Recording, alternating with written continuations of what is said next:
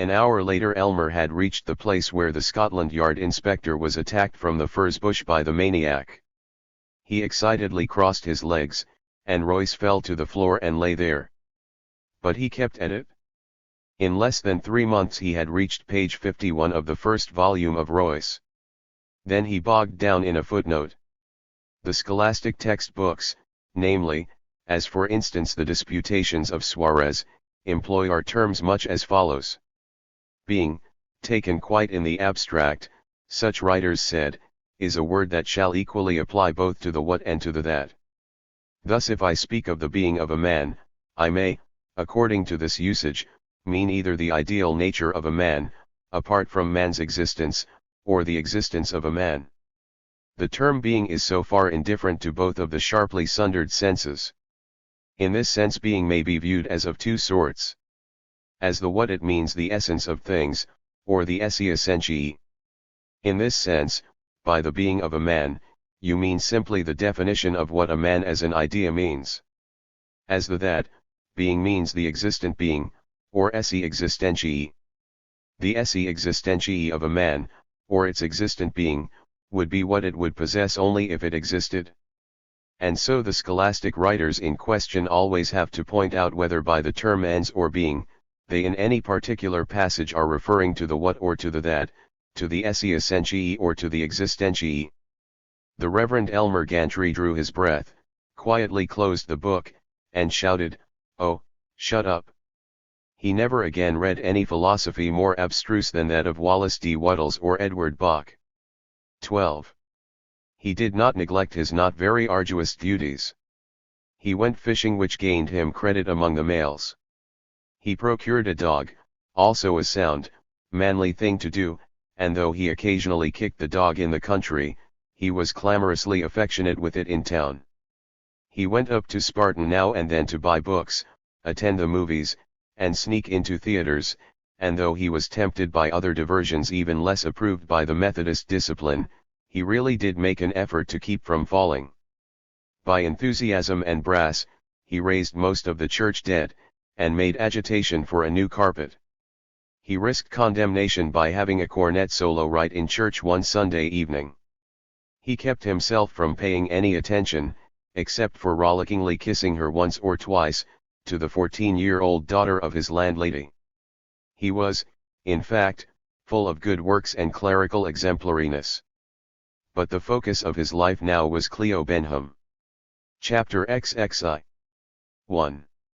With women Elmer had always considered himself what he called a quick worker, but the properties of the ministry, the delighted suspicion with which the gossips watched a preacher who went courting, hindered his progress with Cleo. He could not, like the young blades in town, walk with Cleo up the railroad tracks or through the willow-shaded pasture by Banjo River.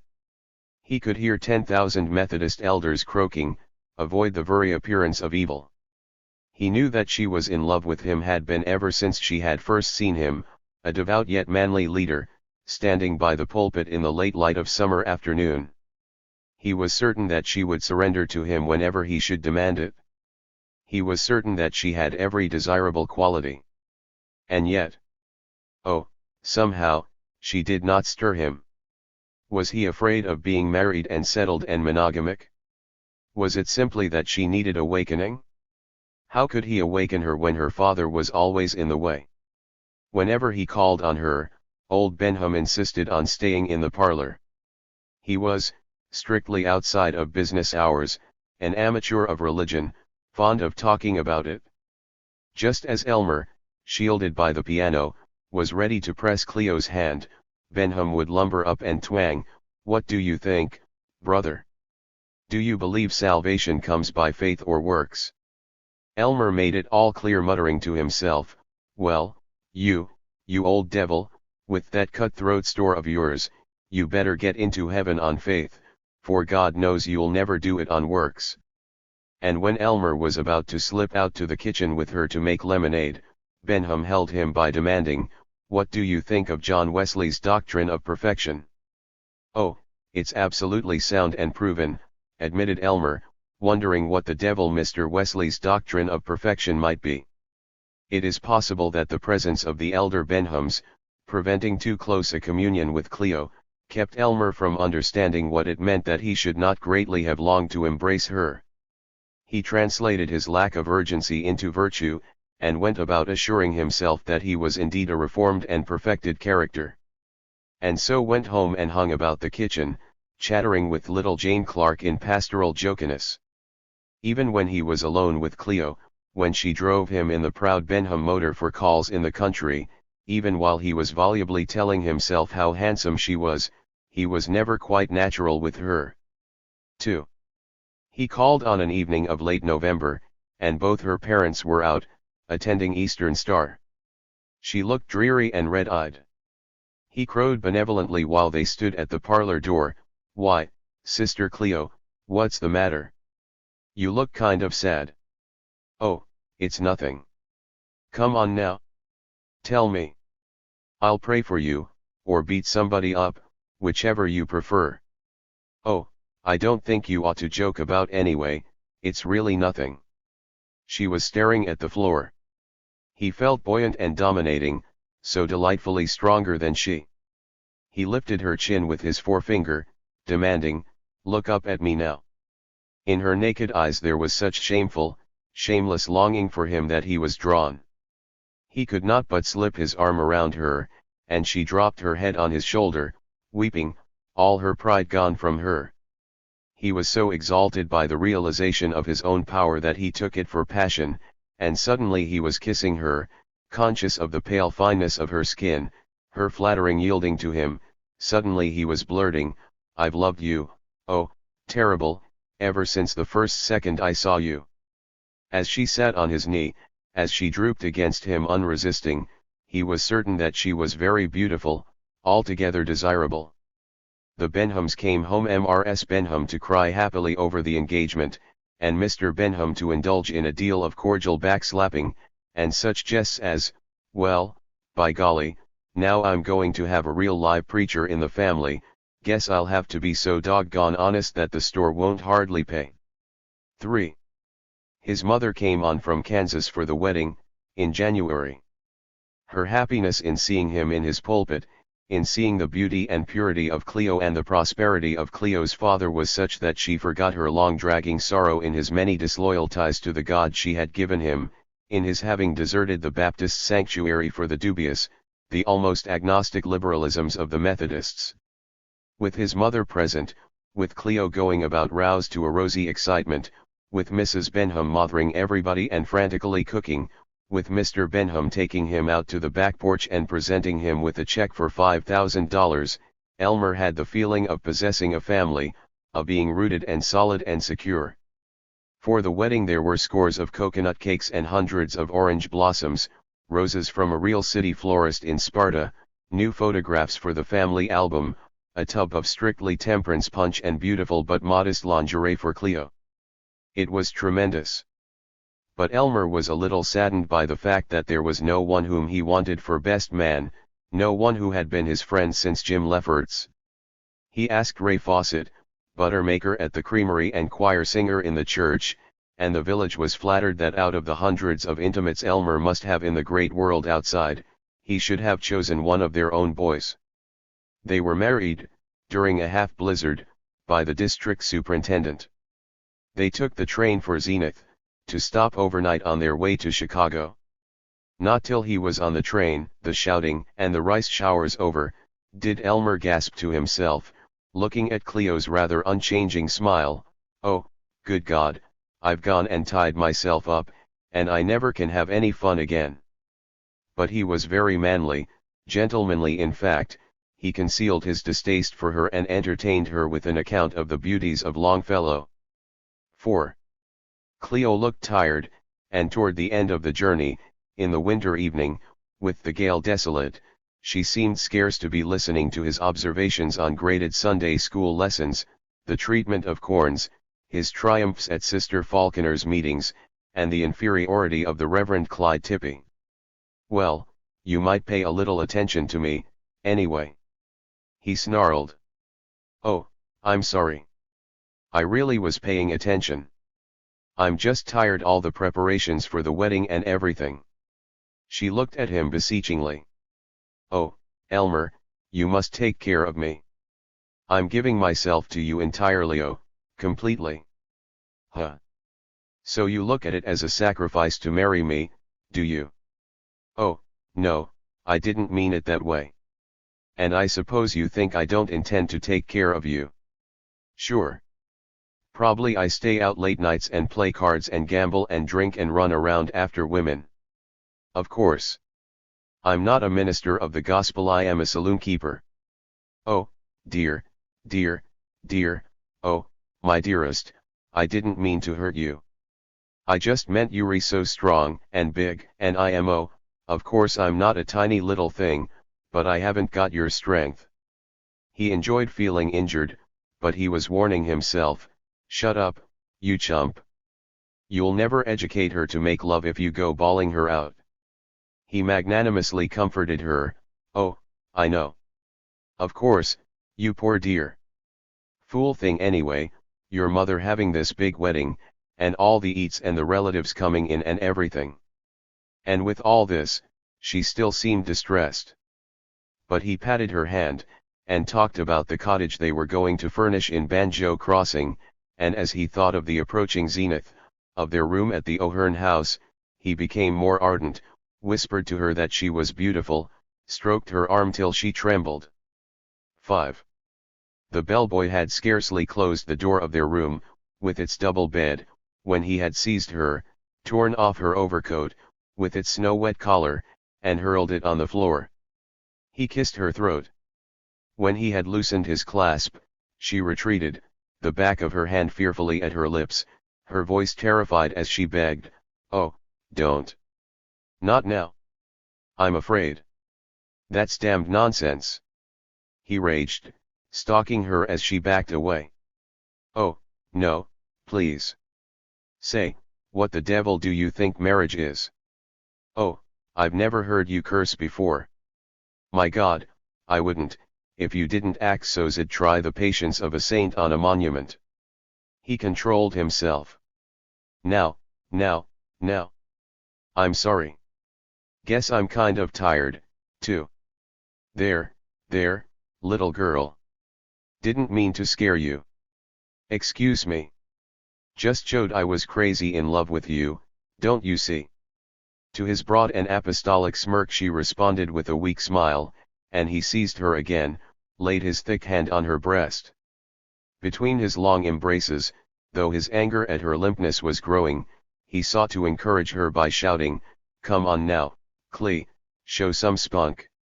She did not forbid him again, she was merely a pale acquiescence, pale save when she flushed unhappily as he made fun of the old-fashioned, long-sleeved nightgown which she timidly put on in the indifferent privacy of the bathroom. "Gee, you might as well wear a gunny sack," he roared, holding out his arms. She tried to look confident as she slowly moved toward him. She did not succeed. Fellow ought to be brutal, for her own sake, he told himself, and seized her shoulders. When he awoke beside her and found her crying, he really did have to speak up to her. "You look here now. The fact you're a preacher's wife doesn't keep you from being human. You're a fine one to teach brats in Sunday school," he said, and many other strong-spirited things, while she wept, her hair disordered round her meek face, which he hated. 6. The discovery that Cleo would never be a lively lover threw him the more into ambition when they had returned to Banjo Crossing. Cleo, though she was unceasingly bewildered by his furies, found something of happiness in furnishing their small house, arranging his books, adoring his pulpit eloquence, and in receiving, as the pastor's wife, homage even from her old friends. He was able to forget her, and all his thought went to his holy climbing. He was eager for the annual conference. In spring, he had to get on, to a larger town, a larger church. He was bored by Banjo Crossing. The life of a small-town preacher, prevented from engaging even in the bucolic pleasures, is rather duller than that of a watchman at a railroad crossing. Elmer hadn't actually enough to do.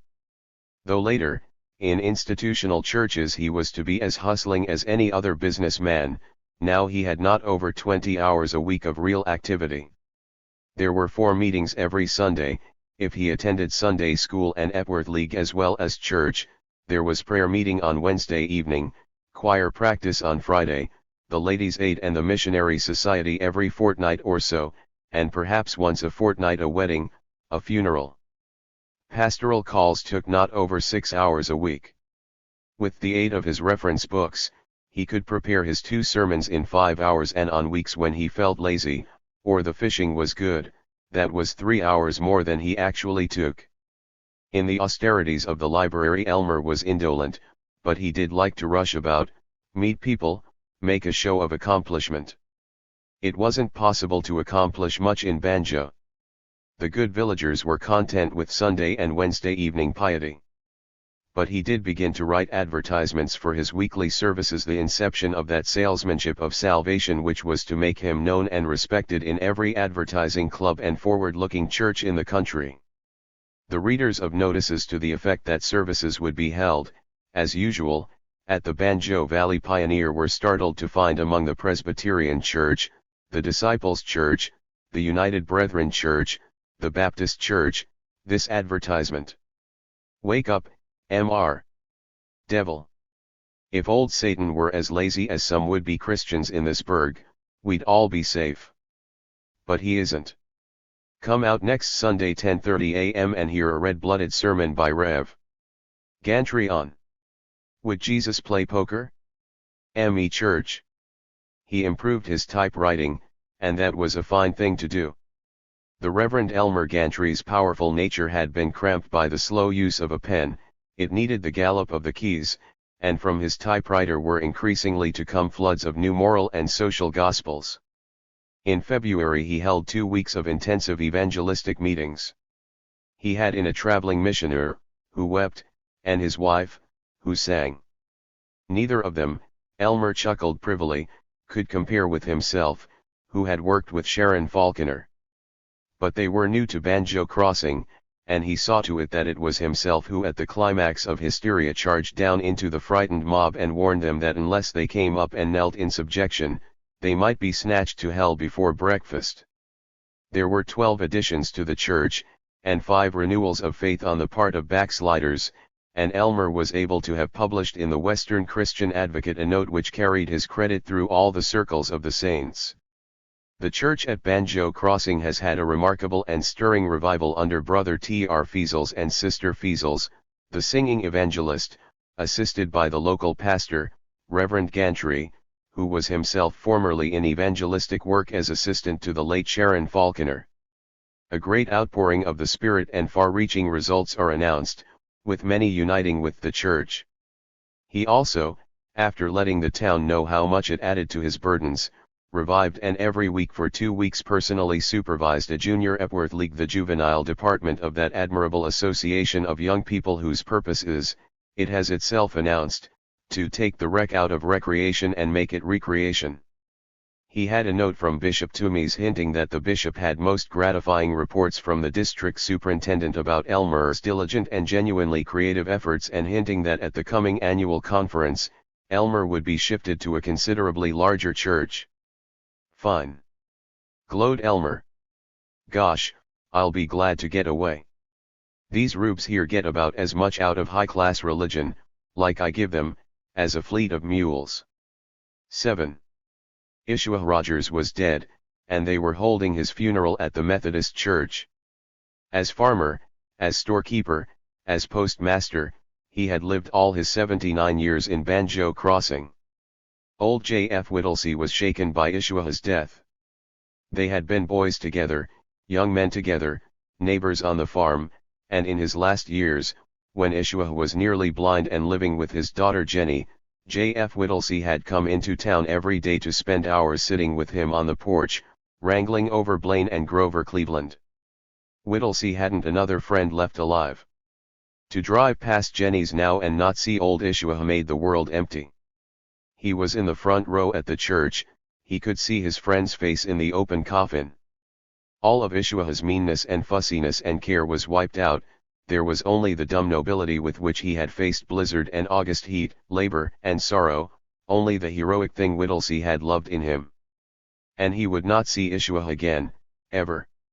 He listened to Elmer, who, his eyes almost filled at the drama of the church full of people mourning their old friend, lulled them with Revelation's triumphant song. These are they that come out of the great tribulation, and they washed their robes, and made them white in the blood of the Lamb. Therefore are they before the throne of God, and they serve him day and night in his temple, and he that sitteth on the throne shall spread his tabernacle over them. They shall hunger no more, neither thirst any more, neither shall the sun strike upon them, nor any heat, for the Lamb that is in the midst of the throne shall be their shepherd, and shall guide them unto fountains of waters of life, and God shall wipe away every tear from their eyes. They sang, O God, our help in ages past, and Elmer led the singing, while old Whittlesey tried to pipe up with them. They filed past the coffin. When Whittlesey had this last moment's glimpse of Ishua's sunken face, his dry eyes were blind, and he staggered. Elmer caught him with his great arms, and whispered, He has gone to his glory, to his great reward. Don't let sorrow for him. In Elmer's confident strength old Whittlesey found reassurance. He clung to him, muttering, God bless you, brother, before he hobbled out. 8. You were wonderful at the funeral today. I've never seen you so sure of immortality, worshipped Cleo, as they walked home. Yeah, but they don't appreciate it, not even when I said about how this old fellow was a sure enough hero. We got to get onto some burg where I'll have a chance. Don't you think God's in Banjo Crossing as much as in a city? Oh, now, Cleo, don't go and get religious on me. You simply can't understand how it takes it out of a fellow to do a funeral rite and send 'em all home solaced. You may find God here, but you don't find the salaries. He was not angry with Cleo now, nor bullying. In these 2 months he had become indifferent to her, indifferent enough to stop hating her and to admire her conduct of the Sunday school, her tactful handling of the good sisters of the church when they came snooping to the parsonage. I think I'll take a little walk, he muttered when they reached home. He came to the widow Clark's house, where he had lived as bachelor. Jane was out in the yard, the March breeze molding her skirt about her, rosy face darker and eyes more soft as she saw the pastor hailing her, magnificently raising his hat. She fluttered toward him. You folks ever miss me? Guess you're glad to get rid of the poor old preacher that was always cluttering up the house. We miss you awfully. He felt his whole body yearning toward her. Hurriedly he left her and wished he hadn't left her, and hastened to get himself far from the danger to his respectability. He hated Cleo again now, in an injured, puzzled way. I think I'll sneak up to Sparta this week, he fumed, then, no. Conference coming in 10 days, can't take any chances till after that. 9. The annual conference, held in Sparta, late in March.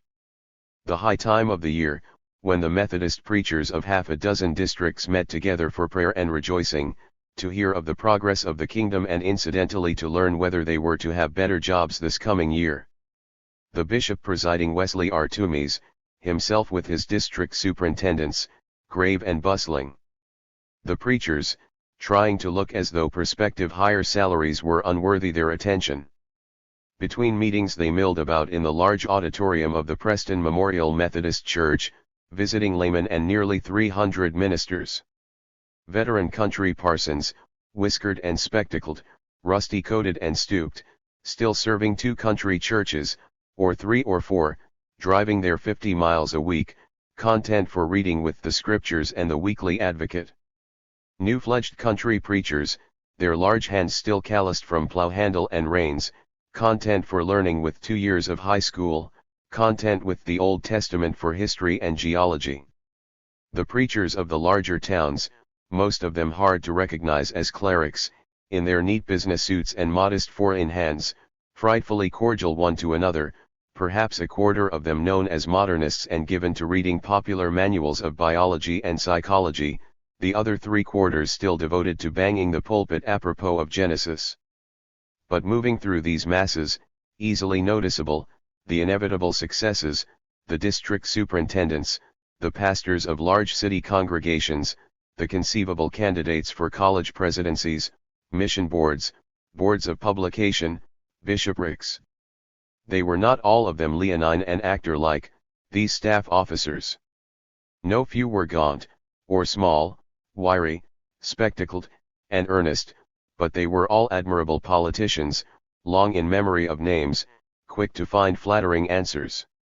They believed that the Lord rules everything, but that it was only friendly to help him out, and that the enrollment of political allies helped almost as much as prayer in becoming known as suitable material for lucrative pastorates.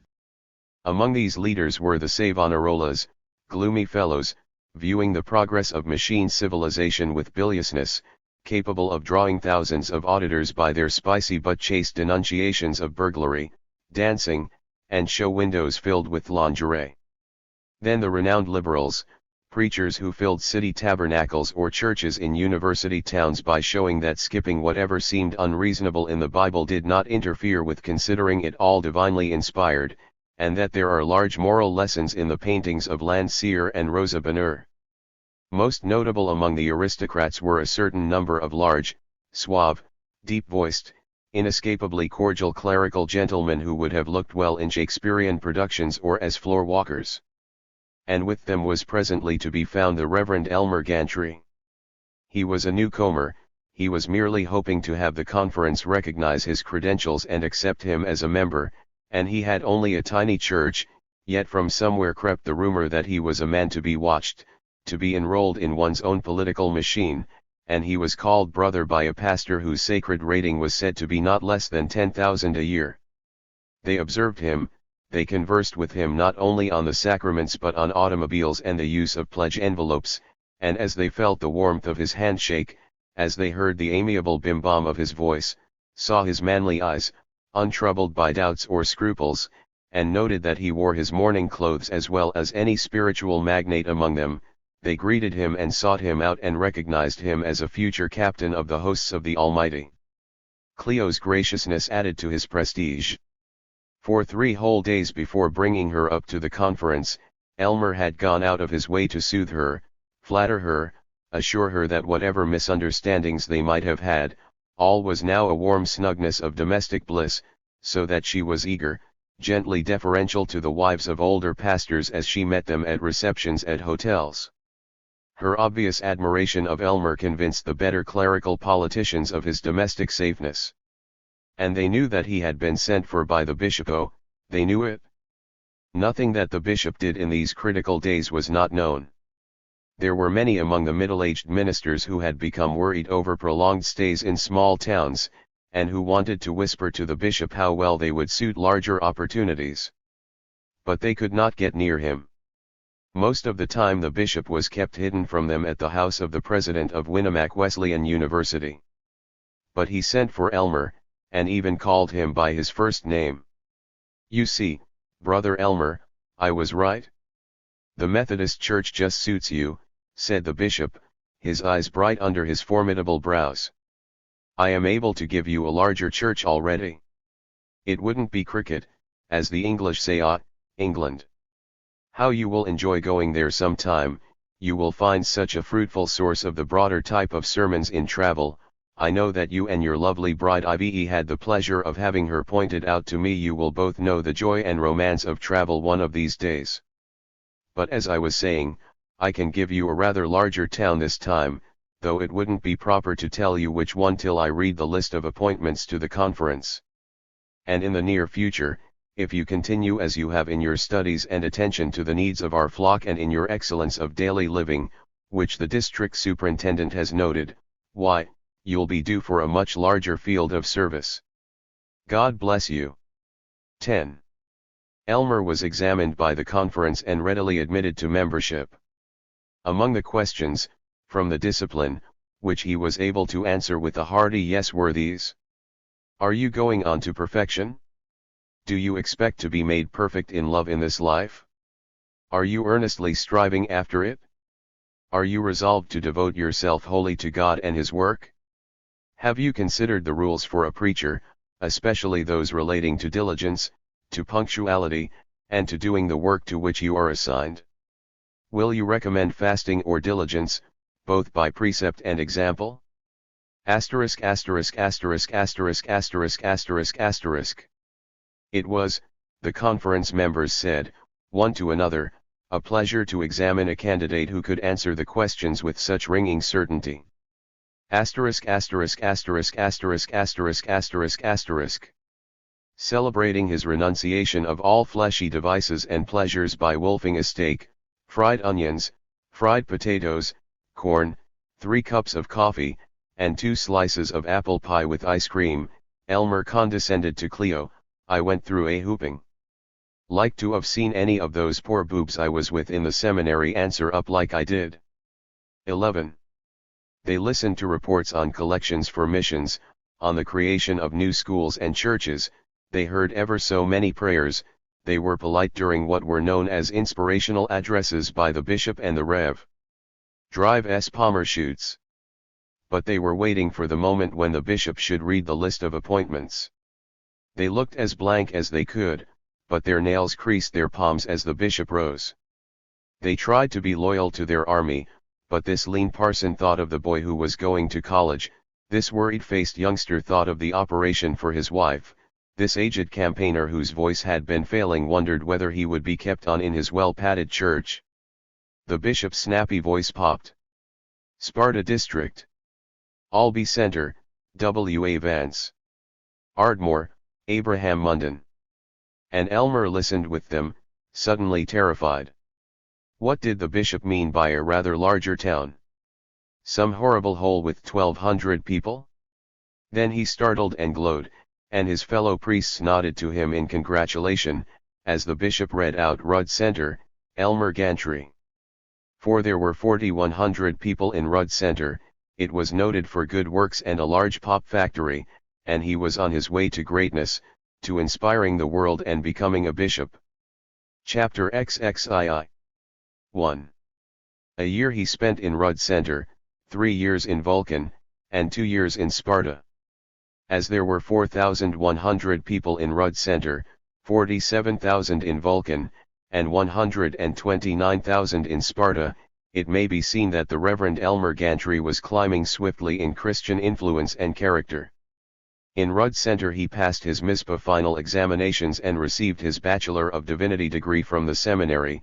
In Rudd Center he discovered the art of joining, which was later to enable him to meet the more enterprising and solid men of affairs, oculists and editors and manufacturers of bathtubs, and enlist their practical genius in his crusades for spirituality. He joined the Masons, the Odd Fellows, and the Maccabees.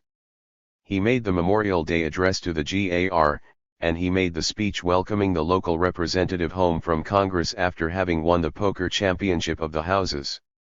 Vulcan was marked, aside from his labors for perfection, by the birth of his 2 children, Nat, in 1916, and Bernice, whom they called Bunny, in 1917, and by his ceasing to educate his wife in his ideals of amour. It all blew up a month after the birth of Bunny. Elmer had, that evening, been addressing the Rod and Gun Club dinner. He had pointed out that our Lord must have been in favor of rods and guns for, he said, I want you boys to notice that the Master, when he picked out his first disciples, didn't select a couple of stoop-shouldered, pigeon-toed mollycoddles but a pair of first-class fishermen. He was excited to intoxication by their laughter. Since Bunny's birth he had been sleeping in the guest room, but now, walking airily, he tiptoed into Cleo's room at 11, with that look of self-conscious innocence which passionless wives instantly catch and dread. Well, you sweet thing, it sure went off great. They all liked my spiel. Why, you poor lonely girl, shame you have to sleep all alone here, poor baby. He said, stroking her shoulder as she sat propped against the pillows. Guess I'll have to come sleep here tonight. She breathed hard, tried to look resolute. Please. Not yet. What do you mean? Please. I'm tired tonight. Just kiss me good night, and let me pop off to sleep. Meaning my attentions aren't welcome to your majesty. He paced the floor. Young woman, it's about time for a showdown. I've hinted at this before, but I've been as charitable and long-suffering as I could, but by God, you've gotten away with too much, and then you try to pretend just kiss me good night. Sure. I'm to be a monk. I'm to be one of these milk and water husbands that's perfectly content to hang around the house and not give one little yip if his wife don't care for his method of hugging. Well, believe me, young woman, you got another guess coming, and if you think that just because I'm a preacher I'm a willy boy you don't even make the smallest effort to learn some passion, but just act like you had hard work putting up with me. Believe me, there's other women a lot better and prettier, yes, and more religious, that haven't thought I was such a damn pest to have around. I'm not going to stand never even making the slightest effort. Oh, Elmer, I have. Honestly I have. If you'd only been more tender and patient with me at the very first, I might have learned. Rats. All damned nonsense. Trouble with you is, you always were afraid to face hard facts. Well, I'm sick of it, young woman. You can go to the devil. This is the last time, believe me. He banged the door. He had satisfaction in hearing her sob that night, and he kept his vow about staying away from her, for almost a month. Presently he was keeping it all together. It was a settled thing that they had separate bedrooms. And all the while he was almost as confused, as wistful, as she was, and whenever he found a woman parishioner who was willing to comfort him, or whenever he was called on important but never explained affairs to Sparta, he had no bold swagger of satisfaction, but a guilt, an uneasiness of sin, which displayed itself in increasingly furious condemnation of the same sin from his pulpit. Oh God, if I could only have gone on with Sharon, I might have been a decent fellow, he mourned, in his sorrow sympathetic with all the world. But the day after, in the sanctuary, he would be salving that sorrow by raging, and these dance-hall proprietors, these tempters of lovely innocent girls, whose doors open to the pit of death and horror, they shall have reward, they shall burn in uttermost hell, burn literally burn, and for their suffering we shall have but joy that the Lord's justice has been resolutely done. 2. Something like statewide fame began to cling about the Reverend Elmer Gantry during his 2 years in Spartan 1918 to 1920. In the spring of 18 he was one of the most courageous defenders of the Midwest against the imminent invasion of the Germans. He was a 4-minute man. He said violent things about atrocities, and sold Liberty bonds hugely. He threatened to leave Sparta to its wickedness while he went out to take care of our poor boys as a chaplain, and he might have done so had the war lasted another year. In Sparta, too, he crept from timidly sensational church advertisements to such blasts as must have shaken the devil himself. Anyway, they brought 600 delighted sinners to church every Sunday evening, and after one sermon on the horrors of booze, a saloon keeper, slightly intoxicated, remarked "Hoop," and put a $50 bill in the plate. Not to this day, with all the advance in intellectual advertising, has there been seen a more arousing effort to sell salvation than Elmer's prose poem in the Sparta World Chronicle on a Saturday in December, 1919. Would you like your mother to go bathing without stockings? Do you believe in old-fashioned womanhood, that can love and laugh and still be the symbols of God's own righteousness, bringing a tear to the eye as one remembers their brooding tenderness? Would you like to see your own dear mammy indulging in mixed bathing or dancing that hell's own fool monkey shine, the one step? Reverend Elmer Gantry will answer these questions and others next Sunday morning. Gantry shoots straight from the shoulder. Poplar Avenue Methodist Church. Follow the crowd to the beautiful times. At the beautiful church with the beautiful chimes. 3. While he was in Sparta, national prohibition arrived, with its high-colored opportunities for pulpit orators, and in Sparta he was inspired to his greatest political campaign. The obviously respectable candidate for mayor of Sparta was a Christian businessman, a Presbyterian who was a manufacturer of rubber overshoes. It is true that he was accused of owning the buildings in which were several of the worst brothels and blind tigers in the city, but it had amply been explained that the unfortunate gentleman had not been able to kick out his tenants, and that he gave practically all his receipts from the property to missionary work in China. His opponent was a man in every way objectionable to Elmer's principles, a Jew, a radical who criticized the churches for not paying taxes, a sensational and publicity-seeking lawyer who took the cases of labor unions and Negroes without fee. When he consulted them, Elmer's official board agreed that the Presbyterian was the only man to support. They pointed out that the trouble with the radical Jew was that he was not only a radical but a Jew. Yet Elmer was not satisfied. He had, possibly, less objection to houses of ill fame than one would have judged from his pulpit utterances, and he certainly approved the Presbyterians' position that we must not try dangerous experiments in government but adhere courageously to the proven merits and economies of the present administration. But talking with members of his congregation, Elmer found that the plain people and the very plain, people did make up such a large percentage of his flock hated the Presbyterian and had a surprised admiration for the Jew.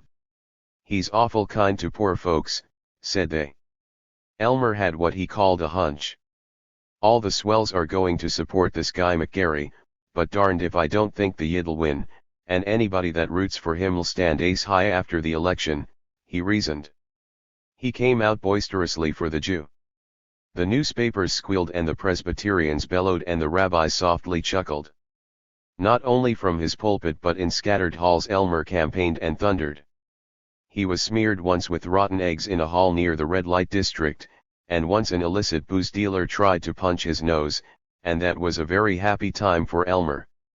The booze dealer, a bulbous angry man, climbed up on the stage of the hall and swayed toward Elmer, weaving with his fists, rumbling, "You damn lying gospel shark, I'll show you."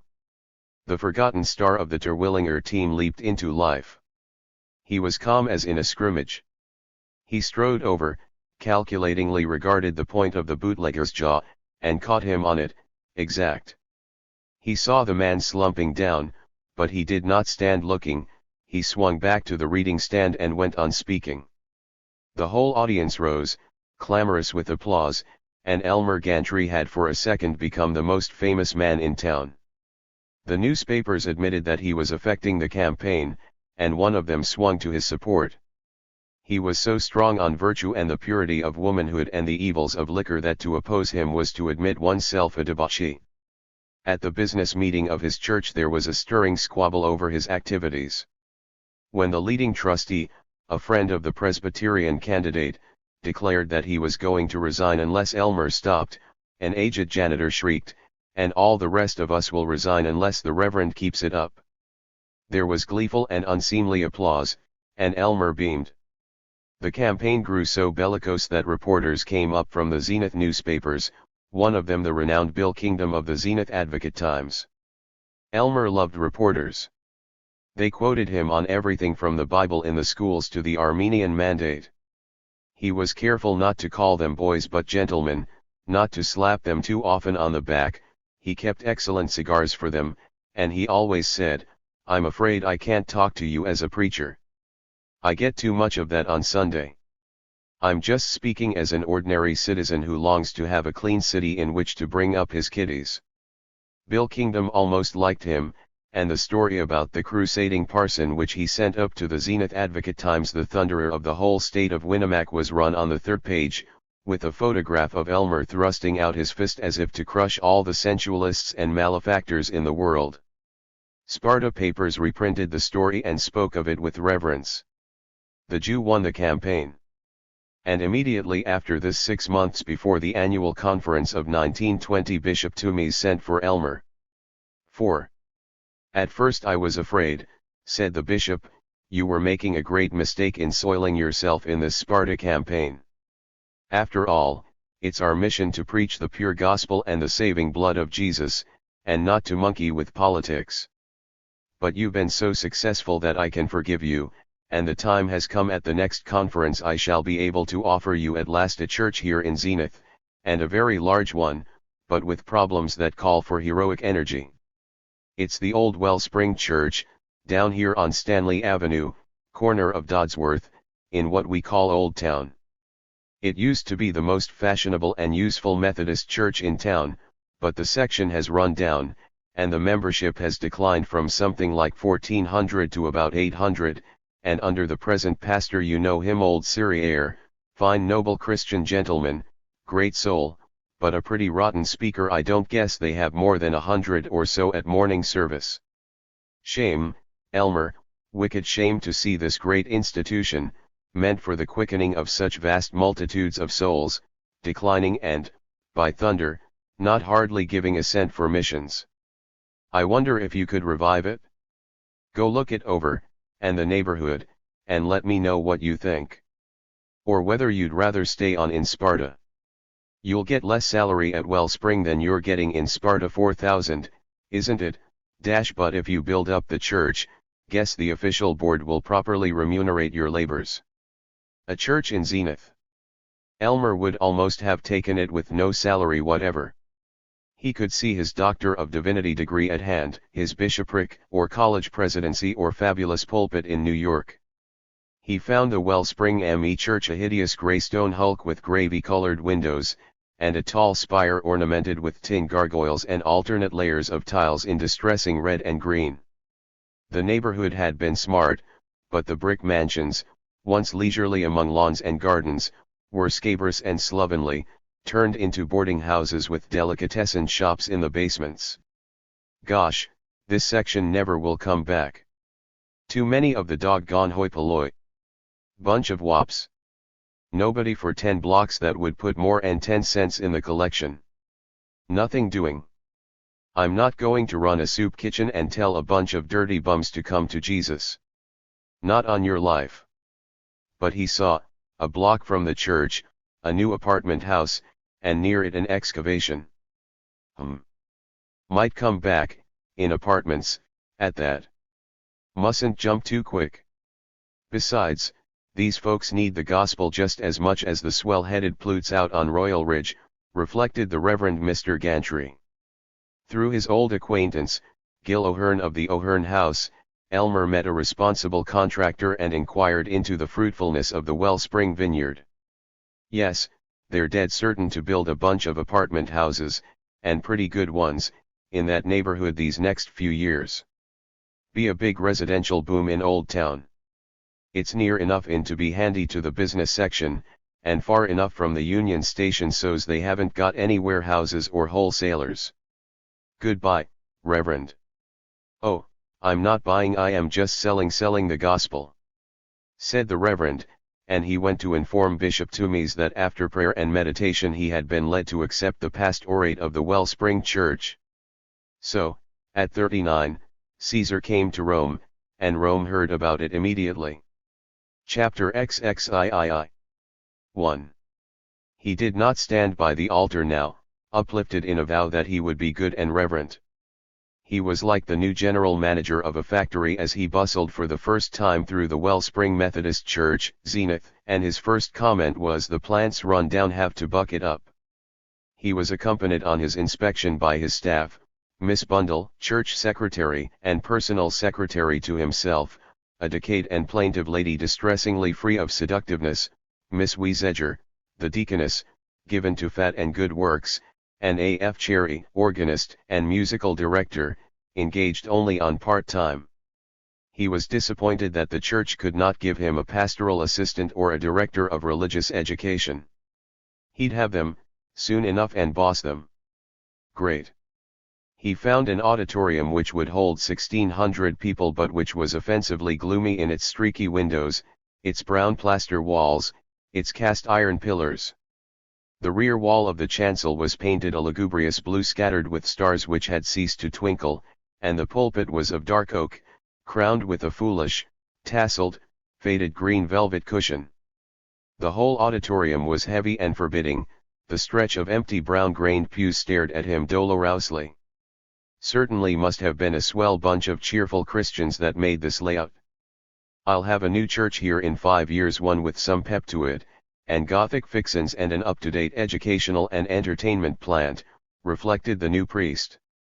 The Sunday school rooms were spacious enough, but dingy, scattered with torn hymn books. The kitchen in the basement, for church suppers, had a rusty ancient stove and piles of chipped dishes. Elmer's own study and office was airless, and looked out on the flivver-crowded yard of a garage. and Mr. Cherry said the organ was rather more than wheezy. Oh, well, Elmer conferred with himself afterward, what do I care? Anyway, there's plenty of room for the crowds, and believe me, I'm the boy can drag 'em in. God, what a frump that bundle woman is. One of these days I'll have a smart girl secretary, a good looker. Well, hooray, ready for the big work. I'll show this town what high-class preaching is. Not for 3 days did he chance to think that Cleo might also like to see the church. 2. Though there were nearly 400,000 people in Zenith and only 900 in Banjo Crossing, Elmer's reception in the Zenith church basement was remarkably like his reception in the Banjo basement. There were the same rugged, hard-handed brothers, the same ample sisters renowned for making donuts, the same brisk little men given to giggling and pious jests. There were the same homemade ice cream and homemade oratory. But there were 5 times as many people as at the Banjo reception, and Elmer was ever a lover of quantity. And among the transplanted rustics were several prosperous professional men, several well-gowned women, and some pretty girls who looked as though they went to dancing school, discipline or not. He felt cheerful and loving toward them, as he pointed out to them, fellow crusaders marching on resolutely to achievement of the kingdom of God on earth. It was easy to discover which of the members present from the official board of the church were most worth his attentions. Mr. Ernest Apfelmus, one of the stewards, was the owner of the Gem of the Ocean Pie and Cake Corporation. He looked like a puffy and bewildered urchin suddenly blown up to vast size. He was very rich, Miss Bundle whispered, and he did not know how to spend his money except on his wife's diamonds and the cause of the Lord. Elmer paid court to Mr. Apfelmus and his wife, who spoke quite a little English. Not so rich but even more important, Elmer guessed, was T.J. Rigg, the famous criminal lawyer, a trustee of Wellspring Church. Mr. Rigg was small, deep-wrinkled, with amused and knowing eyes. He would be, Elmer felt instantly, a good man with whom to drink.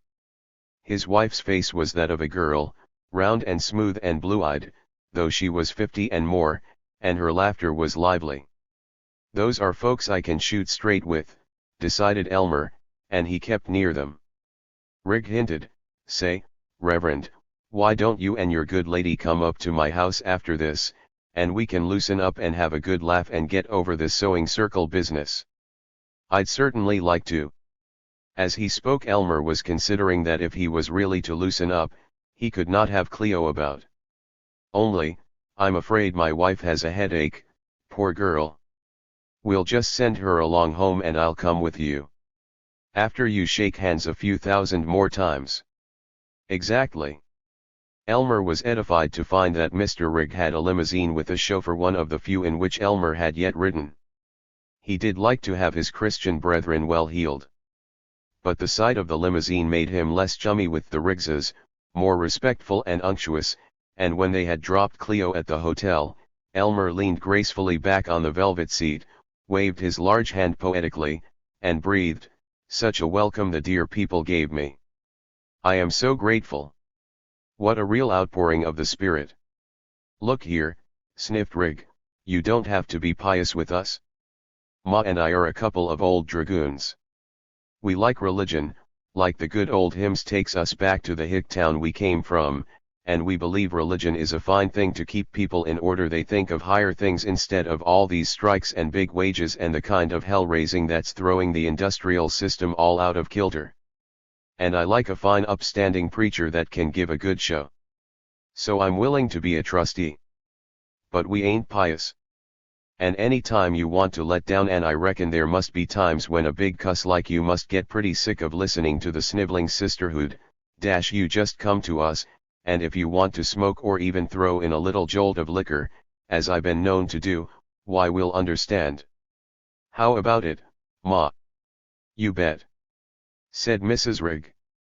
"And I'll go down to the kitchen, if cook isn't there, and fry you a couple of eggs, and if you don't tell the rest of the brethren, there's always a couple of bottles of beer on the ice." "Like one?" "Would I?" cheered Elmer. "You bet I would. Only I cut out drinking and smoking quite a few years ago. Oh, I had my share before that.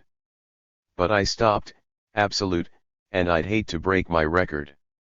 But you go right ahead. And I want to say that it'll be a mighty big relief to have some folks in the church that I can talk to without shocking 'em half to death. Some of these holier-than-thou birds, Lord, they won't let a preacher be a human being. The rig house was large, rather faded, full of books which had been read history, biography, travels. The smaller sitting room, with its log fire and large padded chairs, looked comfortable, but Mrs. Rigg shouted, "Oh, let's go out to the kitchen and shake up a Welsh rabbit. I love to cook, and I don't dast till after the servants go to bed."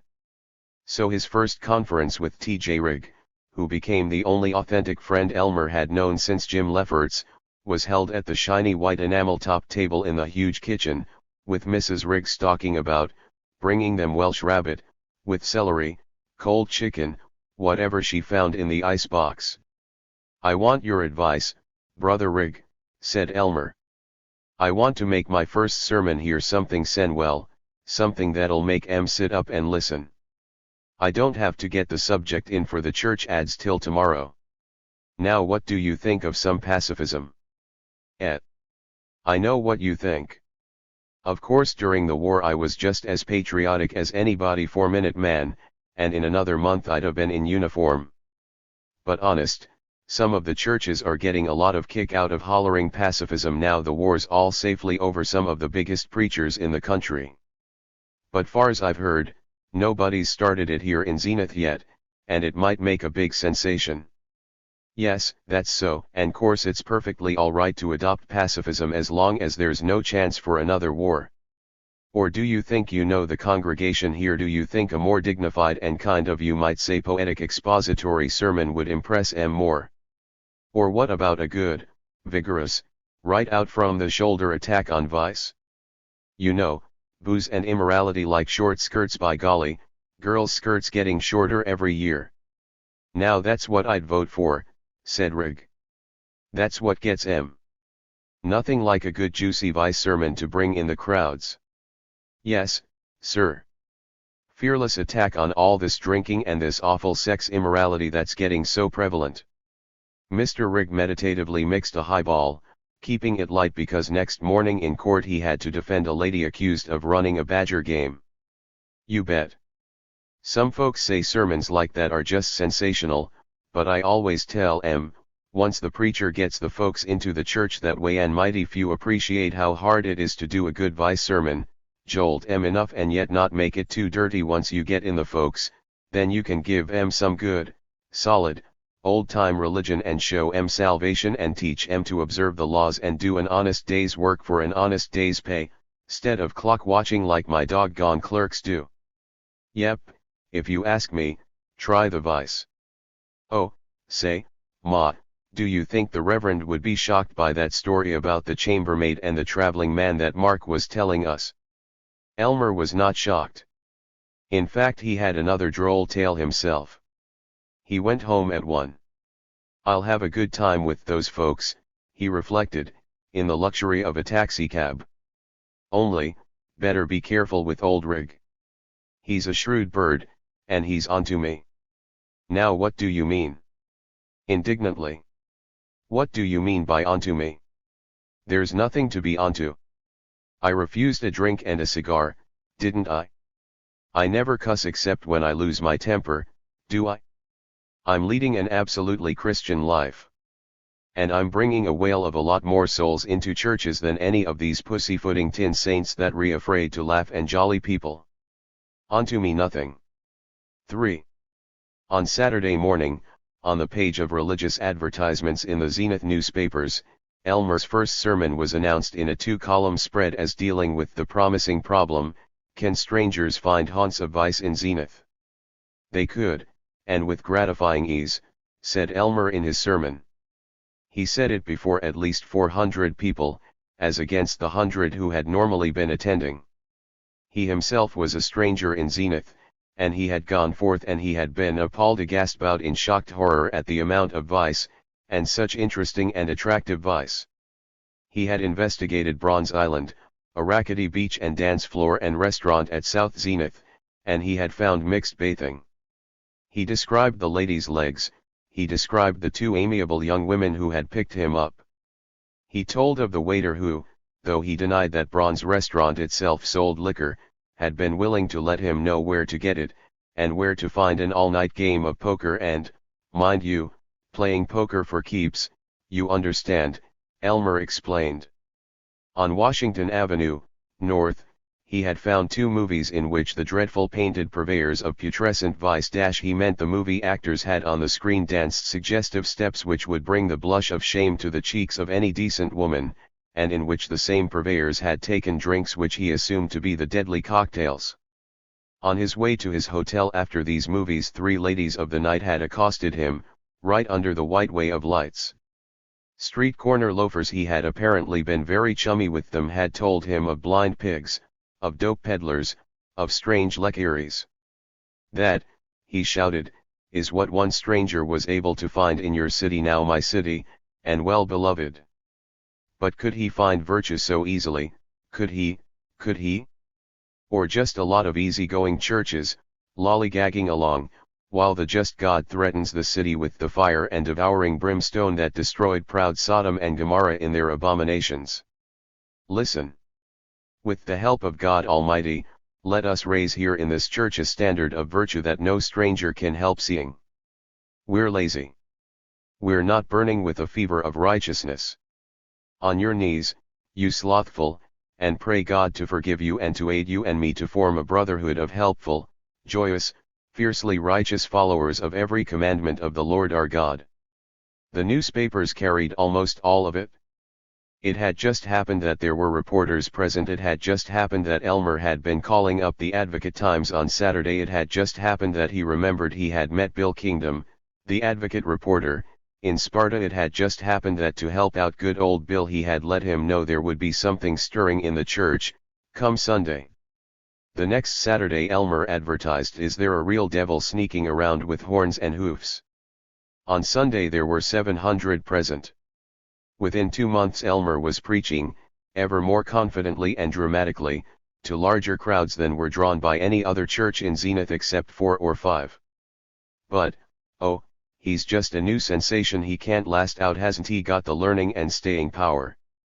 Besides, Old Town is shot to pieces, said Elmer's fellow Vinters, particularly his annoyed fellow Methodists. 4.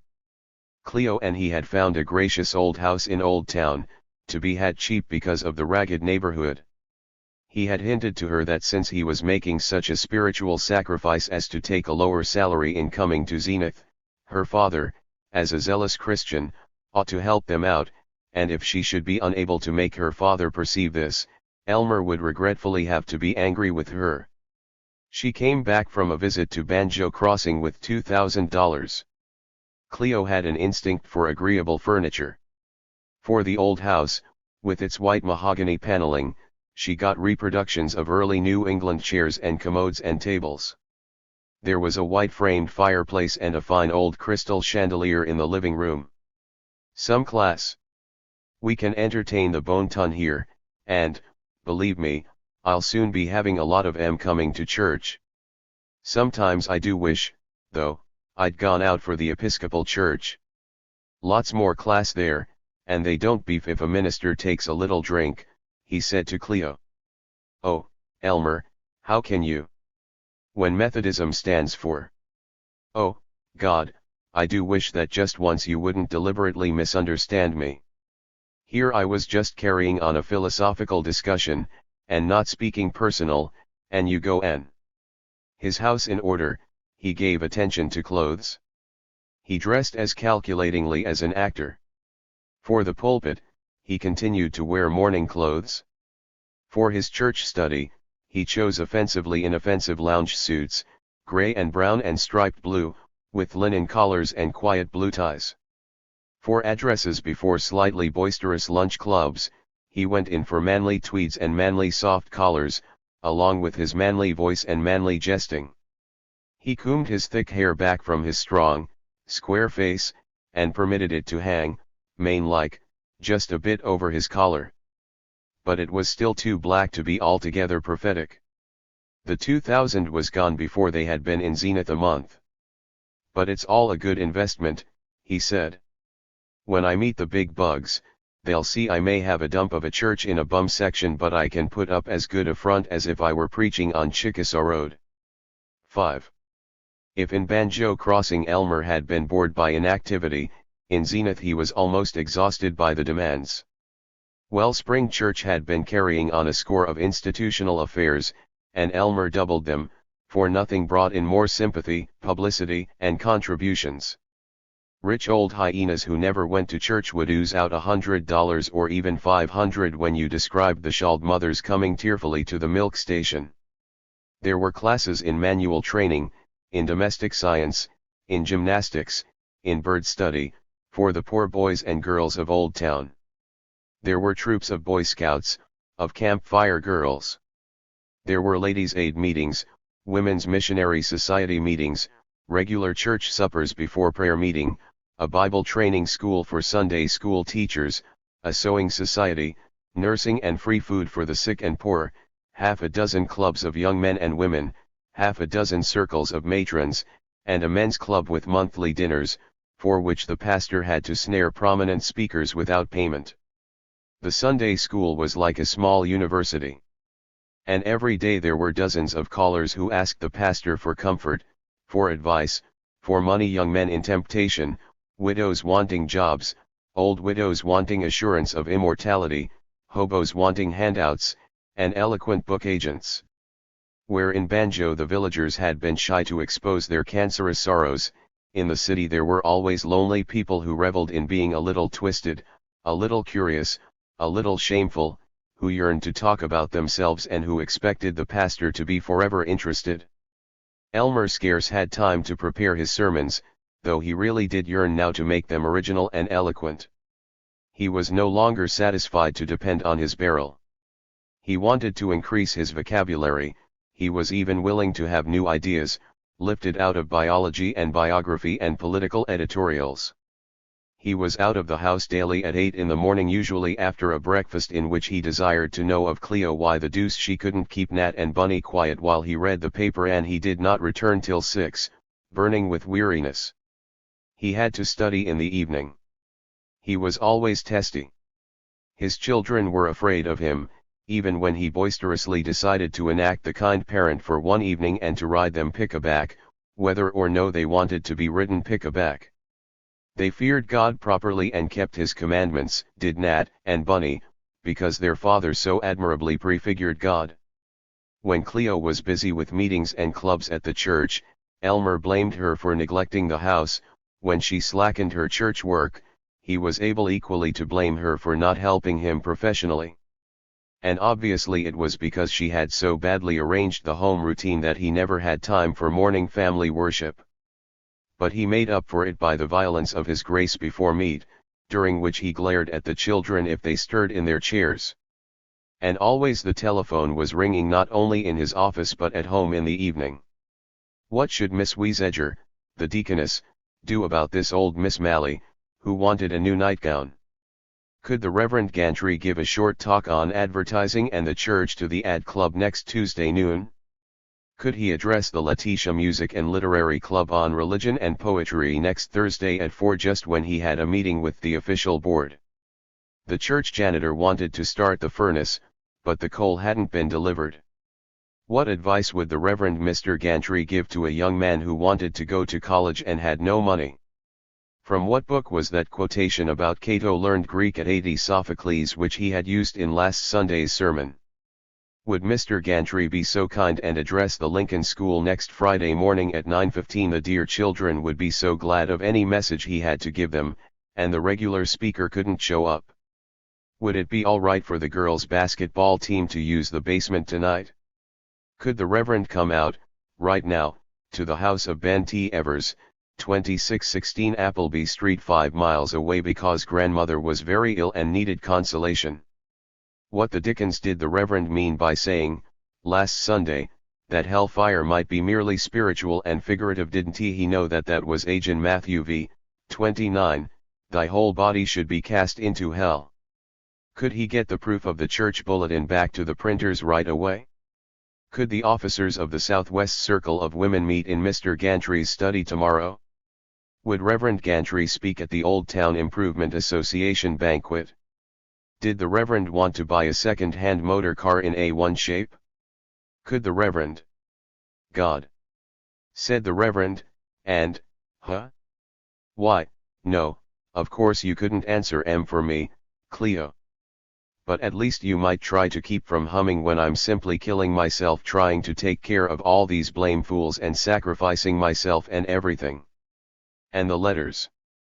In response to every sermon he had messages informing him that he was the bright hope of evangelicism and that he was a cloven-hoofed fiend, that he was a rousing orator and a human saxophone. One sermon on the delights of heaven, which he pictured as a perpetual summer afternoon at a lake resort, brought in the same mail 4 comments. I have got an idea for you very important since hearing YRS of last Sunday evening. Why don't you hold services every evening to tell people and etc. about heaven and danger of hell? We must hurry, the church in a bad way, and is up to us who have many and infallible proofs of heaven and hell to hasten. Yes, we must rescue the perishing, make everywhere the call of the Lord, fill the churches and empty these damnable theater. YRS for his coming. James C. Wicks 2113A, McGrew Street. The writer is an honest and unwavering Christian, and I want to tell you, Gantry, that the only decent and helpful and enjoyable thing about your sermon last Sunday AM was your finally saying let us pray, only you should have said let me pray. By your wibbly-wobbly emphasis on heaven and your fear to emphasize the horrors of hell, you get people into an easygoing, self-satisfied frame of mind where they slip easily into sin, and while pretending to be an earnest and literal believer in every word of the scriptures, you are an atheist in sheep's clothing. I am a minister of the gospel and know whereof I speak. Yours. Almonjuing Straff. I heard your rotten old-fashioned sermon last Sunday. You pretend to be liberal, but you are just a hidebound conservative. Nobody believes in a material heaven or hell anymore, and you make yourself ridiculous by talking about them. Wake up and study some modern dope. A student. Dear brother, your lovely sermon last Sunday about heaven was the finest I have ever heard. I am quite an old lady and not awful well, and in my ills and griefs, especially about my grandson who drinks, your wonderful words give me such a comfort I cannot describe to you. Yours admiringly. MRSR Argamiri. And he was expected, save with the virulent anonymous letters, to answer all of them.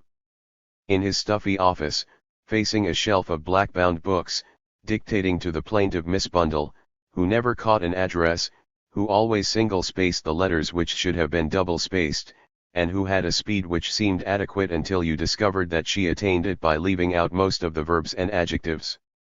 6. Whether or not he was irritable on weekdays, Sundays were to his nervous family a hell of keeping out of his way, and for himself they had the strain of a theatrical first night.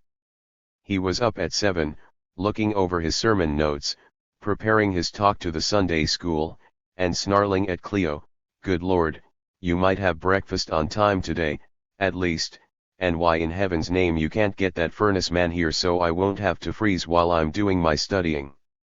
He was at Sunday school at 9:45, and often he had to take the huge men's Bible class and instruct it in the more occult meanings of the Bible, out of his knowledge of the original Hebrew and Greek as denied to the laity. Morning church services began at 11. Now that he often had as many as 1,000 in the audience, as he peeped out at them from the study he had stage fright. Could he hold them? What the deuce had he intended to say about communion? He couldn't remember a word of it. It was not easy to keep on urging the unsaved to come forward as though he really thought they would and as though he cared a hang whether they did or not. It was not easy, on communion Sundays, when they knelt round the altar rail, to keep from laughing at the sanctimonious eyes and prim mouths of brethren whom he knew to be crooks in private business. It was not easy to go on saying with proper conviction that whosoever looked on a woman to lust after her would go booming down to hell when there was a pretty and admiring girl in the front row. And it was hardest of all, when he had done his public job, when he was tired and wanted to let down, to stand about after the sermon and be handshaken by aged spinster saints who expected him to listen without grinning while they quavered that he was a silver-plated angel and that they were just like him. To have to think up a new, bright, pious quip for each of them. To see large sporting males regarding him the while as though he were an old woman in trousers.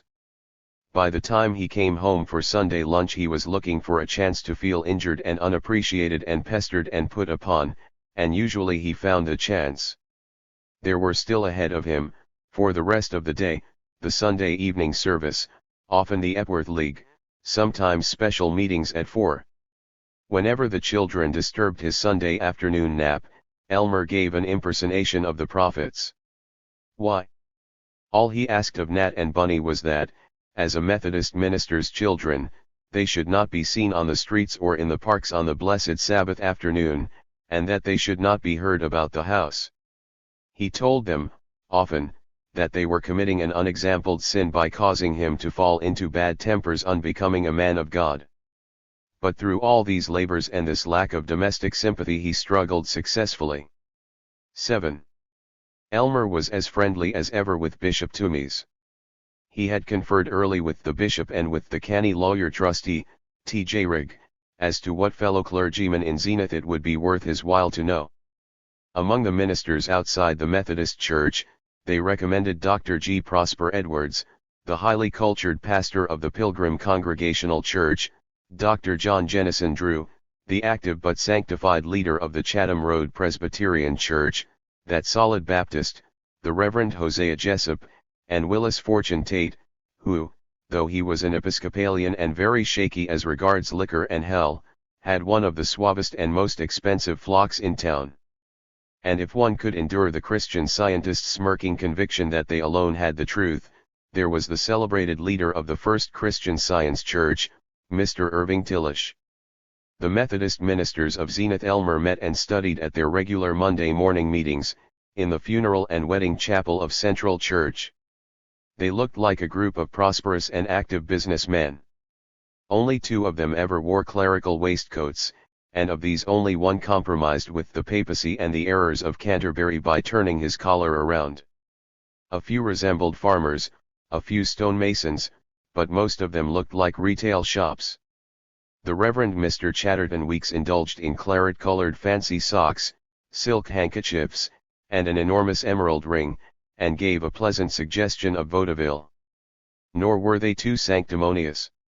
They slapped one another's backs, they used first names, they shouted, "I hear you're grabbing off all the crowds in town, you old cuss." And for the manlier and more successful of them it was quite the thing to use now and then a daring damn. It would, to an innocent layman, have been startling to see them sitting in rows like schoolboys, to hear them listening not to addresses on credit and the rooting of hardware but to short helpful talks on faith. The balance was kept, however, by an adequate number of papers on trade subjects, the sort of pews most soothing to the back, the value of sending postcards reading "Where were you last Sunday, old scout? We sure did miss you" at the men's Bible class, the comparative values of a giant imitation thermometer, a giant clock, and a giant automobile speedometer, as a register of the money coming in during special drives, the question of gold and silver stars as rewards for Sunday school attendance, the effectiveness of giving the children savings banks in the likeness of a jolly little church to encourage them to save their pennies for Christian work, and the morality of violin solos. Nor were the assembled clergy too inhumanly unboastful in their reports of increased attendance and collections. Elmer saw that the Zenith district superintendent, one Fred Orr, could be neglected as a creeping and silent fellow who was all right at prayer and who seemed to lead an almost irritatingly pure life, but who had no useful notions about increasing collections. The Methodist preachers whom he had to take seriously as rivals were 4. There was Chester Brown, the ritualist, of the new and ultra-Gothic Asbury Church. He was almost as bad, they said, as an Episcopalian. He wore a clerical waistcoat buttoned up to his collar, he had a robed choir and the processional, he was rumored once to have had candles on what was practically an altar. He was, to Elmer, distressingly literary and dramatic. It was said that he had literary gifts, his articles appeared not only in the Advocate but in the Christian Century and the New Republic, rather whimsical essays, safely Christian but frank about the Church's sloth and wealth and blindness. He had been professor of English literature and church history in Luckock College, and he did such sermons on books as Elmer, with his exhausting knowledge of Longfellow and George Eliot, could never touch. Dr. Otto Hickenlooper of Central Church was an even more distressing rival. His was the most active institutional church of the whole state. He had not only manual training and gymnastics but sacred pageants, classes in painting, classes in French and batik making and sex hygiene and bookkeeping and short story writing. He had clubs for railroad men, for stenographers, for bellboys, and after the church suppers the young people were encouraged to sit about in booths to which the newspapers referred flippantly as courting corners. Dr. Hickenlooper had come out hard for social service.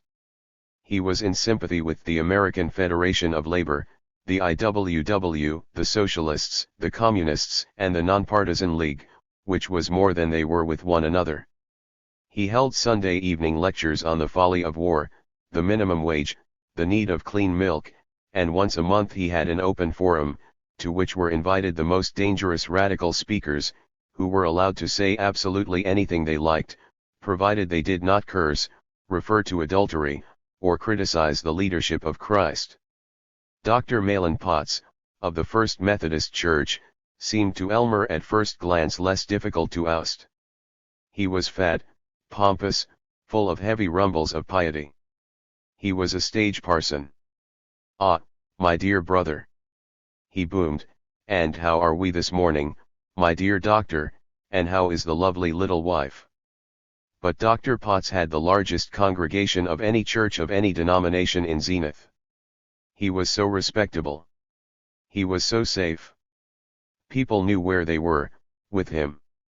He was adequately flowery of speech. He could do up a mountain, a sunset, a burning of the martyrs, a reception of the same by the saints in heaven, as well as any preacher in town. But he never doubted nor let anyone else doubt that by attending the Methodist Church regularly, and observing the rules of repentance, salvation, baptism, communion, and liberal giving, everyone would have a minimum of cancer and tuberculosis and sin, and unquestionably arrive in heaven. These three Elmer envied but respected. One man he envied and loathed. That was Philip McGarry of the Arbor Methodist Church. Philip McGarry, Ph.D. of Chicago University in economics and philosophy. Only everybody who liked him, layman or fellow parson, seemed to call him Phil. Was at the age of 35 known through the whole American Methodist Church as an enfant terrible. The various sectional editions of the Advocate admired him but clucked like doting and alarmed hens over his frequent improprieties. He was accused of every heresy. He never denied them, and the only dogma he was known to give out positively was the leadership of Jesus, as to whose divinity he was indefinite. He was a stocky, smiling man, fond of boxing, and even at a funeral incapable of breathing. "Ah, sister." He criticized everything. He criticized even bishops for being too fat, for being too ambitious, for gassing about charity during a knockdown and drag-out strike. He criticized, but amiably, the social and institutional and generally philanthropic Dr. Otto Hickenlooper, with his clubs for the study of Karl Marx and his Sunday afternoon reception for lonely traveling men. "You're a good lad, Otto," said Dr. McGarry openly, in the preachers' Monday meetings. "You mean well, but you're one of these darned philanthropists." Nice word to use publicly, darned. Meditated the Reverend Elmer Gantry. "All your stuff at Central, Otto," said Dr. McGarry, "is paternalistic. You hand out rations to the dear people and keep 'em obedient.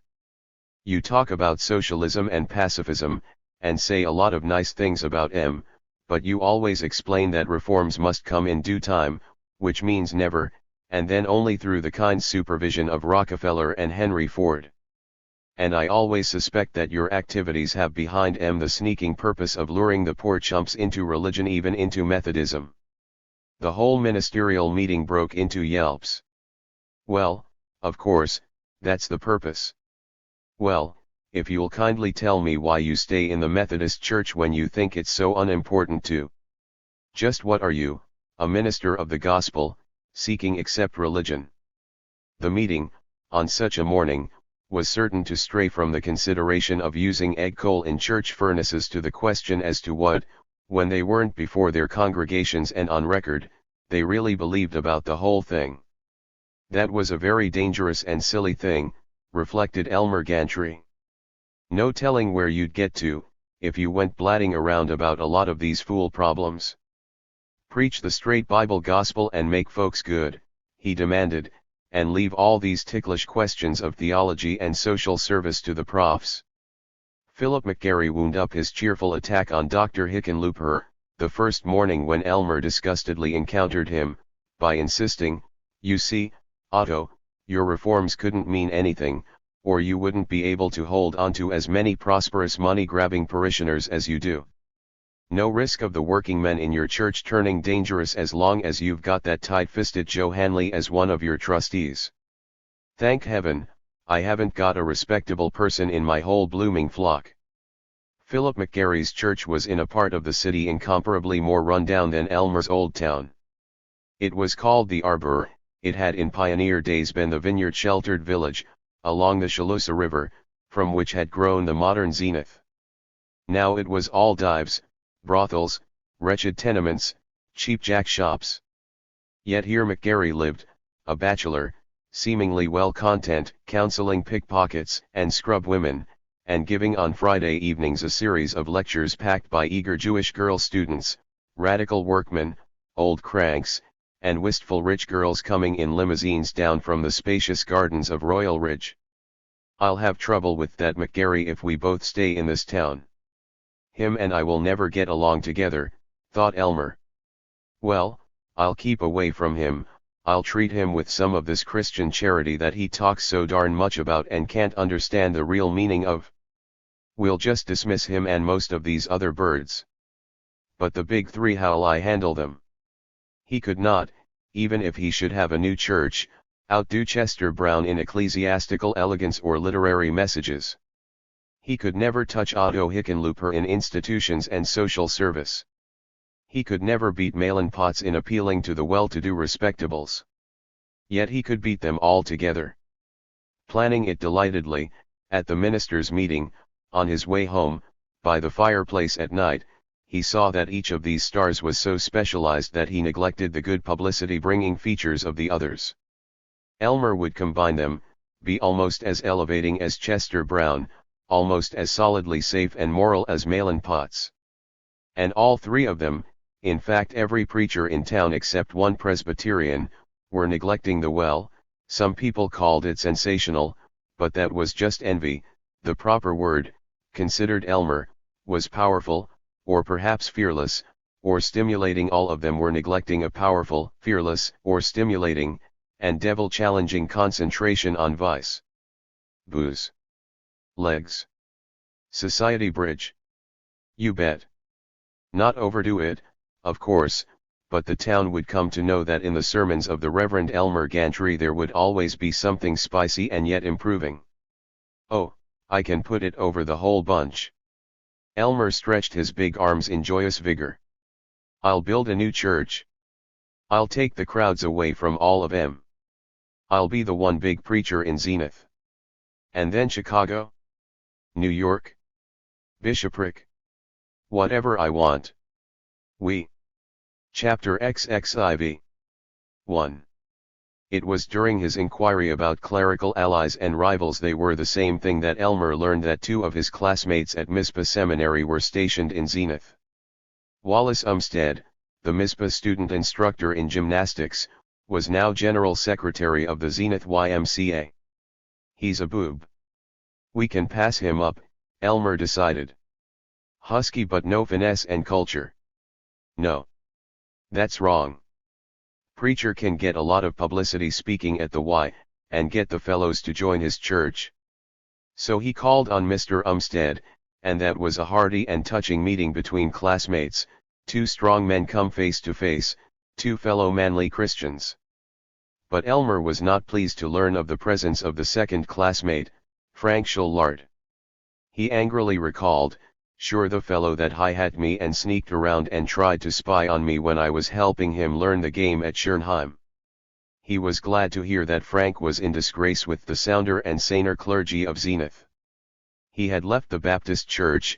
It was said that he had acted in a low manner as a common soldier in the Great War, and he had gone as pastor to a congregational church in Zenith, not a God-fearing, wealthy congregational church, like that of Dr. G. Prosper Edwards, but one that was suspected of being as shaky and cowardly and misleading as any Unitarian fold.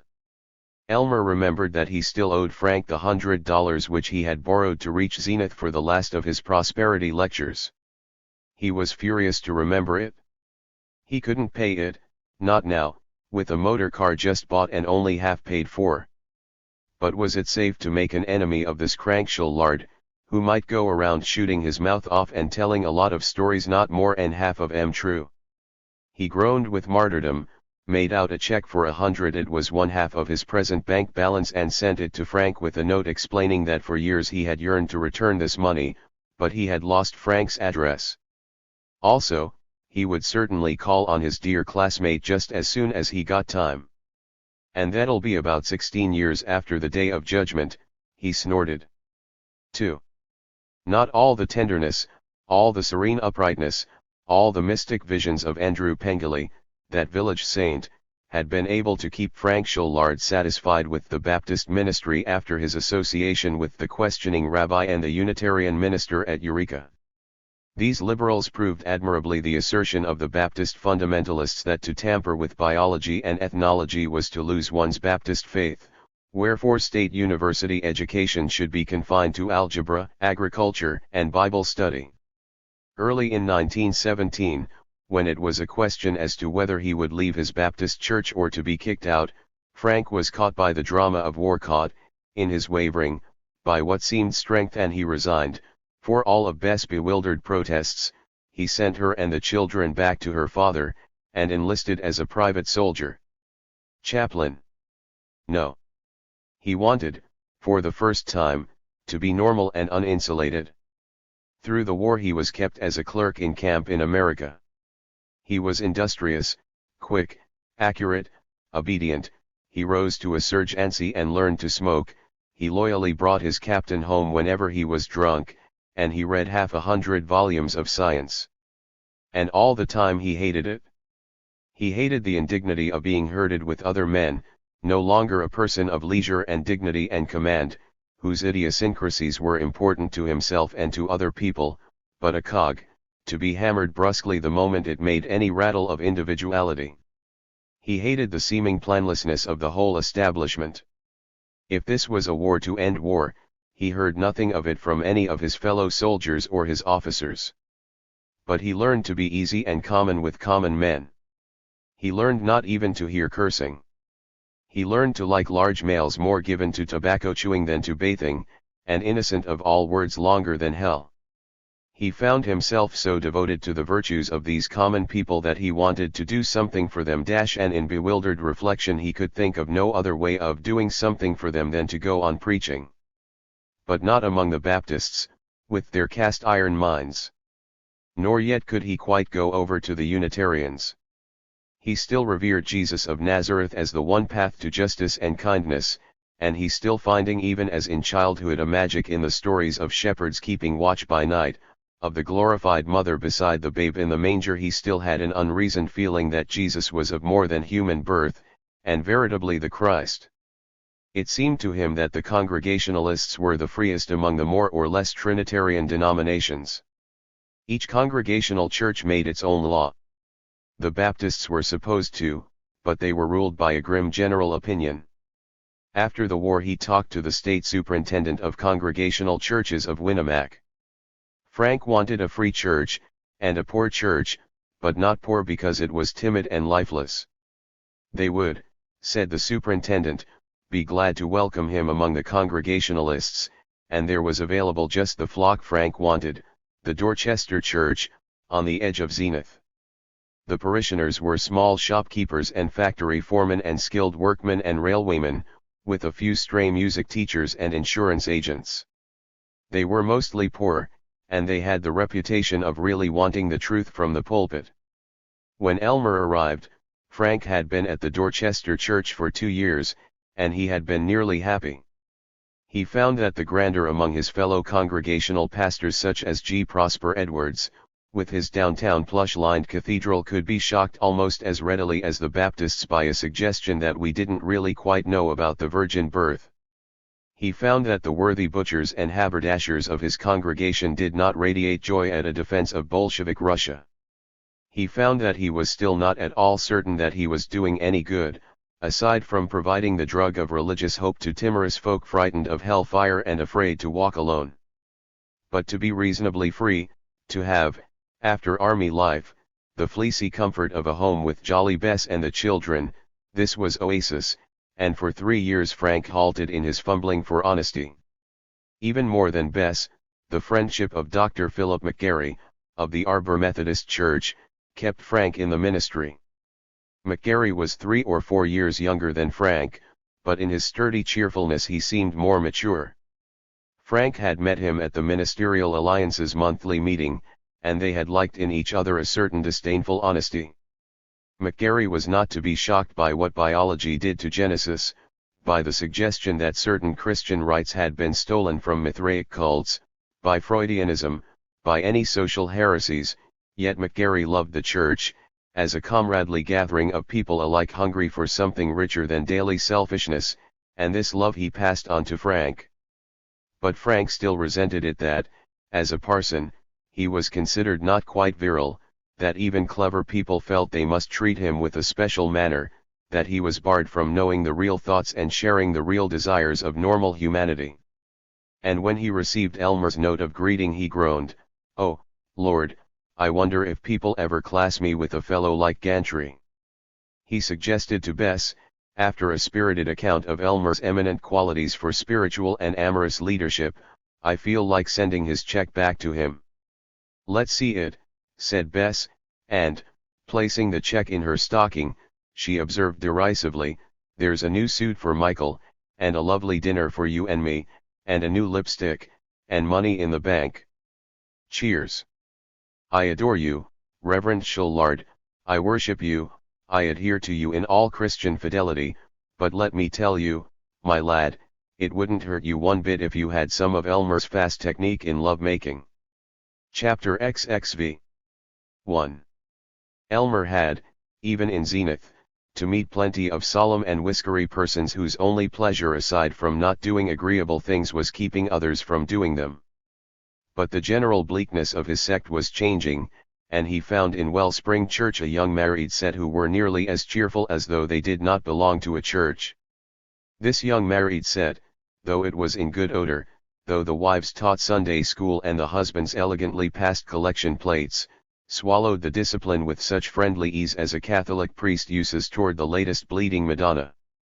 They lived, largely, in the new apartment houses which were creeping into Old Town. They were not rich, but they had Fords and phonographs and gin.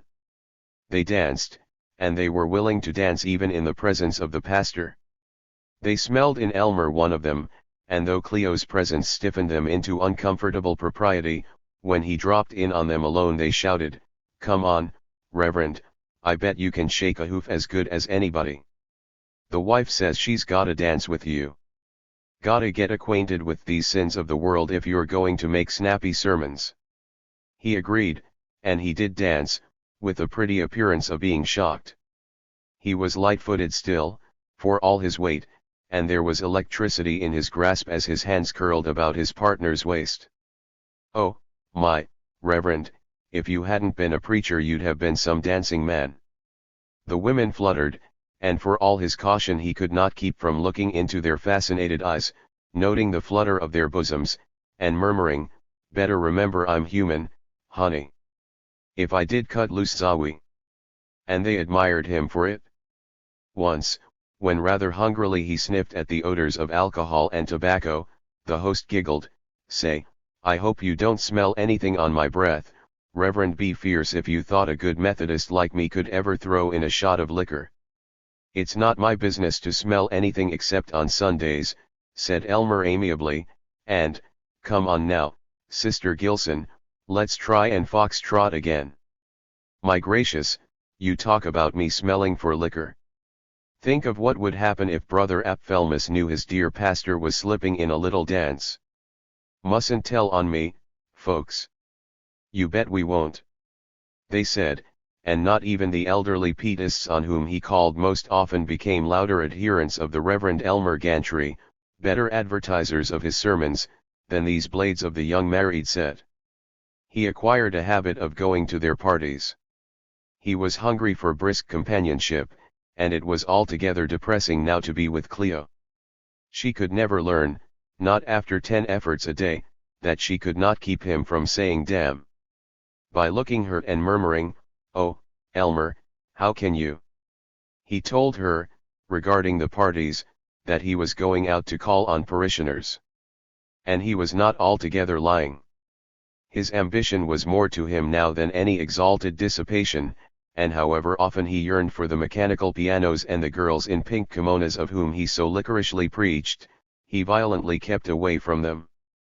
But the jolly wives of the young married set, particularly this Mrs. Gilson, Beryl Gilson, a girl of 25, born for cuddling.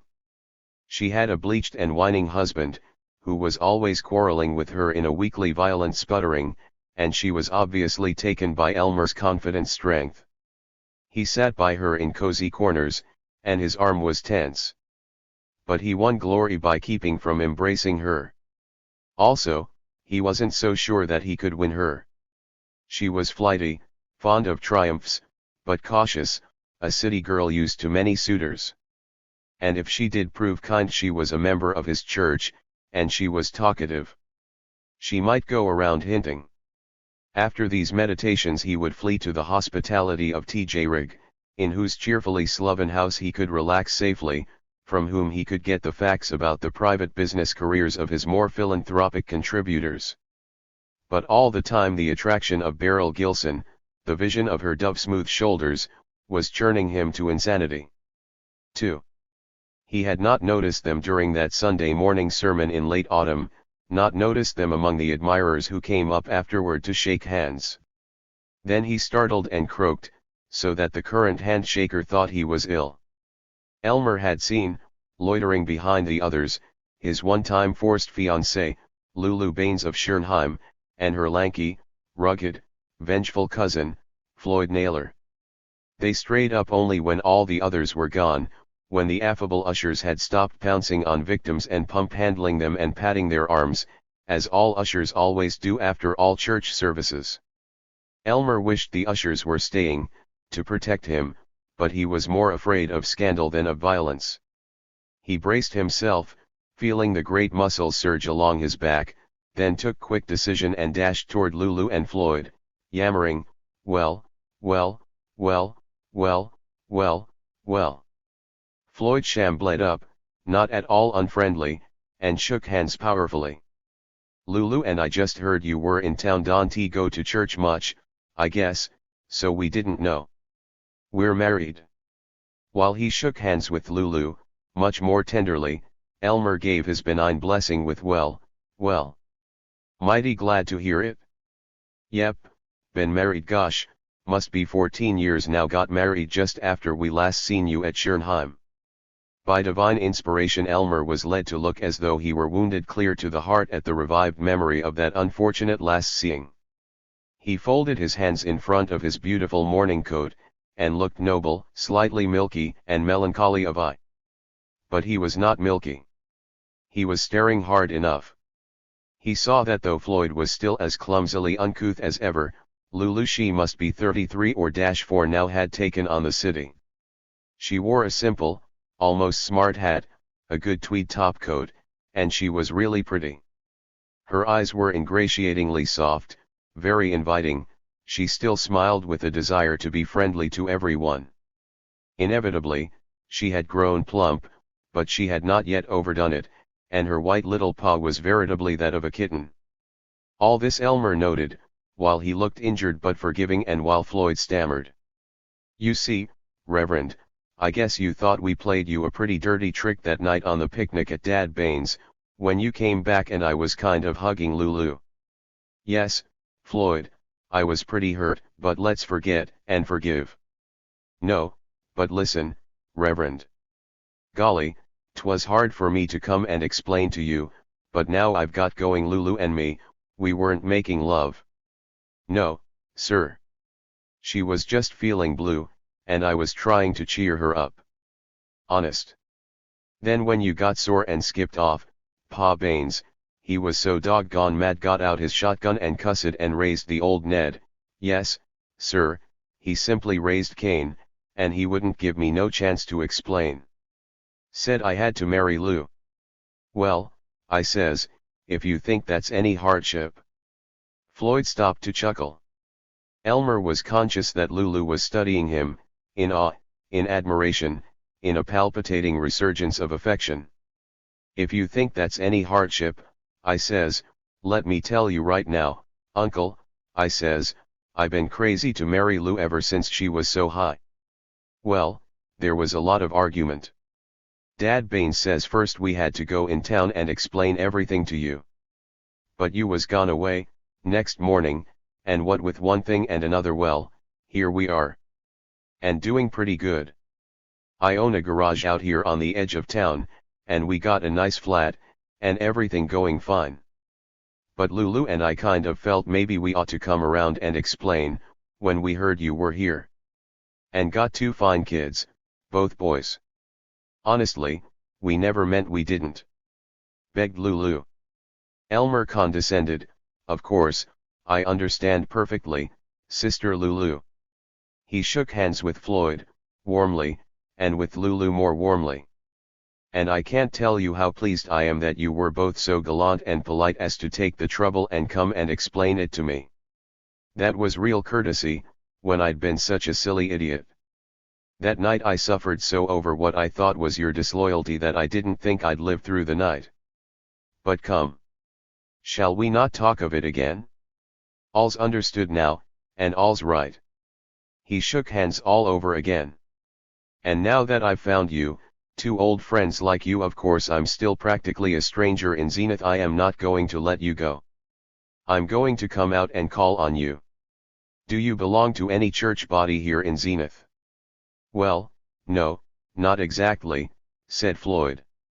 Can't I persuade you to come here sometimes and perhaps think of joining later? Well, I'll tell you, Reverend, in the auto business kind of against my religion, at that, but you know how it is, in the auto business we're awful busy on Sunday. Well, perhaps Lulu would like to come now and then. Sure. Women ought to stick by the church, that's what I always say. To know just how we got out of the habit, here in the city, and we've always talked about starting going again, but oh, we just kinda never got around to it, I guess.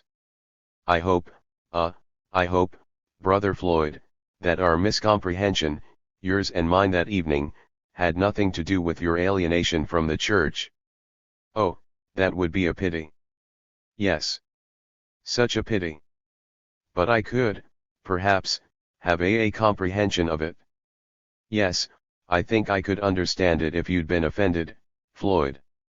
What a young chump I was, even if I was a preacher, to not to see the real situation. Really, it's you who must forgive me for my wooden-headedness, Floyd. Sheepishly, Floyd grunted, well, I did think you flew off the handle kind of easy, and I guess it did make me kind of sore. But it don't matter none now. Very interestedly, Elmer inquired of Floyd, and I'll bet Lulu was even angrier at me for my silliness. No, by gosh, she never would let me say a word against you, Reverend. Ha, ha, ha. Look at her. By golly, if she ain't blushing. Well, sir, that's a good one on her all right. Elmer looked, intently.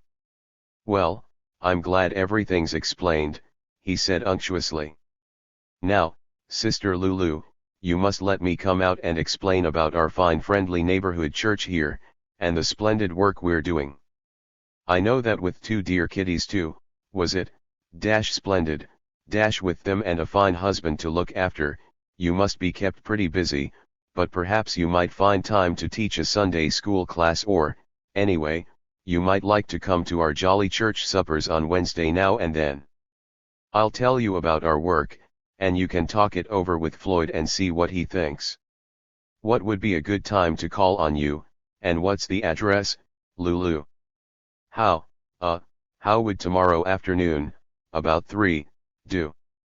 I wish I could come when Floyd's there, but all my evenings are so dreadfully taken up. Next afternoon, at 5 minutes to 3, the Reverend Elmer Gantry entered the cheap and flimsy apartment house in which lived Floyd and Mrs. Naylor, impatiently kicked a baby carriage out of the way, panted a little as he skipped upstairs, and stood glowing, looking at Lulu as she opened the door. All alone? He said, he almost whispered. Her eyes dropped before his. Yes. The boys are in school. Oh, that's too bad. I'd hoped to see them. As the door closed, as they stood in the inner hall, he broke out, Oh, Lulu, my darling, I thought I'd lost you forever, and now I've found you again. Oh, forgive me for speaking like that. I shouldn't have. Forgive me. But if you knew how I've thought of you, dreamed of you, waited for you, all these years. No. I'm not allowed to talk like that. It's wicked. But we're going to be friends, aren't we, such dear, trusting, tender friends? Floyd and you and I. Oh, yes. She breathed, as she led him into the shabby sitting room with its thrice-painted cane rockers, its couch covered with a knitted shawl, its department store chromos of fruit and Versailles. They stood recalling each other in the living room. He muttered huskily, Dear, it wouldn't be wrong for you to kiss me? Just once? Would it? To let me know you really do forgive me? You see, now we're like brother and sister. She kissed him, shyly, fearfully, and she cried, Oh, my darling, it's been so long. Her arms clung about his neck, invincible, unrestrained. When the boys came in from school and rang the clicker bell downstairs, the romantics were unduly cordial to them. When the boys had gone out to play, she cried, wildly, Oh, I know it's wrong, but I've always loved you so. He inquired interestedly, Do you feel wickeder because I'm a minister? No. I'm proud of it. Like as if you were different from other men, like you were somehow closer to God. I'm proud you're a preacher. Any woman would be. It's, you know, different. He kissed her. Oh, you darling. He said. 3. They had to be careful. Elmer had singularly little relish for having the horny-handed Floyd Naylor come in some afternoon and find him with Lulu. Like many famous lovers in many ages, they found refuge in the church. Lulu was an admirable cook, and while in her new life in Zenith she had never reached out for such urban opportunities as lectures or concerts or literary clubs, she had, by some obscure ambitiousness, some notion of a shop of her own, been stirred to attend a cooking school and learn salads and pastry and canapes. Elmer was able to give her a weekly Tuesday evening cooking class to teach at Wellspring, and even to get out of the trustees for her a salary of $5 a week. The cooking class was over at 10. By that time the rest of the church was cleared, and Elmer had decided that Tuesday evening would be a desirable time for reading in his church office.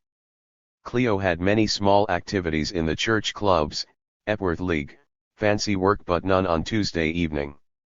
Before Lulu came stumbling through the quiet church basement, the dark and musty corridor, before she tapped timidly at his door, he would be walking up and down, and when he held out his arms she flew into them unreasoning. He had a new contentment. I'm really not a bad fellow. I don't go chasing after women. Oh, that fool woman at the hotel didn't count, not now that I've got Lulu. Cleo never was married to me, she doesn't matter. I like to be good. If I'd just been married to somebody like Sharon. Oh God. Sharon. Am I untrue to her? No. Dear Lulu, sweet kid, I owe something to her, too. I wonder if I could get to see her Saturday. A new contentment he had, and explosive success. Chapter XXVI.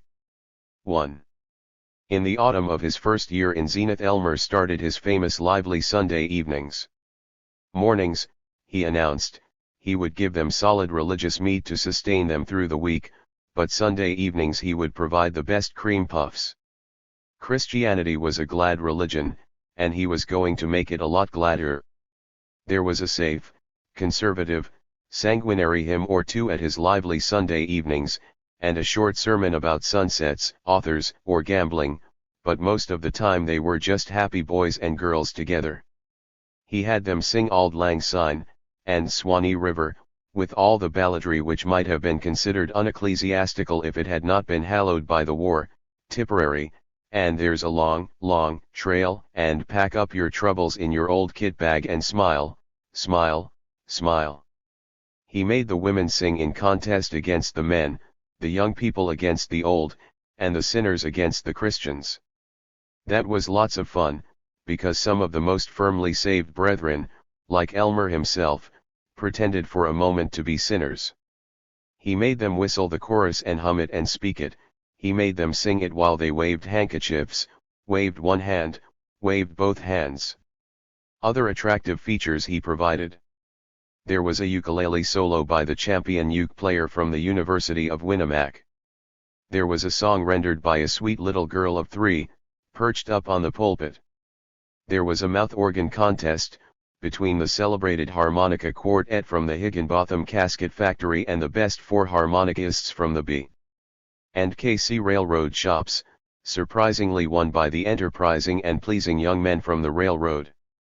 When this was over, Elmer stepped forward and said you would never in the world have guessed he was joking unless you were near enough to catch the twinkle in his eyes. He said, "Now perhaps some of you folks think the pieces the boys have played tonight, like Marching Through Georgia and Mammy, aren't quite proper for a Methodist church, but just let me show you how well our friend and brother, Billy Hicks here, can make the old mouth organ behave in a real highbrow religious hymn."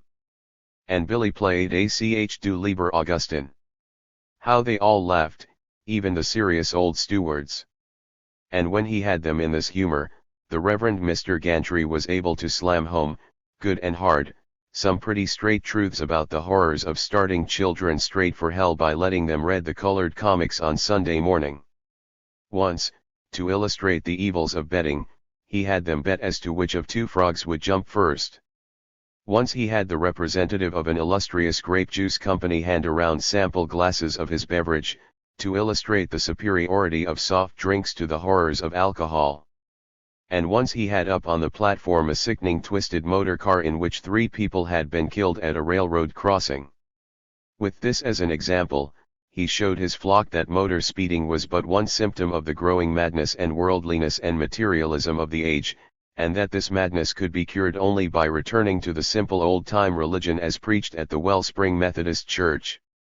The motor car got him 7 columns of publicity, with pictures of himself, the car, and the killed motorists. In fact, there were few of his new paths to righteousness which did not get adequate and respectful attention from the press. There was, perhaps, no preacher in Zenith, not even the liberal Unitarian minister or the powerful Catholic bishop, who was not fond of the young gentlemen of the press. The newspapers of Zenith were as likely to attack religion as they were to attack the department stores. But of all the clerics, none was so hearty, so friendly, so brotherly, to the reporters as the Reverend Elmer Gantry. His rival parsons were merely cordial to the sources of publicity when they called. Elmer did his own calling. 6 months after his coming to Zenith he began preparing a sermon on the making and mission of a great newspaper. He informed the editors of his plan, and had himself taken through the plants and introduced to the staffs of the Advocate-Times, its sister, the Evening Advocate, the Press, the Gazette, and the Crier. Out of his visits he managed to seize and hold the acquaintanceship of at least a dozen reporters.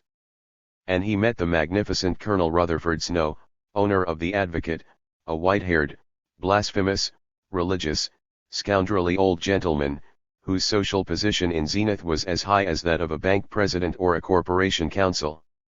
Elmer and the colonel recognized in each other an enterprising boldness, and the colonel was so devoted to the church and its work in preserving the free and democratic American institutions that he regularly gave to the Pilgrim Congregational Church more than a tenth of what he made out of patent medicine advertisements, cancer cures, rupture cures, tuberculosis cures, and the notices of old Dr. Bly. The colonel was cordial to Elmer, and gave orders that his sermons should be reported at least once a month, no matter how the rest of the clergy shouted for attention. But somehow Elmer could not keep the friendship of Bill Kingdom, that peculiarly hard-boiled veteran reporter of the Advocate-Times. He did everything he could. He called Bill by his first name, he gave him a quarter cigar, and he said damn, but Bill looked uninterested when Elmer came around with the juiciest of stories about dance halls. In grieved and righteous wrath, Elmer turned his charm on younger members of the Advocate staff, who were still new enough to be pleased by the good fellowship of a preacher who could say damn. Elmer was particularly benevolent with one Miss Coe, sob-sister reporter for the Evening Gazette and an enthusiastic member of his church. She was worth a column a week. He always breathed at her after church. Lulu raged, "It's hard enough to sit right there in the same pew with your wife, and never be introduced to her, because you say it isn't safe. But when I see you holding hands with that Coe woman, it's a little too much." But he explained that he considered Miss Coe a fool, that it made him sick to touch her, that he was nice to her only because he had to get publicity, and Lulu saw that it was all proper and truly noble of him. Even when in the church bulletins, which he wrote each week for general distribution, he cheered, "Let's all congratulate Sister Coe, who so brilliantly represents the arts among us, on her splendid piece in the recent Gazette about the drunken woman who was saved by the Salvation Army." Your pastor felt the quick tears springing to his eyes as he read it, which is a tribute to Sister Coe's powers of expression.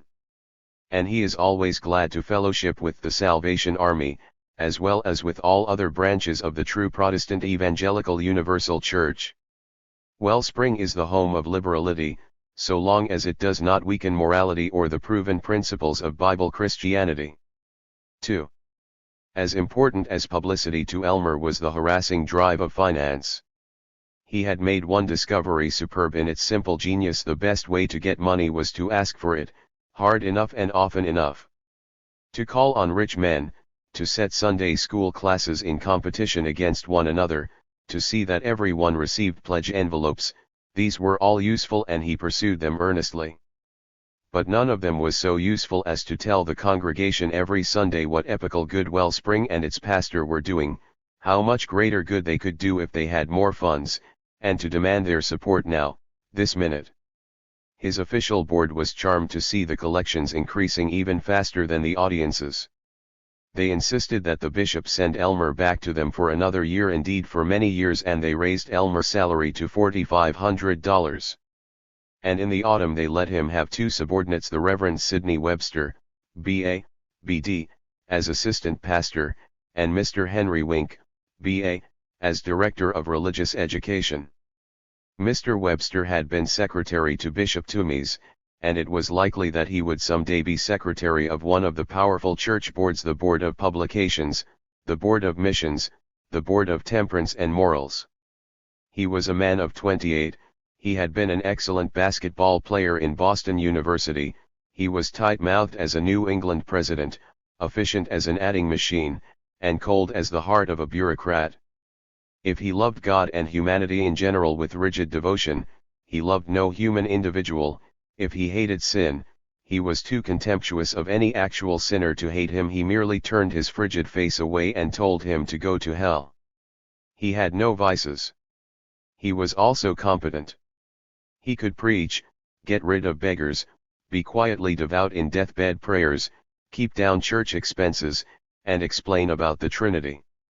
Henry Wink had a lisp and he told little simpering stories, but he was admirable in the direction of the Sunday school, vacation Bible schools, and the Epworth Leagues. With Mr. Webster and Mr. Wink removing most of the church detail from him, Elmer became not less but more occupied.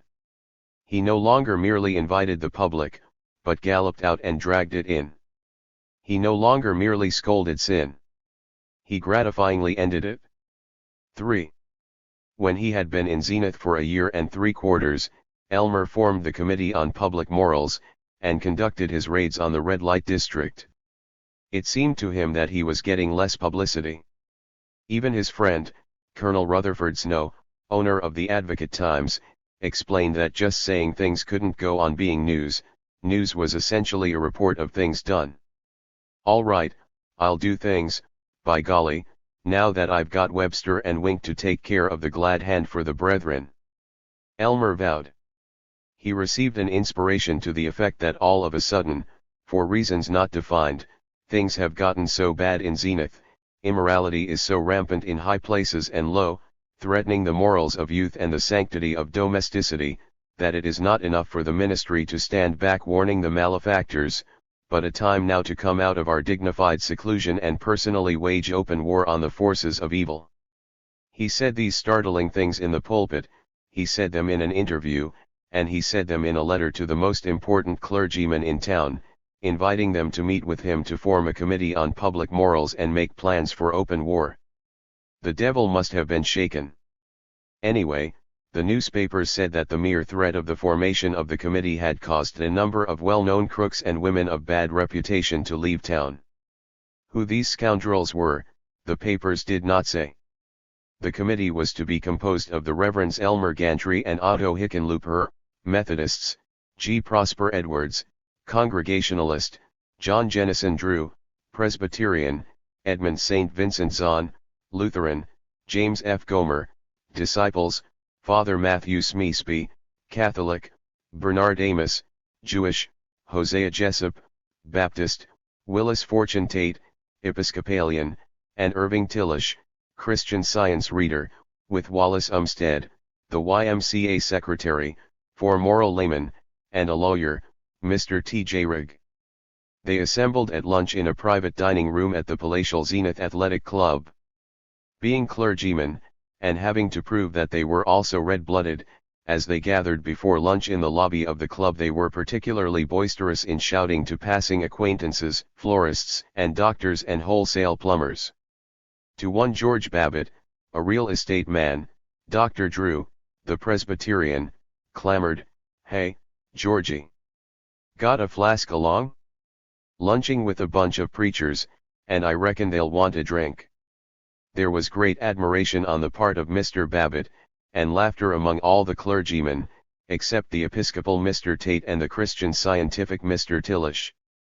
The private dining room at the club was a thin red apartment with 2 pictures of young Indian maidens of Lithuanian origin sitting in native costumes, which gave free play to their legs, under a rugged pine tree against a background of extremely high mountains.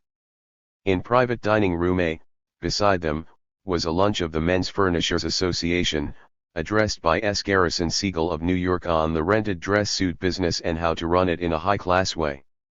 The incipient Committee on Public Morals sat about a long narrow table in bentwood chairs, in which they were always vainly trying to tilt back. Their table did not suggest debauchery and the demon rum. There were only chilly and naked-looking goblets of ice water.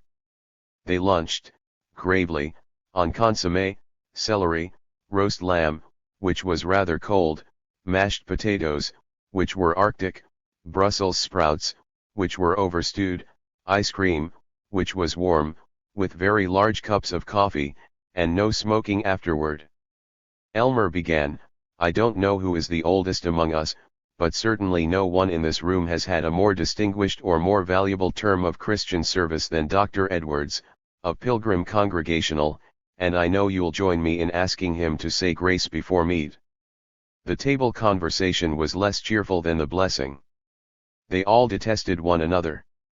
Everyone knew of some case in which each of the others had stolen, or was said to have tried to steal, some parishioner, to have corrupted his faith and appropriated his contributions.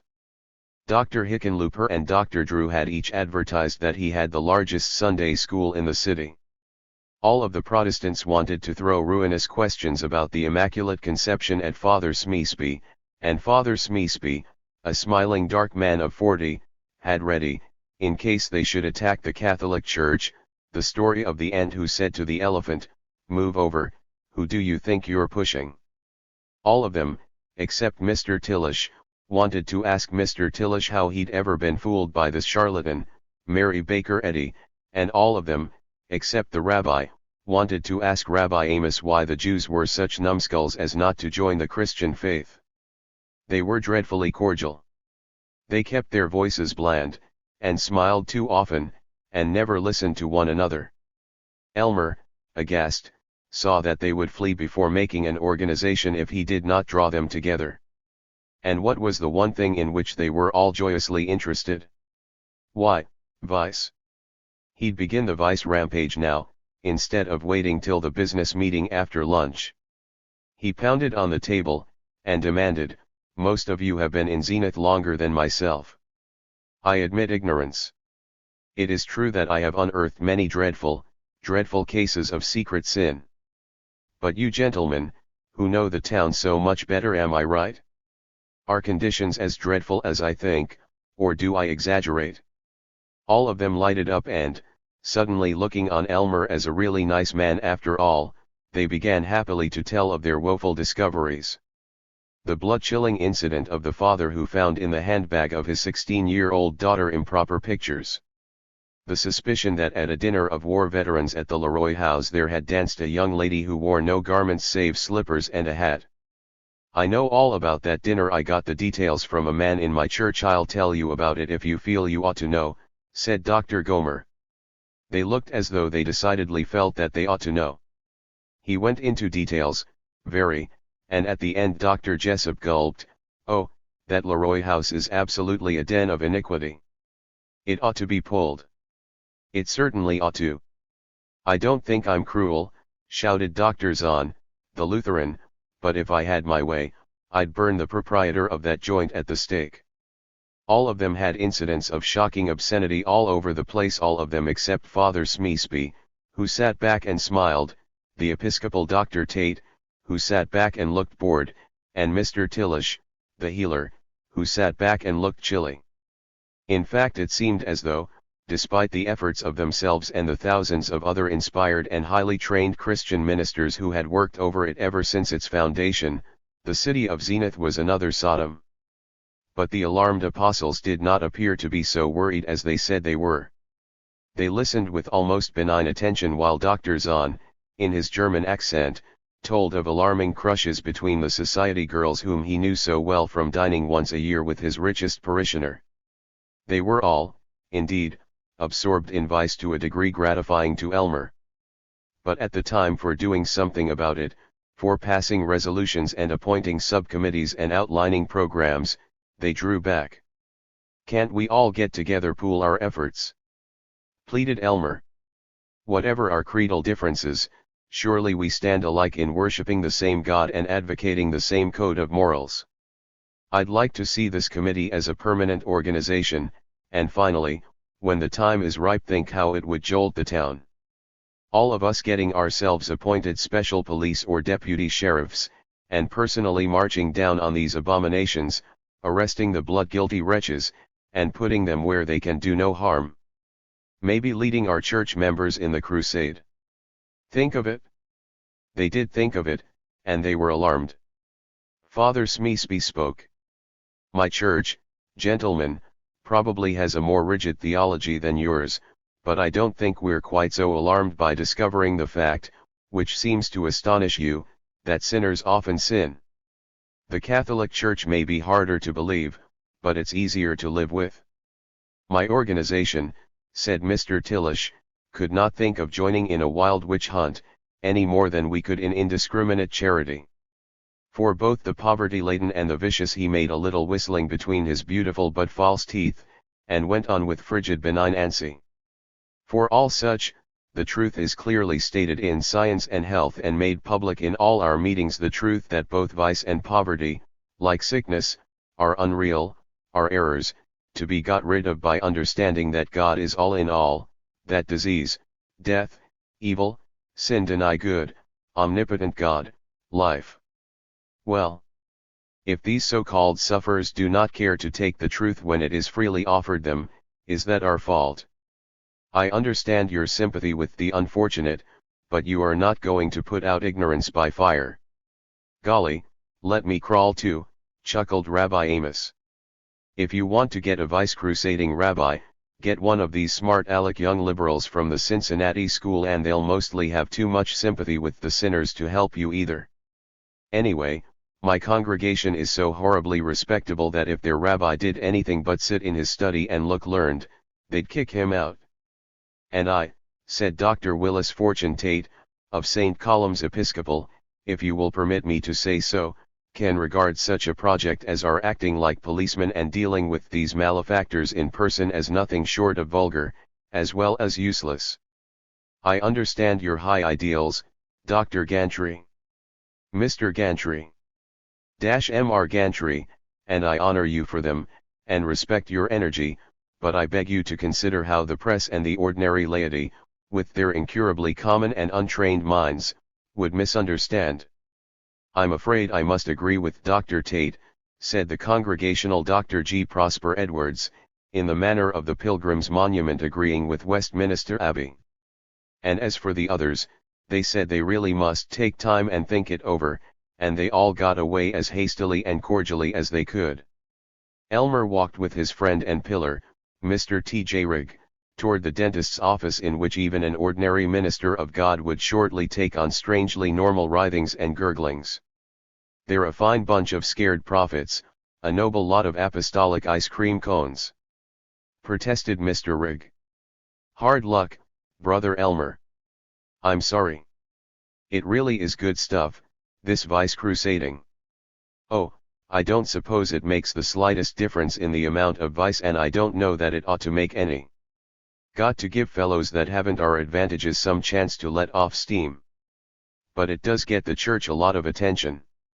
I'm mighty proud of the way we're building up Wellspring Church again. Kind of a hobby with me.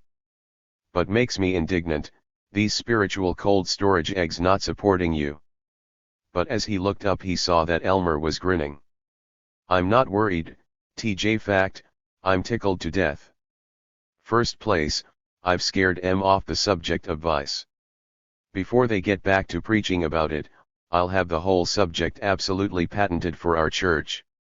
And now they won't have the nerve to imitate me if I do this personal crusading stunt. Third, I can preach against em. And I will. You watch me. Oh, not mention any names, no come back, but tell em how I pleaded with a gang of preachers to take practical methods to end immorality, and they were all scared. Fine, said the benevolent trustee. We'll let em know that Wellspring is the one church that's really following the gospel. We sure will. Now listen, TJ, if you trustees will stand for the expense, I want to get a couple of good private detectives or something, and have em dig up a lot of real addresses of places that are vicious. There must be some of em, and get some evidence. Then I'll jump on the police for not having pinched these places. I'll say they're so wide open that the police must know of em.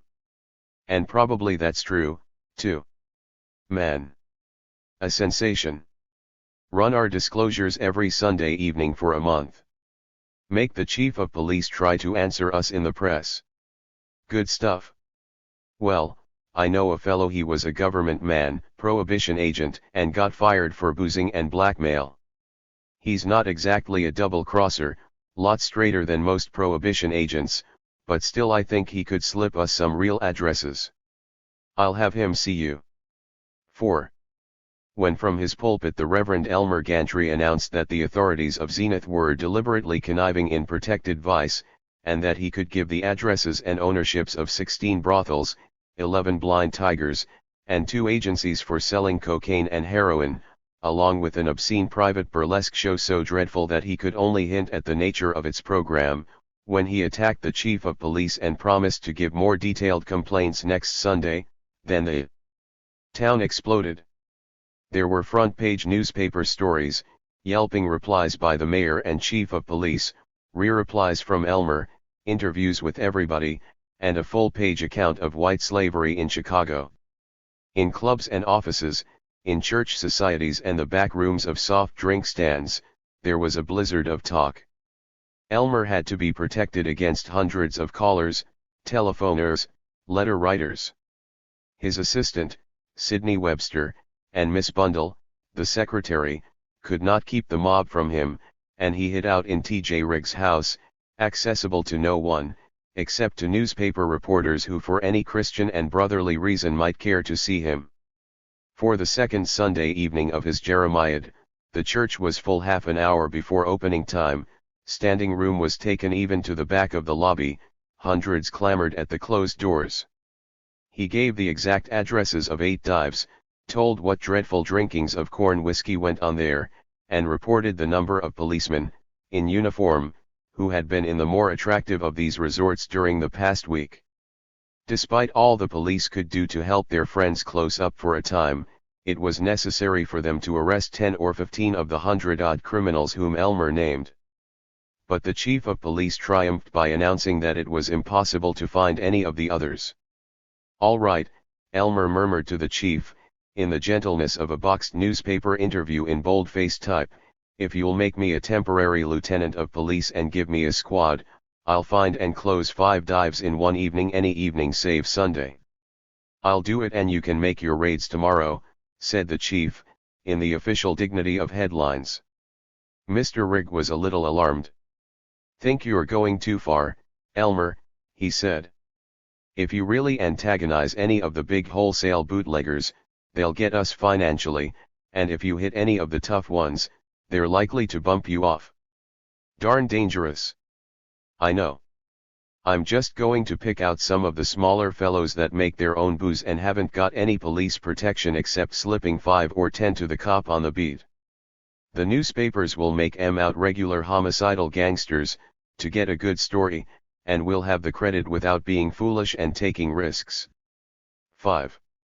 At least 1,000 people were trying to get near the central police station on the evening when a dozen armed policemen marched down the steps of the station house and stood at attention, looking up at the door, awaiting their leader.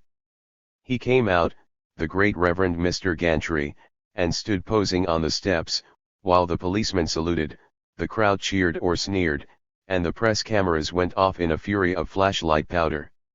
He wore the gilt-encircled cap of a police lieutenant, with a lugubrious frock coat and black trousers, and under his arm he carried a Bible. 2 patrol wagons clanged away, and all the women in the crowd, except certain professional ladies, who were grievously profane, gasped their admiration of this modern Savonarola. He had promised the mob at least one real house of prostitution. 6. There were 2 amiable young females who, tired of working in a rather nasty bread factory and of being unremuneratively seduced by the large, pale, puffy bakers on Sunday afternoons, had found it easier and much jollier to set up a small flat in a street near Elmer's church. They were fond of reading the magazines and dancing to the phonograph and of going to church, usually Elmer's church. If their relations to their gentleman friends were more comforting than a preacher could expect, after his experience of the sacred and chilly state of matrimony, they entertained only a few of these friends. Often they darned their socks, and almost always they praised Elmer's oratory. One of the girls, this evening, was discoursing with a man who was later proved in court not to be her husband. The other was in the kitchen, making a birthday cake for her niece and humming "Onward, Christian Soldiers." She was dazed by a rumbling, a clanging, a shouting in the street below, then mob sounds on the stairs. She fluttered into the living room, to see their pretty imitation mahogany door smashed in with a rifle butt.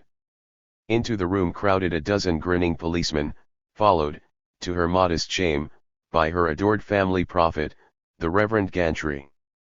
But it was not the cheerful, laughing Mr. Gantry that she knew. He held out his arm in a horrible gesture of holiness, and bawled, "Scarlet woman! Thy sins be upon thy head. No longer are you going to get away with leading poor unfortunate young men into the sink and cesspool of iniquity. Sergeant! Draw your revolver. These women are known to be up to every trick." "All right, sure, Lute," giggled the brick-faced police sergeant. "Oh, rats. This girl looks as dangerous as a goldfish, Gantry," remarked Bill Kingdom, of the Advocate Times. He who was 2 hours later to do an epic of the heroism of the great crusader. "Let's see what the other girl's up to," snickered one of the policemen. They all laughed very much as they looked into the bedroom, where a half-dressed girl and a man shrank by the window, their faces sick with shame. It was with her ignoring Bill Kingdom's mutters of "Oh, drop it. Pick on somebody your size." That Elmer the Vice Slayer became really biblical. Only the insistence of Bill Kingdom kept Lieutenant Gantry from making his men load the erring one into the patrol wagon in her chemise. Then Elmer led them to a secret den where, it was securely reported, men were ruining their bodies and souls by guzzling the devil's brew of alcohol. 7. Mr. Oscar Hocklauf had been a saloon-keeper in the days before Prohibition, but when Prohibition came, he was a saloon-keeper. A very sound, old-fashioned, drowsy, agreeable resort was Oscar's place. None of the grander public houses had more artistic soap scrawls on the mirror behind the bar, none had spicier pickled herring. Tonight there were 3 men before the bar: Emil Fisher, the carpenter, who had a mustache like an earmuff, his son Ben, whom Emil was training to drink wholesome beer instead of the whiskey and gin which America was forcing on the people, and old Daddy Sorensen, the Swedish tailor. They were discussing jazz. "I came to America for liberty. I think Ben's son will go back to Germany for liberty," said Emil.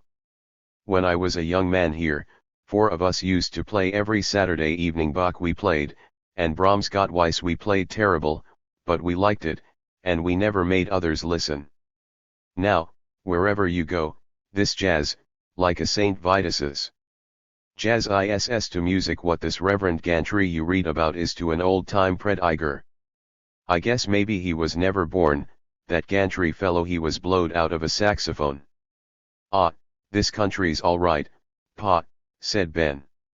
"Sure, dot's right," said Oscar Hocklauf contentedly, while he sliced the foam off a glass of beer.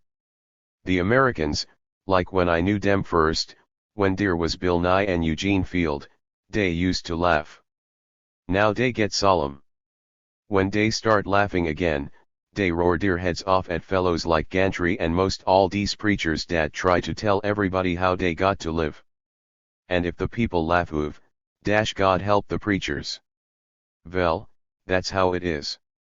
Say, did I tell you, Oscar," said the Swedish tailor, "my grandson William, he got a scholarship in the university." "That's fine." They all agreed, slapping Daddy Sorensen on the back.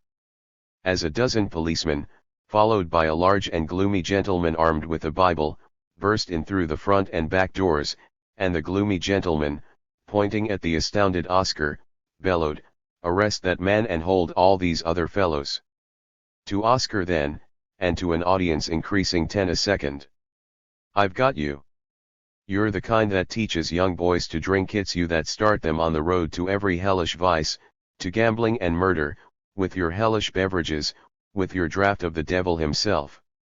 Arrested for the first time in his life, bewildered, broken, feebly leaning on the arms of 2 policemen, Oscar Hocklauf straightened at this, and screamed. "Dot's a damned lie. Always when you let me, I handle a Telbaum's beer, the finest in the state, and since den I make my own beer. It is good. It is honest. Hellish beverage. You should judge of beer. A pig should judge poetry. Your Christ. Made vine, he vold like my beer." Elmer jumped forward with his great fist doubled. Only the sudden grip of the police sergeant kept him from striking down the blasphemer. He shrieked, "Take that foul-mouthed bum to the wagon. I'll see he gets the limit." And Bill Kingdom murmured to himself, "Gallant preacher single-handed faces saloon full of desperate gunmen and rebukes them for taking the name of the Lord in vain. Oh, I'll get a swell story. Then I think I'll commit suicide." 8. The attendant crowd and the policeman had whispered that, from the careful way in which he followed instead of leading, it might be judged that the Reverend Lieutenant Gantry was afraid of the sinister criminals whom he was attacking. And it is true that Elmer had no large fancy for revolver duels. But he had not lost his delight in conflict. He was physically no coward, and they were all edified to see this when the raiders dashed into the resort of Nick Spoletti. Nick, who conducted a bar in a basement, had been a prizefighter. he was cool and quick. He heard the crusaders coming and shouted to his customers, "Beat it! Side door! I'll hold 'em back." He met the first of the policemen at the bottom of the steps, and dropped him with the crack of a bottle over his head. The next tripped over the body, and the others halted, peering, looking embarrassed, drawing revolvers. But Elmer smelled battle. He forgot holiness. He dropped his Bible, thrust aside two policemen, and swung on Nick from the bottom step. Nick slashed at his head, but with a boxer's jerk of the neck Elmer slid away from the punch, and knocked out Nick with a deliberately murderous left. "Golly, the parson's got an awful wallop," grunted the sergeant, and Bill Kingdom sighed, "Not so bad." And Elmer knew that he had won. That he would be the hero of Zenith. That he was now the Sir Lancelot as well as the William Jennings Bryan of the Methodist Church. 9. After 2 more raids he was delivered at his home by patrol wagon, and left with not entirely sardonic cheers by the policeman. Cleo rushed to meet him, crying, "Oh, you're safe. Oh, my dear, you're hurt." His cheek was slightly bleeding. In a passion of admiration for himself so hot that it extended even to her, he clasped her, kissed her wetly, and roared, "It's nothing. Oh, it went great. We raided 5 places, arrested 27 criminals, took them in every sort of horrible debauchery, things I never dreamed could exist. You poor dear." There was not enough audience, with merely Cleo, and the maid peering from the back of the hall. "Let's go and tell the kids. Maybe they'll be proud of their dad." He interrupted her. "Dear, they're asleep." "Oh. I see. Sleep is more important to 'em than to know their father is a man who isn't afraid to back up his gospel with his very life." "Oh, I didn't mean, I meant yes, of course, you're right. It'll be a wonderful example and inspiration. But let me put some stickum plaster on your cheek first." By the time she had washed the cut, and bound it and fussed over it, he had forgotten the children and their need of an heroic exemplar, as she had expected, and he sat on the edge of the bathtub telling her that he was an entire Trojan army. She was so worshipful that he became almost amorous, until it seemed to him from her anxious patting of his arm that she was trying to make him so. It angered him that she, so unappealing, should have the egotism to try to attract a man like himself. He went off to his own room, wishing that Lulu were here to rejoice in his splendor, the beginning of his fame as the up-to-date John Wesley. Chapter XXVII 1. Elmer, in court, got convictions of 16 out of the 27 fiends whom he had arrested, with an extra 6 months for Oscar Hochlau for resisting arrest and the use of abusive and profane language. The judge praised him, the mayor forgave him, the chief of police shook his hand and invited him to use a police squad at any time, and some of the younger reporters did not cover their mouths with their hands. Vice was ended in Zenith. It was 30 days before any of the gay ladies were really back at work, though the gentlemanly jailers at the workhouse did let some of them out for an occasional night. Every Sunday evening now people were turned from the door of Elmer's church. If they did not always have a sermon about vice, at least they enjoyed the saxophone solos, and singing "There'll Be a Hot Time in the Old Town Tonight." And once they were entertained by a professional juggler who wore a placard proclaiming that he stood for God's word and who showed how easy it was to pick up weights symbolically labeled sin and sorrow and ignorance and poppy stray.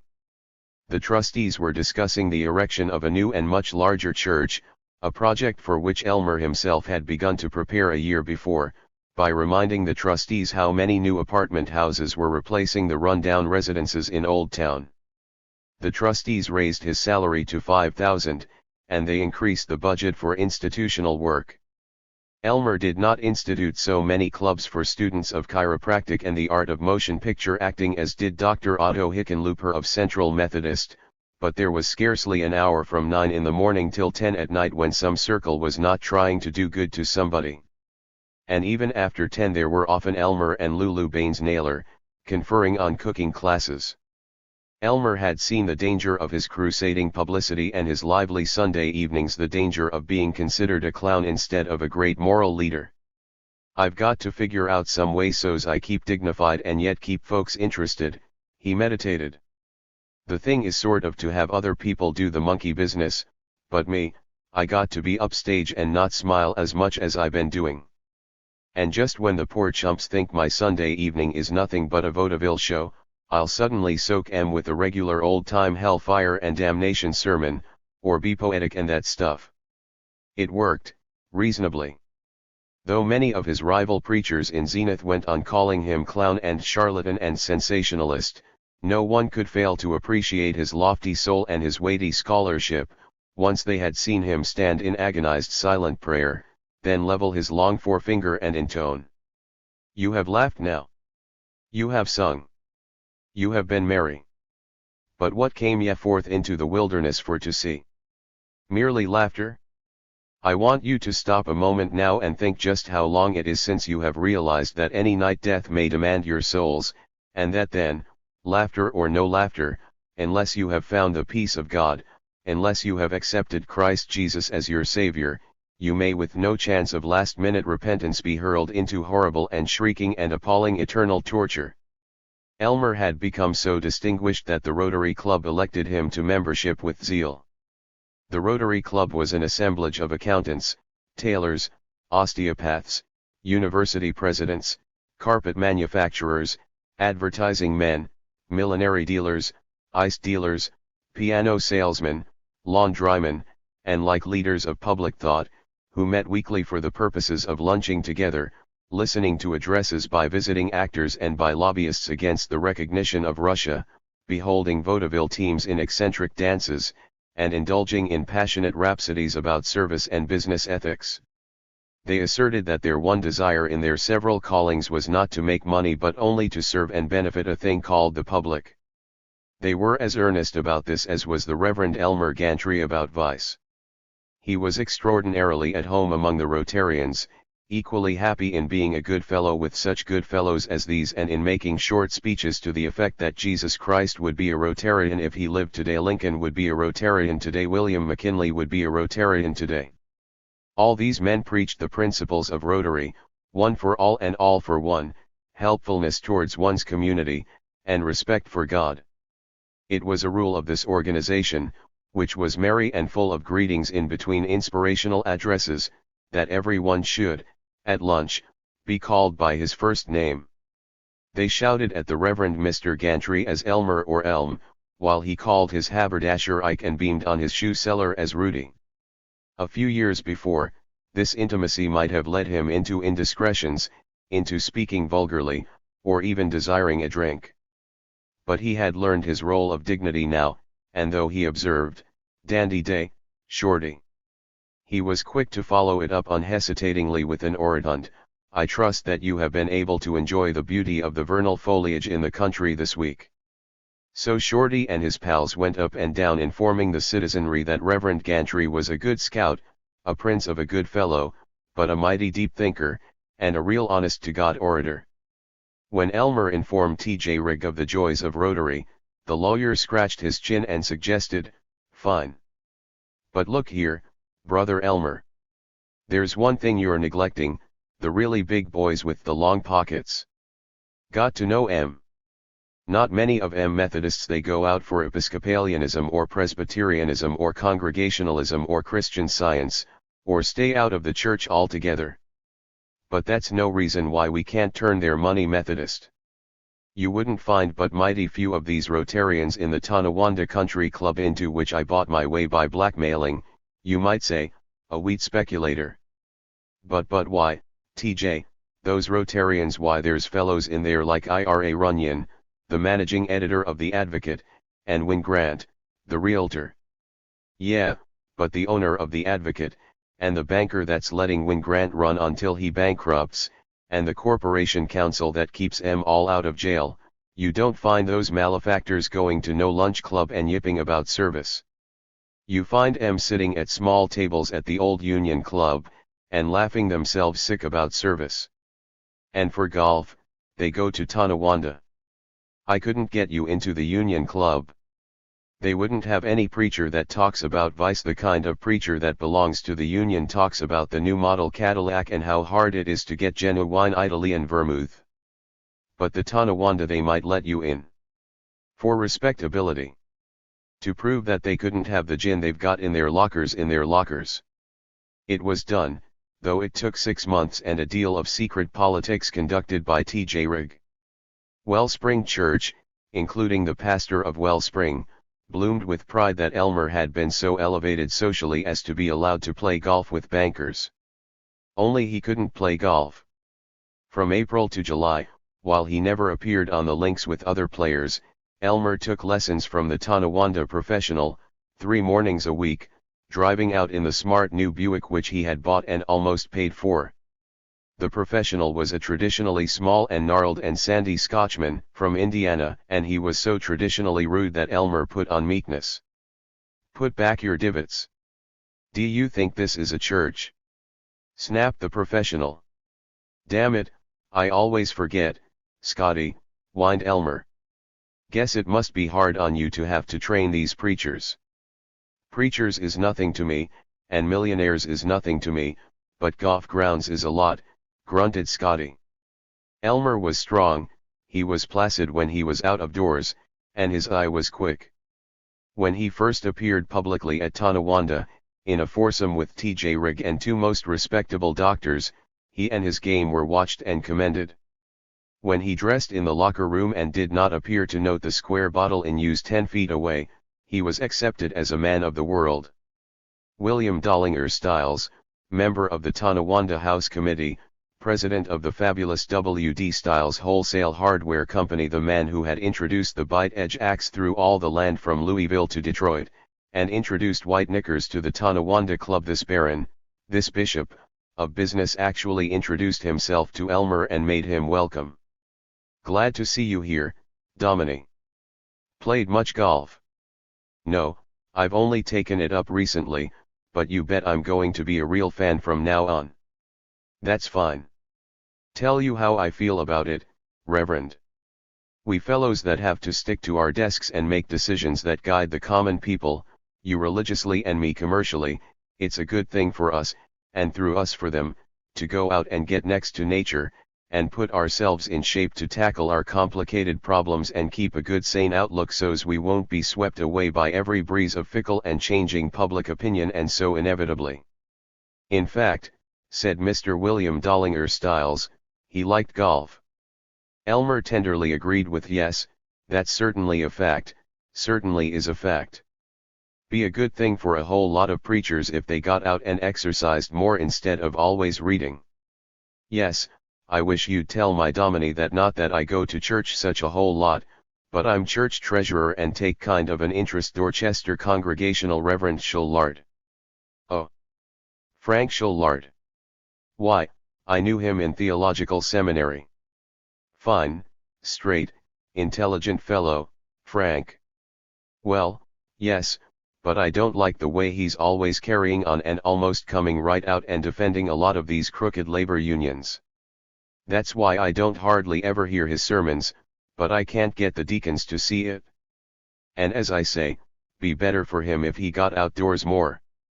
Well, glad to met you, Reverend. You must join one of our foursomes someday if you can stand a little cussing, maybe." "Well, I'll try to, sir. Been mighty fine to have met you." Reflected Elmer. So Frank, the bellyaching highbrow, has got as rich a man as Stiles in his fold, and Stiles doesn't like him. Wonder if Stiles could turn Methodist, wonder if he could be pinched off Frank. I'll ask Rigg. But the charm of the place, the day, the implied social position, was such that Elmer turned from these purely religious breedings to more aesthetic thoughts. Rigg had driven home. Elmer sat by himself on the huge porch of the Tonawanda Club, a long grey country house on a hill sloping to the Appleseed River, with tawny fields of barley among orchards on the bank beyond. The golf course was scattered with men in Harris tweeds, girls in short skirts which fluttered about their legs. A man in white flannels drove up in a Rolls-Royce Roadster, the only one in Zenith as yet, and Elmer felt ennobled by belonging to the same club with the Rolls-Royce. On the lawn before the porch, men with English officer mustaches and pretty women in pale frocks were taking tea at tables under striped garden umbrellas. Elmer knew none of them actually, but a few by sight. Golly, I'll be right in with all these swells someday. Must work it careful, and be snooty, and not try to pick 'em up too quick. A group of weighty-looking men of 50, near him, were conversing on the arts and public policy. As he listened, Elmer decided, yep, Rig was right. Those are fine fellows at the Rotary Club, fine, high-class, educated gentlemen, and certainly raking in the money, mighty cute in business but upholding the highest ideals. But they haven't got the class of these really big boys. Entranced, he gave heed to the magnates: a bond broker, a mine owner, a lawyer, a millionaire lumberman. Yes, sir, what the country at large doesn't understand is that the stabilization of sterling has a good effect on our trade with Britain. I told them that far from refusing to recognize the rights of labor, I had myself come up from the ranks, to some extent, and I was doing all in my power to benefit them, but I certainly did refuse to listen to the caterwauling of a lot of hired agitators from the so-called unions, and that if they didn't like the way I did things. Yes, it opened at 73.5, but knowing what had happened to Saracen Common. Yes, sir, you can depend on a Pierce arrow, you certainly can. Elmer drew a youthful, passionate, shuddering breath at being so nearly in communion with the powers that governed Zenith and thought for Zenith, that governed America and thought for it. He longed to stay, but he had the task, unworthy of his powers of social decoration, of preparing a short clever talk on missions among the Digger Indians. As he drove home he rejoiced, someday, I'll be able to put it over with the best of 'em socially. When I get to be a bishop, believe me, I'm not going to hang around jawing about Sunday school methods. I'll be entertaining the Bon-Ton, senators, and everybody. Cleo would look fine at a big dinner, with the right dress. If she wasn't so darn priggish. Oh, maybe she'll die before then. I think I'll marry an Episcopalian. I wonder if I could get an Episcopal bishopric if I switched to that nightshirt crowd? More class. No, Methodist bigger church, and don't guess the Episcopalians would stand any good red-blooded sermons on vice and all that. 2. The Gilf-Ether Chautauqua Corporation, which conducts week-long Chautauquas in small towns, had not been interested when Elmer had hinted, 3 years ago, that he had a message to the youth of America, one worth at least $100 a week, and that he would be glad to go right out to the youth and deliver it. But when Elmer's demolition of all vice in Zenith had made him celebrated, and even gained him a paragraph or two as the crusading parson, in New York and Chicago, the Gilf-Ether Corporation had a new appreciation.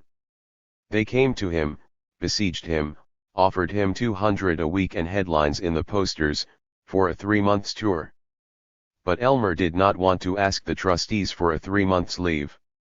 He had a notion of a summer in Europe a year or two from now. That extended study of European culture, first-hand, would be just the finishing polish to enable him to hold any pulpit in the country.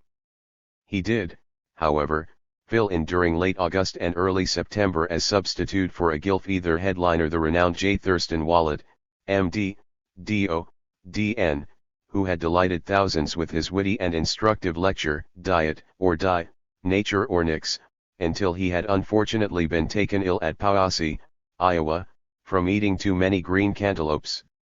Elmer had planned to spend August with his family in northern Michigan, planned it most uncomfortably, for while it was conceivable to endure Cleo in the city, with his work, his clubs, and Lulu, a month with no relief from her solemn drooping face and crybaby voice would be trying even to a professional good man. He explained to her that duty called, and departed with speed, stopping only long enough to get several books of inspirational essays from the public library for aid in preparing his Chautauqua lecture. He was delighted with his coming adventure money, fame in new quarters, crowds for whom he would not have to think up fresh personal experiences. And he might find a woman friend who would understand him and give to his own solid genius that lighter touch of the feminine. He was, he admitted, almost as tired of Lulu as of Cleo. He pictured a Chautauqua lady pianist or soprano or ventriloquist or soloist on the musical saw. He pictured a surprised, thrilled meeting in the amber light under the canvas roof, recognition between kindred fine and lonely souls. And he found it, of course. 3. Elmer's metaphysical lecture, entitled Woe Up, Youth. With its counsel about abstinence, chastity, industry, and honesty, its heaven-vaulting poetic passage about love, and its anecdote of his fight to save a college mate named Jim from drink and atheism, became one of the classics among Chautauqua masterpieces. And Elmer, better than anyone else among the talent, sidestepped on the question of the KKK. The new Ku Klux Klan, an organization of the fathers, younger brothers, and employees of the men who had succeeded and became Rotarians, had just become a political difficulty. Many of the most worthy Methodist and Baptist clergymen supported it and were supported by it, and personally Elmer admired its principle to keep all foreigners, Jews, Catholics, and Negroes in their place, which was no place at all, and let the country be led by native Protestants, like Elmer Gantry. But he perceived that in the cities there were prominent people, nice people, rich people, even among the Methodists and Baptists, who felt that a man could be a Jew and still an American citizen. It seemed to him more truly American, also a lot safer, to avoid the problem. So everywhere he took a message of reconciliation to the effect. Regarding religious, political, and social organizations, I defend the right of every man in our free America to organize with his fellows when and as he pleases, for any purpose he pleases, but I also defend the right of any other free American citizen to demand that such an organization shall not dictate his mode of thought or, so long as it be moral, his mode of conduct. That pleased both the KKK and the opponents of the KKK, and everybody admired Elmer's powers of thought. He came with a boom and a flash to the town of Blackfoot Creek, Indiana, and there the local committee permitted the Methodist minister, one Andrew Pengilly, to entertain his renowned brother priest. 4. Always a little lonely, lost in the ceaseless unfolding of his mysticism, old Andrew Pengilly had been the lonelier since Frank Sholard had left him. When he heard that the Reverend Elmer Gantry was coming, Mr. Pengilly murmured to the local committee that it would be a pleasure to put up Mr. Gantry and save him from the scurvy village hotel. He had read of Mr. Gantry as an impressive orator, a courageous fighter against sin. Mr. Pengilly sighed. Himself, somehow, he had never been able to find so very much sin about. His fault. A silly old dreamer. He rejoiced that he, the mousy village cure, was about to have here, glorifying his cottage, a St. Michael in dazzling armor. 5. After the evening Chautauqua Elmer sat in Mr. Pengilly's hovel, and he was graciously condescending. You say, Brother Pengilly, that you've heard of our work at Wellspring? But do we get so near the hearts of the weak and unfortunate as you hear? Oh, no, sometimes I think that my first pastorate, in a town smaller than this, was in many ways more blessed than our tremendous to-do in the great city. And what is accomplished there is no credit to me. I have such splendid, such touchingly loyal assistants, M.R. Webster, the assistant pastor, such a consecrated worker, and yet right on the job, and Mr. Wink, and Miss Wiesedger, the deaconess, and dear Miss Bundle, the secretary, such a faithful soul, so industrious. Oh, yes, I am singularly blessed. But given these people, who really do the work, we've been able to put over some pretty good things with God's leading. Why, say, we've started the only class in show window dressing in any church in the United States, and I should suppose England and France. We've already seen the most wonderful results, not only in raising the salary of several of the fine young men in our church, but in increasing business throughout the city and improving the appearance of show windows, and you know how much that adds to the beauty of the downtown streets. And the crowds do seem to be increasing steadily. We had over 1,100 present on my last Sunday evening in Zenith, and that in summer. And during the season we often have nearly 1,800, in an auditorium that's only supposed to seat 1,600. And with all modesty, it's not my doing but the methods we're working up. I think I may say that every man, woman, and child goes away happy and yet with a message to sustain 'em through the week.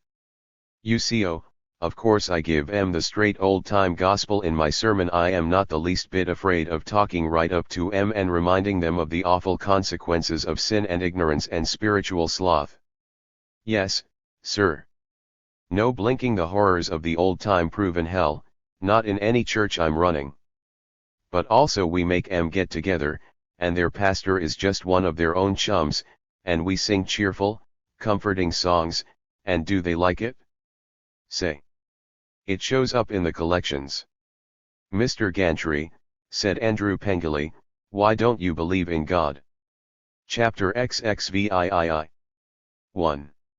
His friendship with Dr. Philip McGarry of the Arbor Church was all, Frank Sholard felt, that kept him in the church. As to his round little wife Bess and the 3 respectable children, he had for them less passion than compassion, and he could, he supposed, make enough money somehow to care for them. McGarry was not an extraordinary scholar, not especially eloquent, not remarkably virtuous, but in him there was kindness along with robust humor, a yearning for justice steeled by common sense, and just that quality of authentic good fellowship which the professional good fellows of Zenith, whether preachers or shoe salesmen, blasphemed against by shouting and guffawing and backslapping. Women trusted in his strength and his honor, children were bold with him, men disclosed to him their veiled sorrows, and he was more nimble to help them than to be shocked. Frank worshipped him. Himself a bachelor, McGarry had become an intimate of Frank's house. He knew where the ice pick was kept, and where the thermos bottles for picnics. He was as likely as Frank to wash up after late suppers, and if he called and the elder Sholards were not in, he slipped upstairs and was found there scandalously keeping the children awake by stories of his hunting in Montana and Arizona and Saskatchewan. It was thus when Frank and Bess came home from prayer meeting one evening. Philip McGarry's own prayer meetings were brief.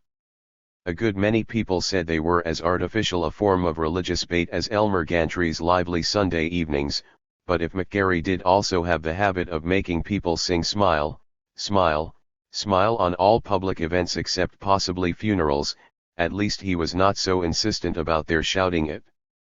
They drifted down to the parsonage living room, which Bess had made gay with chintzas, Frank studious with portentous books of sociology. Frank sat deep in a chair smoking a pipe he could never quite get over, looking like a youngish college professor who smokes to show what a manly fellow he is. McGarry wandered about the room.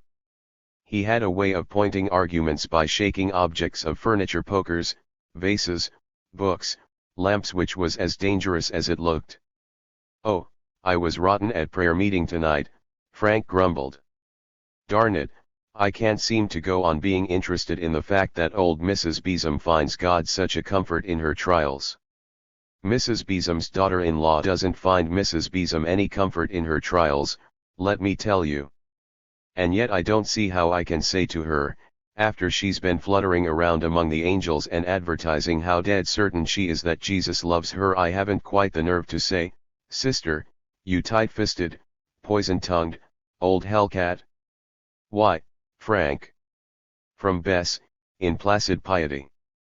"You go home and forget your popularity in heaven and ask your son and his wife to forgive you for trying to make them your kind of saint, with acidity of the spiritual stomach." "Why, Frank?" "Let him rave, Bess," said McGarry. "If a preacher didn't cuss his congregation out once in a while, nobody but St. John would ever be elasted, and I'll bet he wasn't very good at weekly services and parish visiting. And," went on Frank, "tomorrow I've got a funeral. That Henry Semp weighed 280 pounds from the neck down and 3 ounces from the neck up. Perfectly good Christian citizen who believed that Warren G. Harding was the greatest man since George Washington. I'm sure he never beat his wife. Worthy communicant. But when his wife came to hire me, she wept like the dickens when she talked about Henry's death, but I noticed from the window that when she went off down the street she looked particularly cheerful. Yes, Henry was a bulwark of the nation, not to be sneered at by highbrows.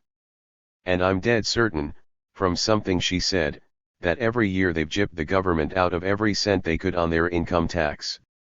And tomorrow I'm supposed to stand up there and tell his friends what a moral example and intellectual titan he was, and how the poor little woman is simply broken by sorrow. Well, cheer up. From what I know of her, she'll be married again within 6 months, and if I do a good job of priesting tomorrow, maybe I'll get the fee. Oh, Lord, Phil, what a job, what a lying compromising job, this being a minister. It was their 100th argument over the question.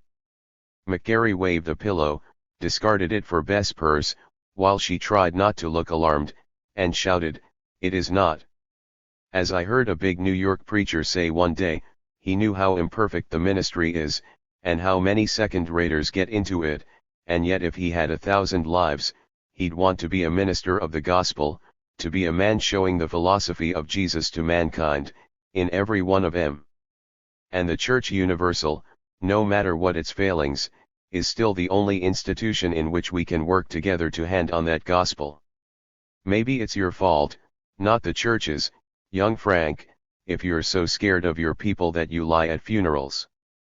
I don't, by Jiminy. You do, by Jiminy, my dear Phil. You don't know it? No, what you do is, you hypnotize yourself until you're convinced that every dear departed was a model of some virtue, and then you rhapsodize about that. Well, probably he was. Of course. Probably your burglar was a model of courage, and your gambler a model of kindness to everybody except the people he robbed, but I don't like being hired to praise burglars and gamblers and respectable loan sharks and food hounds like Henry Semp, and encourage youngsters to accept their standards, and so keep on perpetuating this barbarous civilization for which we preachers are as responsible as the lawyers or the politicians or the soldiers or even the schoolmasters. No, sir. Oh, I am going to get out of the church. Think of it. A preacher, getting religion, getting saved, getting honest, getting out. Then I'd know the joys of sanctification that you Methodists talk about. Oh, you make me tired. Bess complained, not very aggressively. She looked, at 41, like a plump and amiable girl of 20. Honestly, Phil, I do wish you could show Frank where he's wrong. I can't, and I've been trying these 15 years. You have, my lamb. Honestly, Phil, can't you make him see it? Said Bess. Of course I do adore him, but of all the crybabies I ever met he's the worst of all my children. He talks about going into charity work, about getting a job with a labor bank or a labor paper, about lecturing, about trying to write. Can't you make him see that he'd be just as discontented whatever he did? I'll bet you the labor leaders and radical agitators and the charity organization society people aren't perfect little angels any more than preachers are. Heavens, I don't expect them to be. I don't expect to be content, Frank protested. And isn't it a good thing to have a few people who are always yammering? Never get anywhere without. What a joke that a minister, who's supposed to have such divine authority that he can threaten people with hell, is also supposed to be such an office boy that he can be cussed out and fired if he dares to criticize capitalists or his fellow ministers. Anyway, dear Bess, it's rotten on you. I'd like to be a contented sort, I'd like to succeed, to be satisfied with being half honest. But I can't. You see, Phil, I was brought up to believe the Christian God wasn't a scared and compromising public servant, but the creator and advocate of the whole merciless truth, and I reckon that training spoiled me. I actually took my teachers seriously. Oh, tut, Frank, trouble with you is, Philip McGarry yawned, trouble with you is, you like arguing more than you do patiently working out the spiritual problems of some poor, dumb, infinitely piteous human being that comes to you for help, and that doesn't care a hoot whether you advocate Zoroastrianism or Seventh-day Adventism, so long as he feels that you love him and that you can bring him strength from a power higher than himself. I know that if you could lose your intellectual pride, if you could forget that you have to make a new world, better and the creators, right away tonight, you and Bernard Shaw and H.G. Wells and H.L. Mencken and Sinclair Lewis. Well, as I was saying, if instead of starting in where your congregation has left off, because they never had your chance, you could draw them along with you. I try to. And let me tell you, young fellow, I've got a few of 'em far enough along so they're having the sense to leave me and my evangelical church and go off to the Unitarians or stay away from church altogether, thus, Bess darling, depriving my wife and babes of a few more pennies. But seriously, Phil. A man always says but seriously when he feels the previous arguments haven't been so good yet. Maybe. But anyway, what I mean to say is, of course my liberalism is all foolishness. Do you know why my people stand for it? They're not enough interested to realize what I'm saying. If I had a successor who was a fundamentalist, they'd like him just as well or better, and they'd go back a-hooping to the sacred hellfire that I've coaxed 'em out of. They don't believe I mean it when I take a shot at the fear of eternal punishment, and the whole magic and taboo system of worshipping the Bible and the ministry, and all the other skull-decorated vestiges of horror there are in so-called Christianity. They don't know it. Partly it's because they've been trained not to believe anything much they hear in sermons. But also it's my fault. I'm not aggressive.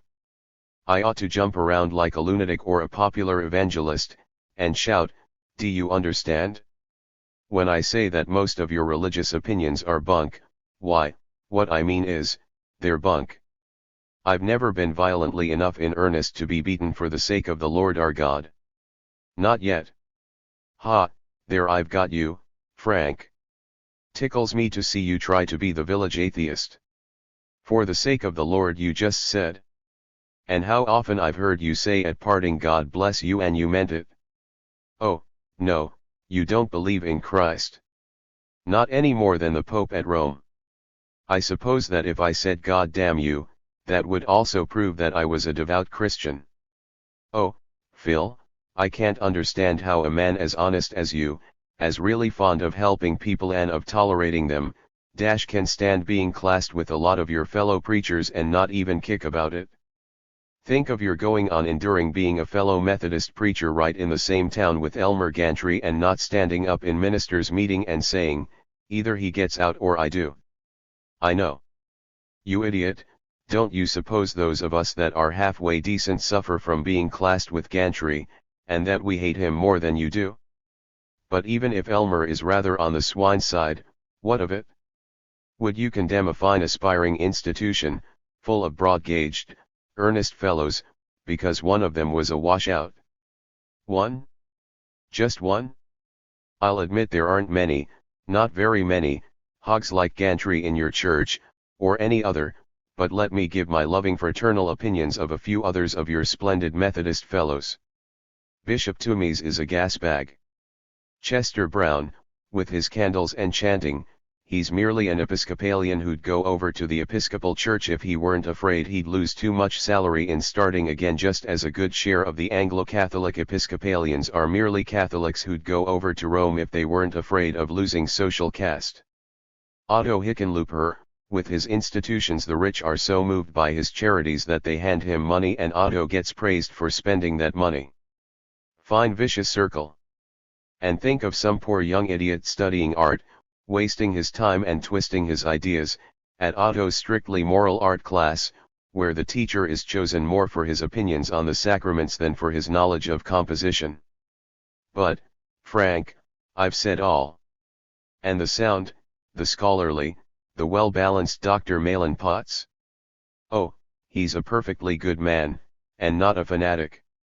Doesn't believe that evolution is a fiendish doctrine. The only trouble with him, as with most famous preachers, is that he hasn't the slightest notion what human beings are like. He's insulated, has been ever since he became a preacher. He goes to the deathbeds of prostitutes, but he can't understand that perfectly decent husbands and wives often can't get along because of sexual incompatibility. Potts lives in a library, he gets his idea of human motives out of George Eliot and Margaret Deland, and his ideas of economics out of editorials in The Advocate, and his idea as to what he really is accomplishing out of the flattery of his lady's aid. He's a much worse criminal than Gantry. I imagine Elmer has some desire to be a good fellow and share his swag, but Dr. Potts wants to make over an entire world of living, bleeding, sweating, loving, fighting human beings into the likeness of Dr. Potts taking his afternoon nap and snoring under a shelf of books about the doctrines of the ante-Nicene Fathers. Golly, you simply love us? And I suppose you think I admire all these fellows. Why, they regard me as a heretic, from the bishop down, said Philip McGarry. And yet you stay with them. Any other church better? Oh, no. Don't think I give all my love to the Methodists. I take them only because they're your particular breed. My own Congregationalists, the Baptists who taught me that immersion is more important than social justice, the Presbyterians, the Campbellites, the whole lot. Oh, I love 'em all about equally. And what about yourself? What about me? You know what I think of myself, a man too feeble to stand up and risk being called a crank or a vile atheist. And about you, my young liberal friend, I was just saving you to the last in my exhibit of Methodist parsons. You're the worst of the lot. Oh, now, Frank. Yawned Bess. She was sleepy. How preachers did talk. Did plasterers and authors and stockbrokers sit up half the night discussing their souls, fretting as to whether plastering or authorship or stockbroking was worthwhile? She yawned again, kissed Frank, patted Philip's cheek, and made exit with, "You may be feeble, Frank, but you certainly can talk a strong, rugged young wife to death." Frank, usually to be cowed by her jocose grumbling and Philip's friendly jabs, was tonight afire and unquenchable. "Yes, you're the worst of all, Phil. You do know something of human beings. You're not like old Potts, who's always so informative about how much sin there is in the world and always so astonished when he meets an actual sinner. And you don't think it matters a hang whether a seeker after decency gets ducked otherwise baptized or not. And yet when you get up in the pulpit, from the way you wallow in prayer, people believe that you're just as chummy with the deity as Potts or Gantry. Your liberalism never lasts you more than from my house to the streetcar. You talk about the golden streets of heaven and the blessed peace of the hereafter, and yet you've admitted to me, time and again, that you haven't the slightest idea whether there is any personal life after death. You talk about redemption, and the sacrament of the Lord's Supper, and how God helps this nation to win a war and hits that other with a flood, and a lot more things that you don't believe privately at all. Oh, I know. Thunder. But you yourself, you pray in church. Not really. For over a year now I've never addressed a prayer to any definite deity. I say something like, "Let us in meditation, forgetting the worries of daily life, join our spirits in longing for the coming of perpetual peace," something like that. Well, it sounds like a pretty punk prayer to me, Frankie. The only trouble with you is, you feel you're called on to rewrite the Lord's Prayer for him. Philip laughed gustily, and slapped Frank's shoulder. "Damn it, don't be so jocular. I know it's a poor prayer. It's terrible. Nebulous. Meaningless. Like a barker at the New Thought sideshow. I don't mind your disliking it, but I do mind your trying to be humorous. Why is it that you lads who defend the church are so facetious when you really get down to discussing the roots of religion? I know, Frank. Effect of too much preaching. But seriously, yes, I do say things in the pulpit that I don't mean literally. What of it? People understand these symbols, they've been brought up with them, they're comfortable with them. My object in preaching is to teach the art of living as far as I can, to encourage my people and myself to be kind, to be honest, to be clean, to be courageous, to love God and their fellow men, and the whole experience of the church shows that those lessons can best be taught through such really noble concepts as salvation and the presence of the Holy Ghost and heaven and so on. Does it? Has the church ever tried anything else? And just what the dickens do you mean by being clean and being honest and teaching the art of living? Lord, How we preachers do love to use phrases that don't mean anything. But suppose you were perfectly right. Nevertheless, by using the same theological slang as a Gantry or a Toomeys or a Potts, you unconsciously make everybody believe that you think and act like them too. Nonsense. Not that I'm particularly drawn by the charms of any of these fellow sages. I'd rather be wrecked on a desert island with you, you old atheist, you darned old fool. But suppose they were as bad as you think. I still wouldn't feel it was my duty to foul my own nest, to make this grand old Methodist church, with its saints and heroes like Wesley and Asbury and Quayle and Cartwright and McDowell and McConnell. Why, the tears almost come to my eyes when I think of men like that. Look here, suppose you were at war, in a famous regiment. Suppose a lot of your fellow soldiers, even the present commander of the regiment himself, were rotters cowards. Would you feel called on to desert? Or to fight all the harder to make up for their faults? Phil, next to the humorous ragging I spoke of, and the use of stale phrases, the worst cancer in religious discussion is the use of the metaphor. The Protestant Church is not a regiment. You're not a soldier. The soldier has to fight when and as he's told. You have absolute liberty, outside of a few moral and doctrinal compulsions. Aha, now I've got you, my logical young friend. If we have that liberty, why aren't you willing to stay in the church? Oh, Frank, you are such a fool. I know that you long for righteousness. Can't you see that you can get it best by staying in the church, liberalizing from within, instead of running away and leaving the people to the ministrations of the Gantrys? I know. I've been thinking just that all these years. That's why I'm still a preacher. But I'm coming to believe that it's Tommy rot. I'm coming to think that the hell-howling old mossbacks corrupt the honest liberals a lot more than the liberals lighten the backwoods minds of the fundamentalists. What the dickens is the church accomplishing, really? Why have a church at all? What has it for humanity that you won't find in worldly sources, schools, books, conversation? It has this, Frank, it has the unique personality and teachings of Jesus Christ, and there is something in Jesus, there is something in the way he spoke, there is something in the feeling of a man when he suddenly has that inexpressible experience of knowing the Master and his presence, which makes the Church of Jesus different from any other merely human institution or instrument whatsoever. Jesus is not simply greater and wiser than Socrates or Voltaire, he is entirely different. Anybody can interpret and teach Socrates or Voltaire in schools or books or conversation. But to interpret the personality and teachings of Jesus requires an especially called, chosen, trained, consecrated body of men, united in an especial institution, the church. Phil, it sounds so splendid. But just what were the personality and the teachings of Jesus? I'll admit it's the heart of the controversy over the Christian religion. Aside from the fact that, of course, most people believe in a church because they were born to it. But the essential query is, did Jesus, if the biblical accounts of him are even half accurate, have a particularly noble personality, and were his teachings particularly original and profound? You know, it's almost impossible to get people to read the Bible honestly. They've been so brought up to take the church interpretation of every word that they read into it whatever they've been taught to find there. It's been so with me, up to the last couple of years. But now I'm becoming a quarter free, and I'm appalled to see that I don't find Jesus an especially admirable character. He is picturesque. He tells splendid stories.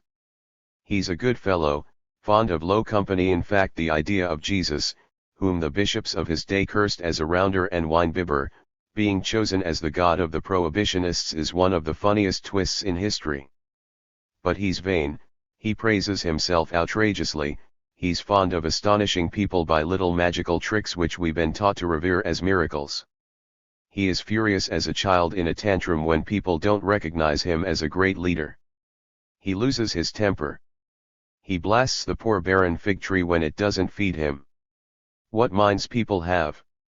They hear preachers proving by the Bible the exact opposites, that the Roman Catholic Church is divinely ordained and that it is against all divine ordinances, and it never occurs to them that far from the Christian religion or any other religion being a blessing to humanity, it's produced such confusion in all thinking, such second-hand viewing of actualities, that only now are we beginning to ask what and why we are, and what we can do with life. Just what are the teachings of Christ? Did he come to bring peace or more war? He says both. Did he approve earthly monarchies or rebel against them? He says both. Did he ever think of it, God himself, taking on human form to help the earth? Did he ever suggest sanitation, which would have saved millions from plagues? And you can't say his failure there was because he was too lofty to consider mere sickness. On the contrary, he was awfully interested in it, always healing someone providing they flattered his vanity enough. What did he teach? One place in the Sermon on the Mount he advises, let me get my Bible, here it is, let your light so shine before men that they may see your good works and glorify your Father which is in heaven, and then 5 minutes later he's saying, take heed that ye do not your alms before men, to be seen of them, otherwise ye have no reward of your Father which is in heaven. That's an absolute contradiction, in the one document which is the charter of the whole Christian Church. Oh, I know you can reconcile them, Phil. That's the whole aim of the ministerial training, to teach us to reconcile contradictions by saying that one of them doesn't mean what it means, and it's always a good stunt to throw in. You'd understand it if you'd only read it in the original Greek. There's just one thing that does stand out clearly and uncontradicted in Jesus' teaching. He advocated a system of economics whereby no one saved money or stored up wheat or did anything but live like a tramp. If this teaching of his had been accepted, the world would have starved in 20 years, after his death. No, wait, Phil, just 1 second and then I'm through. He talked till dawn. Frank's last protest, as they stood on the steps in the cold grayness, was: my objection to the church isn't that the preachers are cruel, hypocritical, actually wicked, though some of them are that. To think of how many are arrested for selling fake stock, for seducing 14-year-old girls in orphanages under their care, for arson, for murder. And it isn't so much that the church is in bondage to big business and doctrines as laid down by millionaires, though a lot of churches are that, too. My chief objection is that 99% of sermons and Sunday school teachings are so agonizingly dull. Chapter XXIX 1. However impatient he was with Frank, Philip McGarry's last wish was to set Elmer Gantry piously baying on Frank's trail. It was rather an accident. Philip sat next to Elmer at a dinner to discuss missionary funds. He remembered that Frank and Elmer had been classmates, and with a sincerely affectionate "it's too bad the poor boy worries so over what are really matters for faith," he gave away to Elmer most of Frank's heresies. Now in the bustle of raising funds to build a vast new church, Elmer had forgotten his notion of saving the renowned hardware impresario, Mr. William Dollinger Stiles, and his millions from contamination by Frank's blasphemies.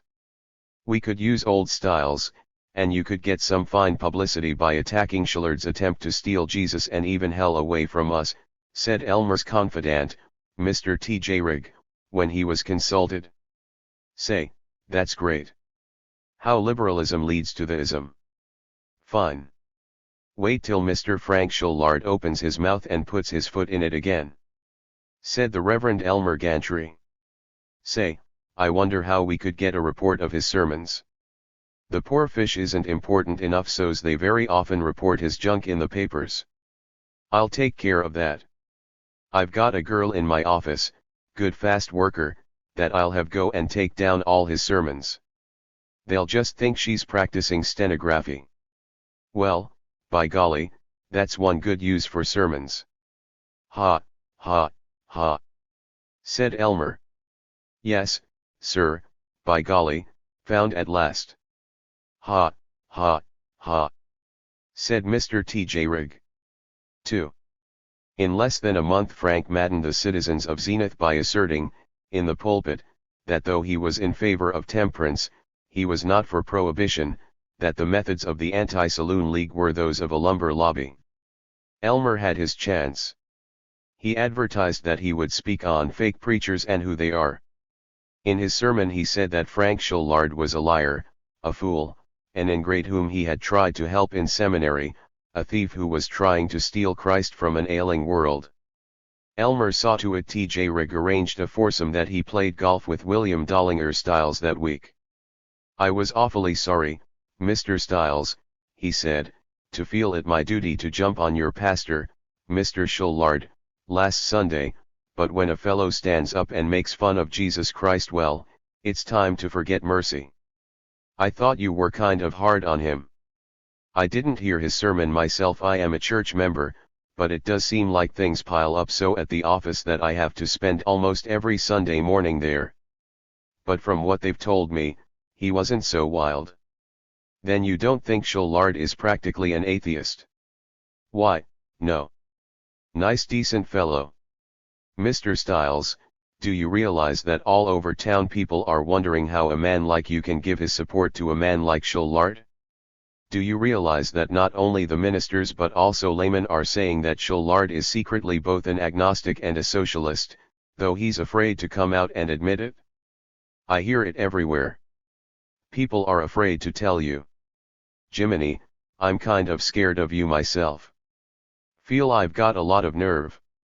"Well, I ain't so fierce," said Mr. Stiles, very pleased. "Anyway, I'd hate to have you think I was sneaking around damning Schullard behind his back. Why don't you do this? You and some of the other Dorchester deacons have Schullard for lunch or dinner, and have me there, and let me put a few questions to him. I'll talk to the fellow straight. Do you feel you can afford to be known as tolerating an infidel in your church? Oughtn't you to make him come out from undercover and admit what he thinks? If I'm wrong, I'll apologize to you and to him, and you can call me all the kinds of nosy, meddling, cranky, interfering fool you want to. Well, he seems kind of a nice fellow." Mr. Stiles was uncomfortable. "But if you're right about him being really an infidel, don't know's I could stand that. How'd it be if you and some of your deacons and Schullard came and had dinner with me in a private room at the athletic club next Friday evening?" "Well, all right." 3. Frank was so simple as to lose his temper when Elmer had bullied him, roared at him, bulked at him, long enough, with Frank's own deacons accepting Elmer as an authority. He was irritated out of all caution, and he screamed back at Elmer that he did not accept Jesus Christ as divine, that he was not sure of a future life, that he wasn't even certain of a personal God. Mr. William Dollinger Stiles snapped, "Then just why, Mr. Schullard, don't you get out of the ministry before you're kicked out?"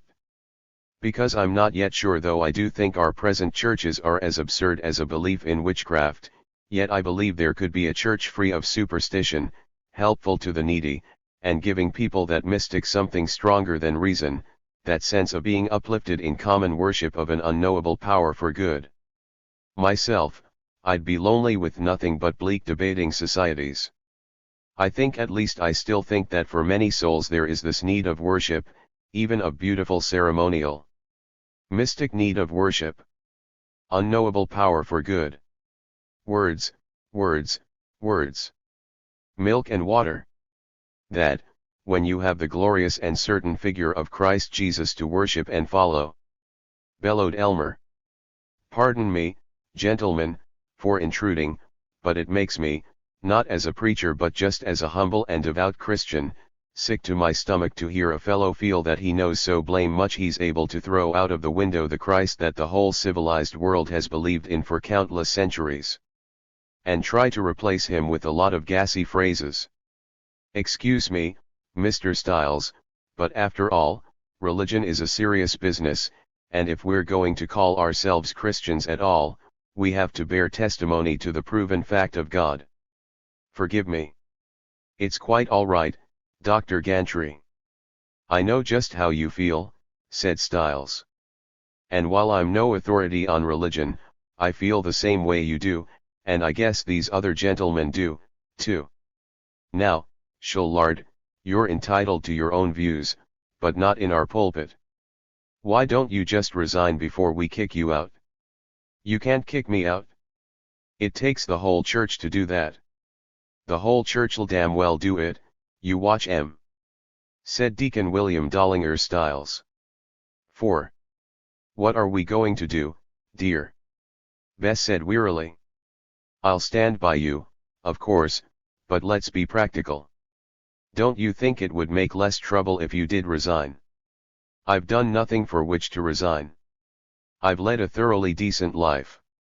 I haven't lied or been indecent or stolen. I've preached imagination, happiness, justice, seeking for the truth. I'm no sage, heaven knows, but I've given my people a knowledge that there are such things as ethnology and biology, that there are books like Ethan Frome and Per Goriot and Tono Bungay and Renaz Jesus, that there is nothing wicked in looking straight at life. Dear, I said practical. Oh, thunder, I don't know. I think I can get a job in the charity organization society here. The general secretary happens to be pretty liberal. I hate to have us leave the church entirely. I'm sort of at home there. Why not see if they'd like to have you in the Unitarian Church? Too respectable. Scared. Same old sanctified phrases I'm trying to get rid of and won't ever quite get rid of, I'm afraid. 5. A meeting of the church body had been called to decide on Frank's worthiness, and the members had been informed by Stiles that Frank was attacking all religion. Instantly a number of the adherents who had been quite unalarmed by what they themselves had heard in the pulpit perceived that Frank was a dangerous fellow and more than likely to injure omnipotent God. Before the meeting, one woman, who remained fond of him, fretted to Frank, "Oh, can't you understand what a dreadful thing you're doing to question the divinity of Christ and all? I'm afraid you're going to hurt religion permanently. If you could open your eyes and see, if you could only understand what my religion has meant to me in times of despair. I don't know what I would have done during my typhoid without that consolation. You're a bright, smart man when you let yourself be. If you'd only go and have a good talk with Dr. G. Prosper Edwards.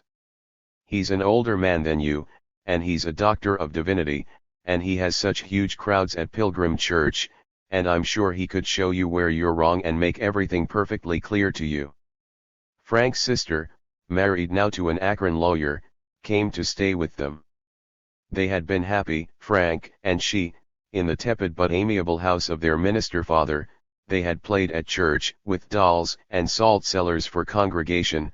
Books were always about them, natural to them, and at their father's table they had heard doctors, preachers, lawyers, politicians, talk of high matters.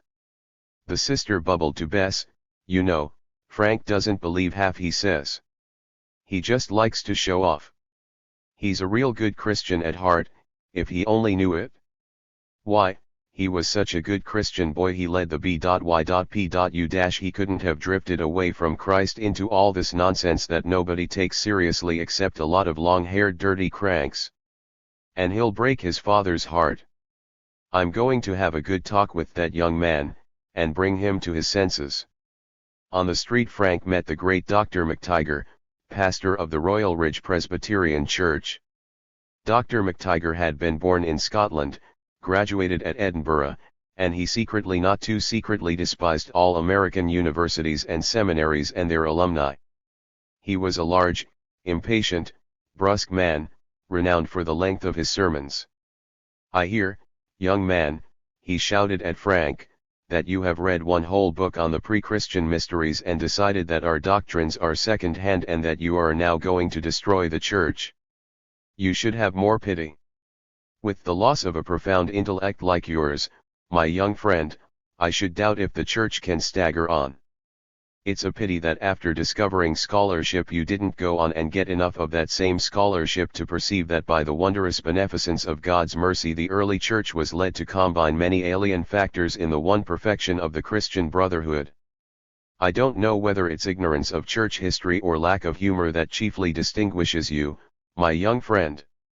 Go and sin no more."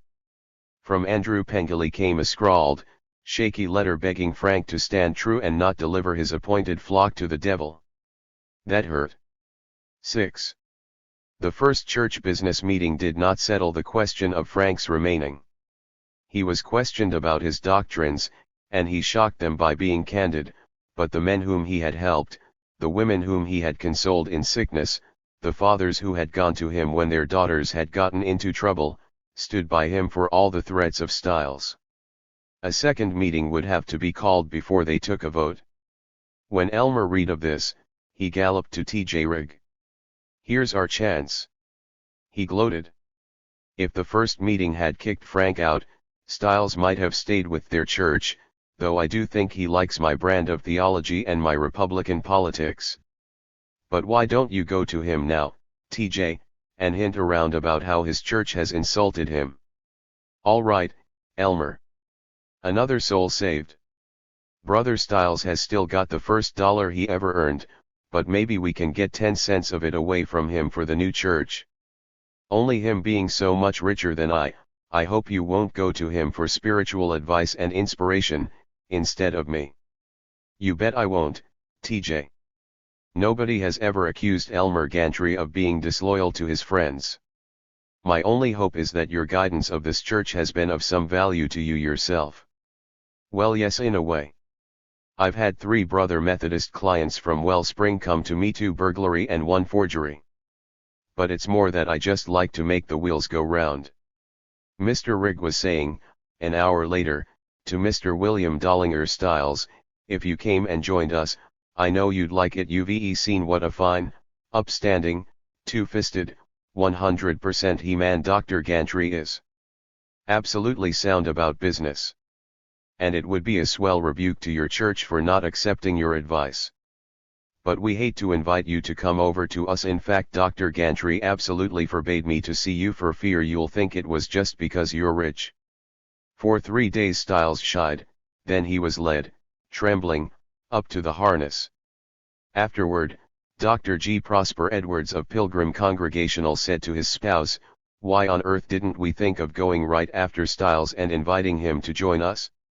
It was so simple, we never even thought of it. I really do feel quite cross. Why didn't you think of it?" 7. The second church meeting was postponed.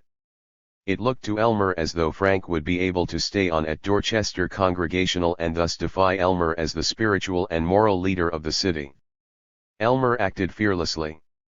In sermon after sermon he spoke of that bunch of atheists out there at Dorchester. Frank's parishioners were alarmed. They were forced to explain to customers, to neighbors, to fellow lodge members. They felt disgraced, and so it was that a second meeting was called. Now Frank had fancied a spectacular resignation. He heard himself, standing before a startled audience, proclaiming, "I have decided that no one in this room, including your pastor, believes in the Christian religion. Not one of us would turn the other cheek. Not one of us would sell all that he has and give to the poor. Not one of us would give his coat to some man who took his overcoat. Every one of us lays up all the treasure he can. We don't practice the Christian religion. We don't intend to practice it. Therefore, we don't believe in it. Therefore I resign, and I advise you to quit lying and disband." He saw himself, then, tramping down the aisle among his gaping hearers, and leaving the church forever. "But, I'm too tired. Too miserable. And why hurt the poor bewildered souls? And I am so tired." He stood up at the beginning of the second meeting and said gently, "I had refused to resign. I still feel I have an honest right to an honest pulpit. But I am setting brother against brother. I am not a cause, I am only a friend. I have loved you and the work, the sound of friends singing together, the happiness of meeting on leisurely Sunday mornings. This I give up. I resign, and I wish I could say, God be with you and bless you all. But the good Christians have taken God and made him into a menacing bully, and I cannot even say God bless you, during this last moment, in a life given altogether to religion, when I shall ever stand in a pulpit." Elmer Gantry, in his next sermon, said that he was so broad-minded that he would be willing to receive an infidel sholard in his church, providing he repented. 8. When he found that he liked the charity organization society and his work in that bleak institution no better than his work in the church, Frank laughed. As Bess said, "A consistent malcontent." Well, I am consistent, anyway. And the relief not to be a preacher anymore. Not to have to act sanctimonious. Not to have men consider you an old woman in trousers. To be able to laugh without watching its effect. Frank was given charge, at the COS, of a lodging house, a woodyard at which hobos worked for 2 hours daily to pay for lodging and breakfast, and an employment bureau. He knew little about scientific charity, so he was shocked by the icy manner in which his subordinates, the aged virgin at the inquiry desk, the boss of the woodyard, the clerk at the lodging house, the young lady who asked the applicants about their religion and vices, treated the shambling unfortunates as criminals who had deliberately committed the crime of poverty. They were as efficient and as tender as vermin exterminators. In this acid perfection, Frank longed for the mystery that clings to even the durest or politest tabernacle.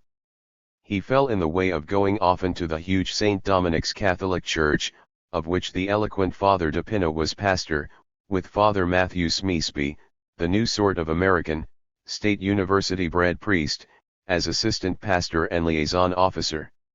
St. Dominic's was, for Zenith, an ancient edifice, and the coal smoke from the South Zenith factories had aged the grey stone to a semblance of historic centuries.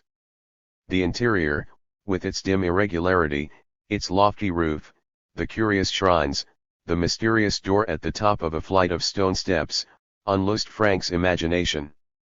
It touched him to see the people kneeling at any hour. He had never known a church to which the plain people came for prayer. Despite its dusky magnificence, they seemed to find in the church their home. And when he saw the gold and crimson of solemn high mass blazing at the end of the dark aisle, with the crush of people visibly believing in the presence of God, he wondered if he had indeed found the worship he had fumblingly sought. He knew that to believe literally in purgatory and the Immaculate Conception, the real presence and the authority of the hierarchy, was as impossible for him as to believe in Zeus. But, he pondered, isn't it possible that the whole thing is so gorgeous a fairy tale that to criticize it would be like trying to prove that Jack did not kill the giant? No sane priest could expect a man of some education to think that saying masses had any effect on souls in purgatory. They'd expect him to take the whole thing as one takes a symphony. And, oh, I am lonely for the fellowship of the church. He sought a consultation with Father Matthew Smeesby. They had met, as fellow ministers, at many dinners. The good father sat at a Grand Rapids desk, in a room altogether business-like save for a carved Bavarian cupboard and a crucifix on the barren plaster wall. Smeesby was a man of 40, a crisper Philip McGarry. You were an American university man, weren't you, father? Frank asked. Yes. University of Indiana. Played halfback. Then I think I can talk to you. It seems to me that so many of your priests are not merely foreign by birth, Poles and whatnot, but they look down on American Maoris and want to mold us to their ideas and ways. But you tell me, would it be conceivable for an, I won't say an intelligent, but at least a reasonably well-read man like myself, who finds it quite impossible to believe one word of your doctrines? But who is tremendously impressed by your ritual and the spirit of worship. Could such a man be received into the Roman Catholic Church, honestly, with the understanding that to him your dogmas are nothing but symbols? Most certainly not. Don't you know any priests who love the church but don't literally believe all the doctrines? I do not. I know no such persons. Shullard, you can't understand the authority and reasonableness of the church. You're not ready to. You think too much of your puerile powers of reasoning. You haven't enough divine humility to comprehend the ages of wisdom that have gone to building up this fortress, and you stand outside its walls, one pitifully lonely little figure, blowing the trumpet of your egotism, and demanding of the century, take me to your commander. I am graciously inclined to assist him. Only he must understand that I think his granite walls are pasteboard, and I reserve the right to blow them down when I get tired of them. Man, if you were a prostitute or a murderer and came to me saying, "Can I be saved?" I'd cry yes, and give my life to helping you. But you're obsessed by a worse crime than murder, pride of intellect. And yet you haven't such an awfully overpowering intellect to be proud of, and I'm not sure but that's the worst crime of all. Good day," he added, as Frank ragingly opened the door. "Go home and pray for simplicity. Go home and pray that I may be made like you.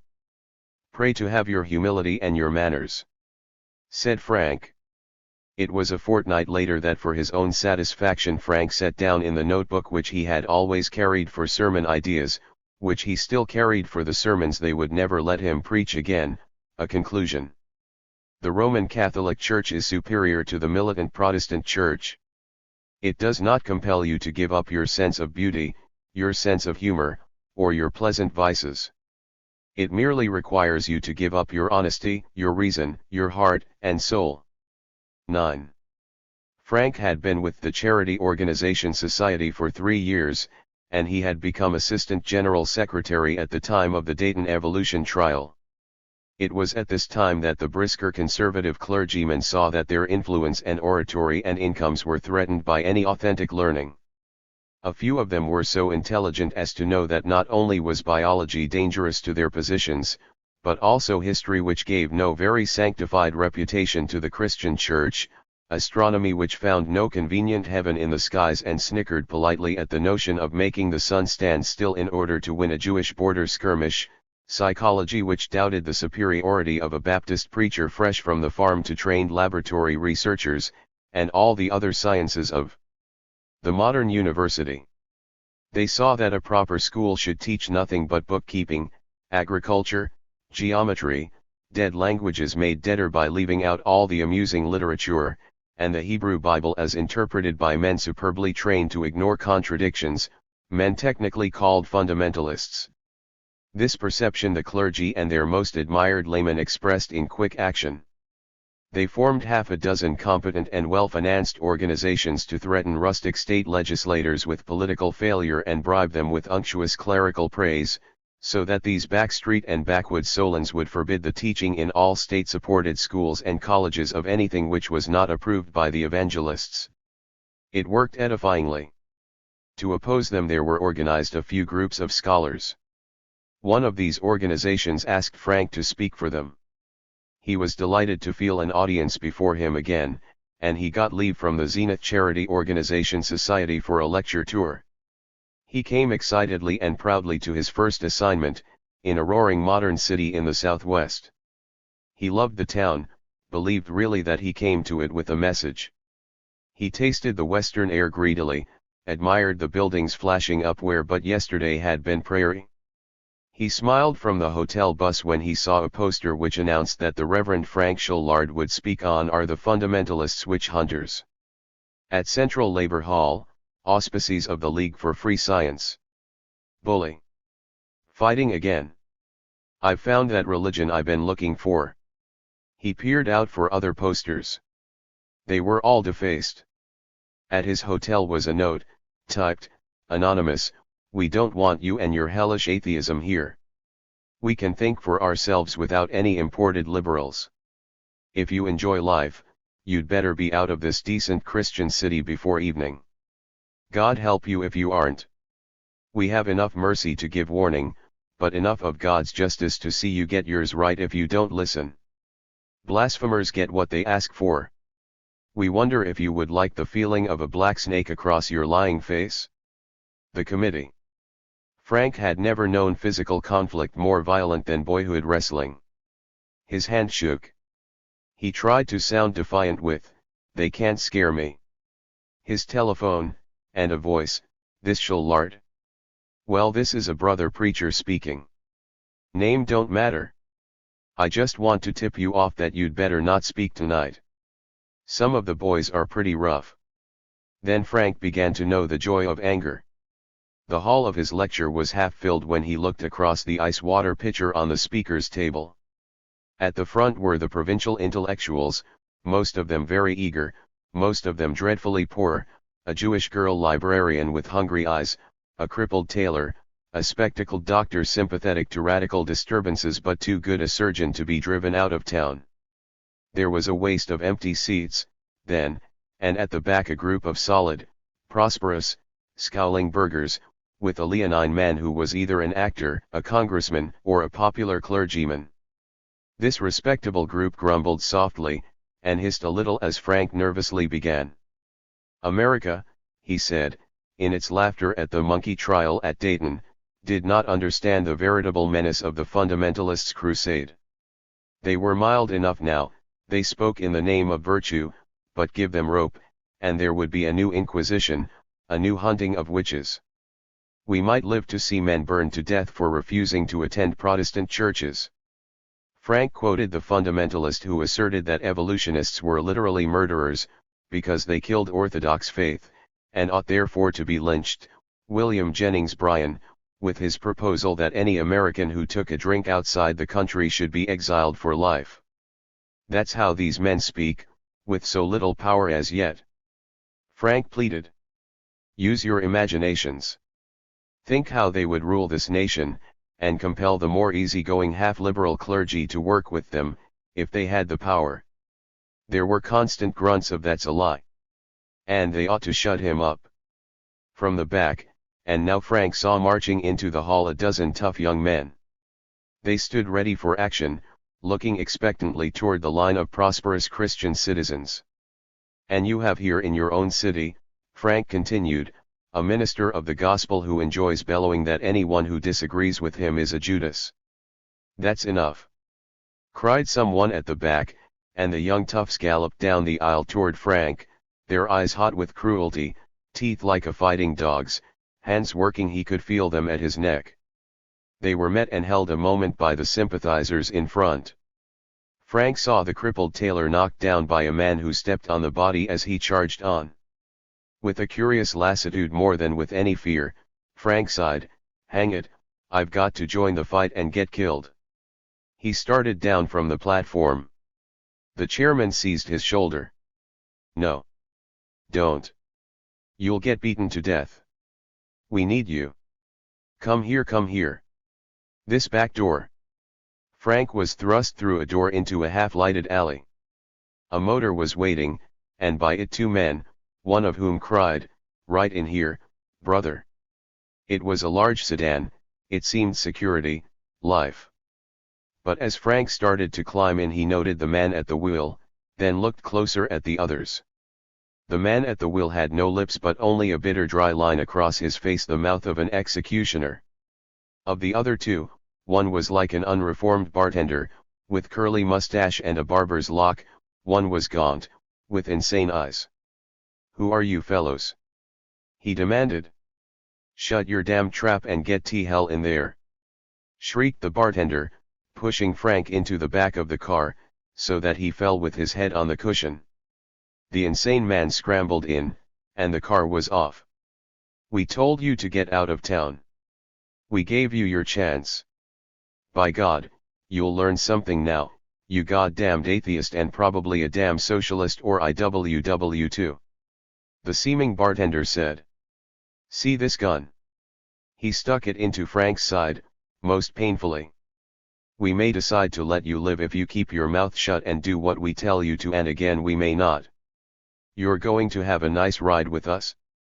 Just think what fun you're going to have when we get you in the country alone where it's nice and dark and quiet. He placidly lifted his hands and gouged Frank's cheek with his strong fingernails. I won't stand it, screamed Frank. He rose, struggling. He felt the gaunt fanatic's fingers, just 2 fingers, demon-strong close on his neck, dig in with pain that made him sick. He felt the bartender's fist smashing his jaw. As he slumped down, limp against the forward seat, half fainting, he heard the bartender chuckle. That'll give the blank of a blank some idea of the fun we'll have watching him squirm by. The gaunt one snapped, the boss said not to cuss. Cuss, hell. I don't pretend to be any tin angel. I've done a lot of tough things. But, by God, when a fellow pretending to be a minister comes sneaking around trying to make fun of the Christian religion, the only chance us poor devils have got to become decent again, then, by God, it's time to show we've got some guts and appreciation. The pseudo-bartender spoke with the smugly joyous tones of any crusader given a chance to be fiendish for a moral reason, and placidly raising his leg, he brought his heel down on Frank's instep. When the cloud of pain had cleared from his head, Frank sat rigid. What would Bess and the kids do if these men killed him? Would they beat him much before he died? The car left the highway, followed a country road and ran along a lane, through what seemed to Frank to be a cornfield. It stopped by a large tree. "Get out!"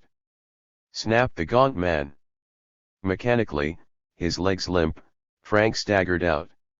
He looked up at the moon. "It's the last time I'll ever see the moon, see the stars, hear voices. Never again to walk on a fresh morning." "What are you going to do?" he said, hating them too much to be afraid. "Well, dearie," said the driver, with a dreadful jocosity, "you're going to take a little walk with us, back here in the fields a ways." "Hell!" said the bartender, "let's hang him. Here's a swell tree. Use the tow rope." "No," from the gaunt man. "Just hurt him enough so he'll remember, and then he can go back and tell his atheist friends it ain't healthy for 'em in real Christian parts. Move, you." Frank walked in front of them, ghastly silent. They followed a path through the cornfield to a hollow. The crickets were noisily cheerful, the moon serene. "This'll do," snarled the gaunt one, then to Frank, "Now get ready to feel good." He set his pocket electric torch on a clod of earth. In its light Frank saw him draw from his pocket a coiled black leather whip, a whip for mules. "Next time," said the gaunt one, slowly, "next time you come back here, we'll kill you. And any other yellow traitor and stinker and atheist like you. Tell 'em all that. This time we won't kill you, not quite." "Oh, quit talking and let's get busy," said the bartender. "All right." The bartender caught Frank's two arms behind, bending them back, almost breaking them, and suddenly with a pain appalling and unbelievable the whip slashed across Frank's cheek, cutting it, and instantly it came again in a darkness of reeling pain. 10. Consciousness returned waveringly as dawn crawled over the cornfield and the birds were derisive. Frank's only clear emotion was a longing to escape from this agony by death. His whole face reeked with pain. He could not understand why he could scarce see. When he fumblingly raised his hand, he discovered that his right eye was a pulp of blind flesh, and along his jaw he could feel the exposed bone. He staggered along the path through the cornfield, stumbling over hummocks, lying there sobbing, muttering, "Besso, come Bess." His strength lasted him just to the high road, and he sloped to earth, lay by the road like a drunken beggar. A motor was coming, but when the driver saw Frank's feebly uplifted arm he sped on. Pretending to be hurt was a device of hold-up men. "Oh, God, won't anybody help me?" Frank whimpered, and suddenly he was laughing, a choking twisted laughter. "Yes, I said it, Philip, God, I said I suppose it proves I'm a good Christian." He rocked and crawled along the road to a cottage. There was a light, a farmer at early breakfast. At last. Frank wept. When the farmer answered the knock, holding up a lamp, he looked once at Frank, then screamed and slammed the door. An hour later a motorcycle policeman found Frank in the ditch, in half delirium. "Another drunk," said the policeman, most cheerfully, snapping the support in place on his cycle. But as he stooped and saw Frank's half-hidden face, he whispered, "Good God Almighty." 11. The doctors told him that though the right eye was gone completely, he might not entirely lose the sight of the other for perhaps a year. Bess did not shriek when she saw him, she only stood with her hands shaky at her breast. She seemed to hesitate before kissing what had been his mouth. But she spoke cheerfully. "Don't you worry about a single thing. I'll get a job that'll keep us going. I've already seen the general secretary at the COS. And isn't it nice that the kiddies are old enough now to read aloud to you? To be read aloud to, the rest of his life." 12. Elmer called and raged, "This is the most outrageous thing I've ever heard of in my life, Frank. Believe me, I'm going to give the fellows that did this to you the most horrible beating they ever got, right from my pulpit. Even though it may hinder me in getting money for my new church, say, we're going to have a bang-up plant there, right up to date, cost over $500,000, seat over 2,000. But nobody can shut me up. I'm going to denounce those fiends in a way they'll never forget. And that was the last Elmer is known ever to have said on the subject, privately or publicly. Chapter XXX 1. The Reverend Elmer Gantry was in his oak and Spanish leather study at the great new Wellspring Church. The building was of cheerful brick, trimmed with limestone. It had Gothic windows, a carillon in the square stone tower, dozens of Sunday school rooms, a gymnasium, a social room with a stage and a motion picture booth, an electric range in the kitchen, and over it all a revolving electric cross and a debt. But the debt was being attacked. Elmer had kept on the professional church money raiser whom he had employed during the campaign for the building fund. This financial crusader was named Emanuel Nawicki. He was said to be the descendant of a noble Polish Catholic family converted to Protestantism, and certainly he was a most enthusiastic Christian except possibly on Passover Eve. He had raised money for Presbyterian churches, YMCA buildings, congregational colleges, and dozens of other holy purposes. He did miracles with card indices of rich people, and he is said to have been the first ecclesiastical go-getter to think of inviting Jews to contribute to Christian temples. Yes, Emmanuel would take care of the debt, and Elmer could give himself to purely spiritual matters. He sat now in his study, dictating to Miss Bundle. He was happy in the matter of that dowdy lady, because her brother, a steward in the church, had recently died, and he could presently get rid of her without too much discord. To him was brought the card of Lauren Larimer Dodd, M.A., D.D., LL.D., President of Abernathy College, an institution of Methodist learning.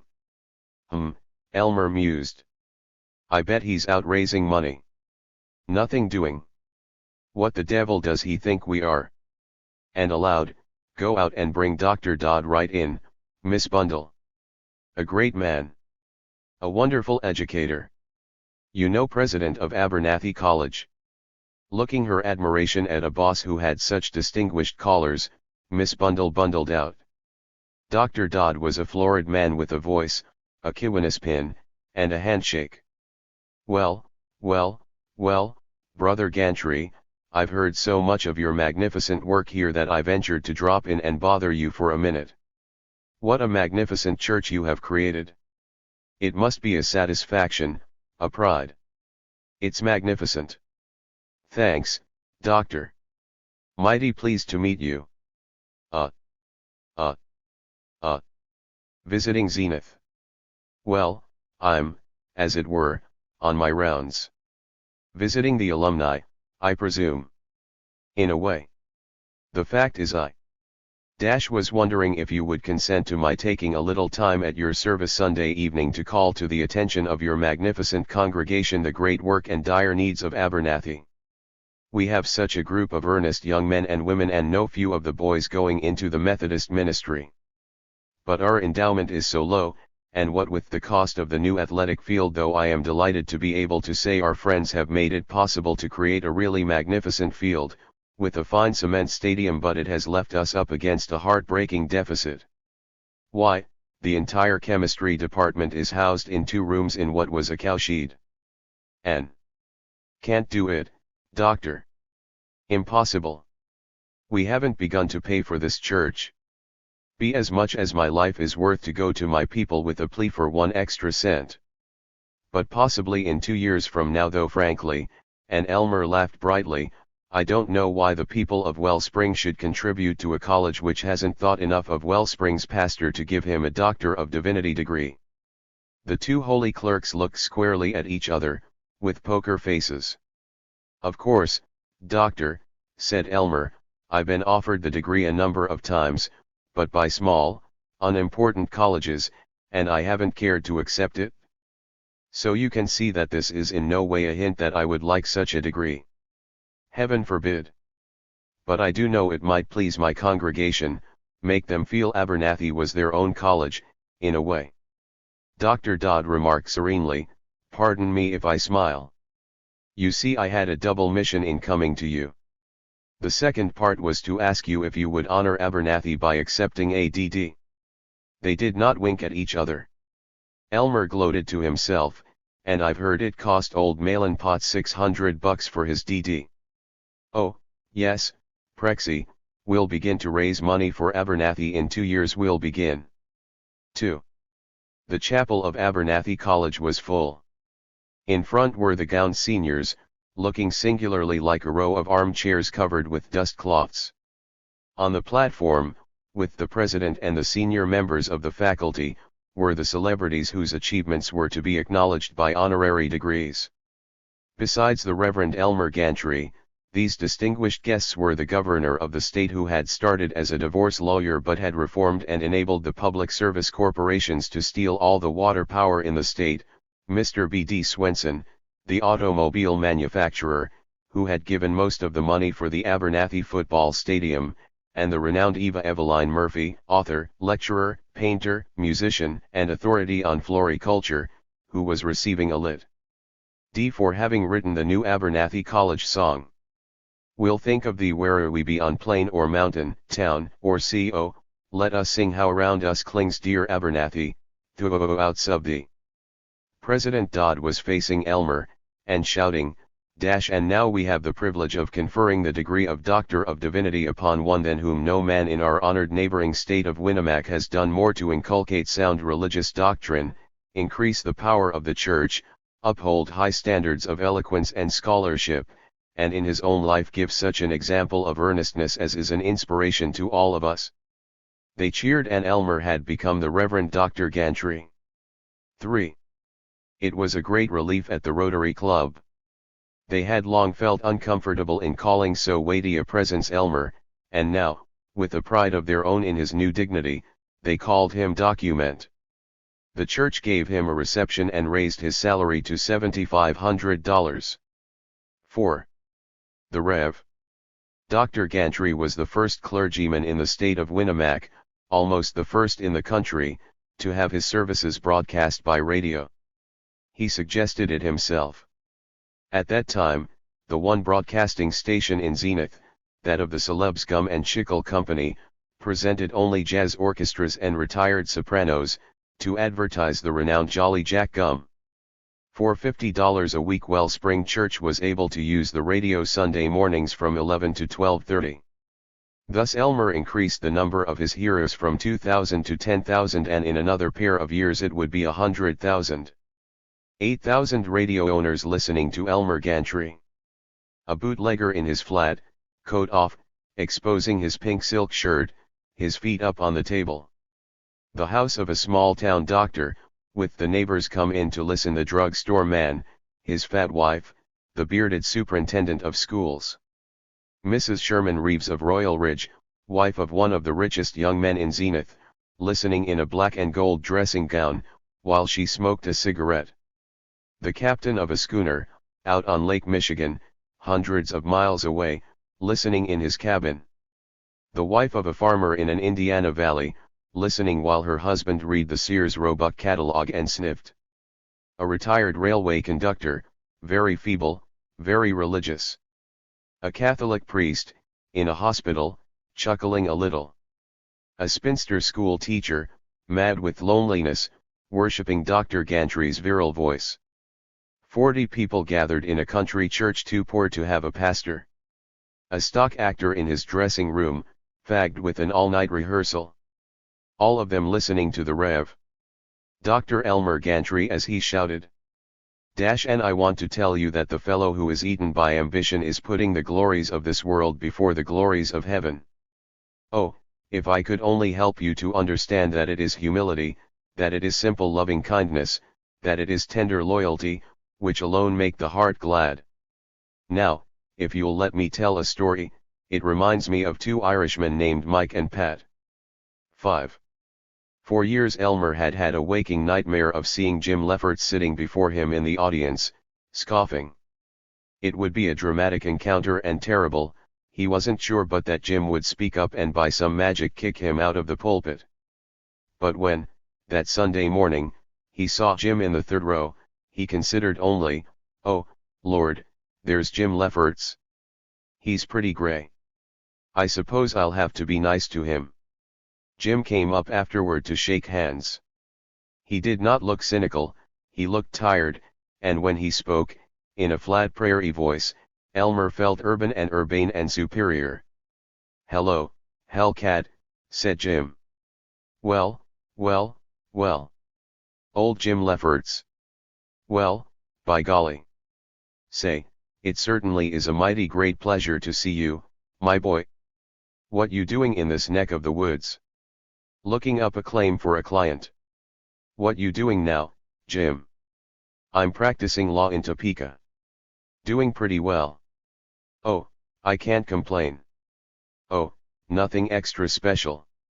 I was in the state senate for a term though." "That's fine. That's fine. Say, how long gonna be in town?" "Oh, 'bout 3 days. Say, want to have you up to the house for dinner, but doggone it, Cleo, that's my wife. I am married now. She's gone and got me all sewed up with a lot of dates. You know how these women are. Me, I'd rather sit home and read. But sure got to see you again. Say, gimme a ring, will you, dash at the house or at my study here in the church?" "Yeah, sure, you bet." "Well, glad to seen you." "You bet. Tickled to death seen you, old Jim." Elmer watched Jim plod away, shoulders depressed, a man discouraged. "And that," he rejoiced, "is the poor fish that tried to keep me from going into the ministry." He looked about his auditorium, with the organ pipes a vast golden pyramid, with the Chubbuck Memorial window vivid in ruby and gold and amethyst. And become a lawyer like him, in a dirty stinking little office. Huh. And he actually made fun of me and tried to hold me back when I got a clear and definite call of God. Oh, I'll be good and busy when he calls up, you can bet on that. Jim did not telephone. On the third day Elmer had a longing to see him, a longing to regain his friendship. But he did not know where Jim was staying, he could not reach him at the principal hotels. He never saw Jim Lefferts again, and within a week he had forgotten him, except as it was a relief to have lost his embarrassment before Jim, sneering the last bar between him and confident greatness. 6.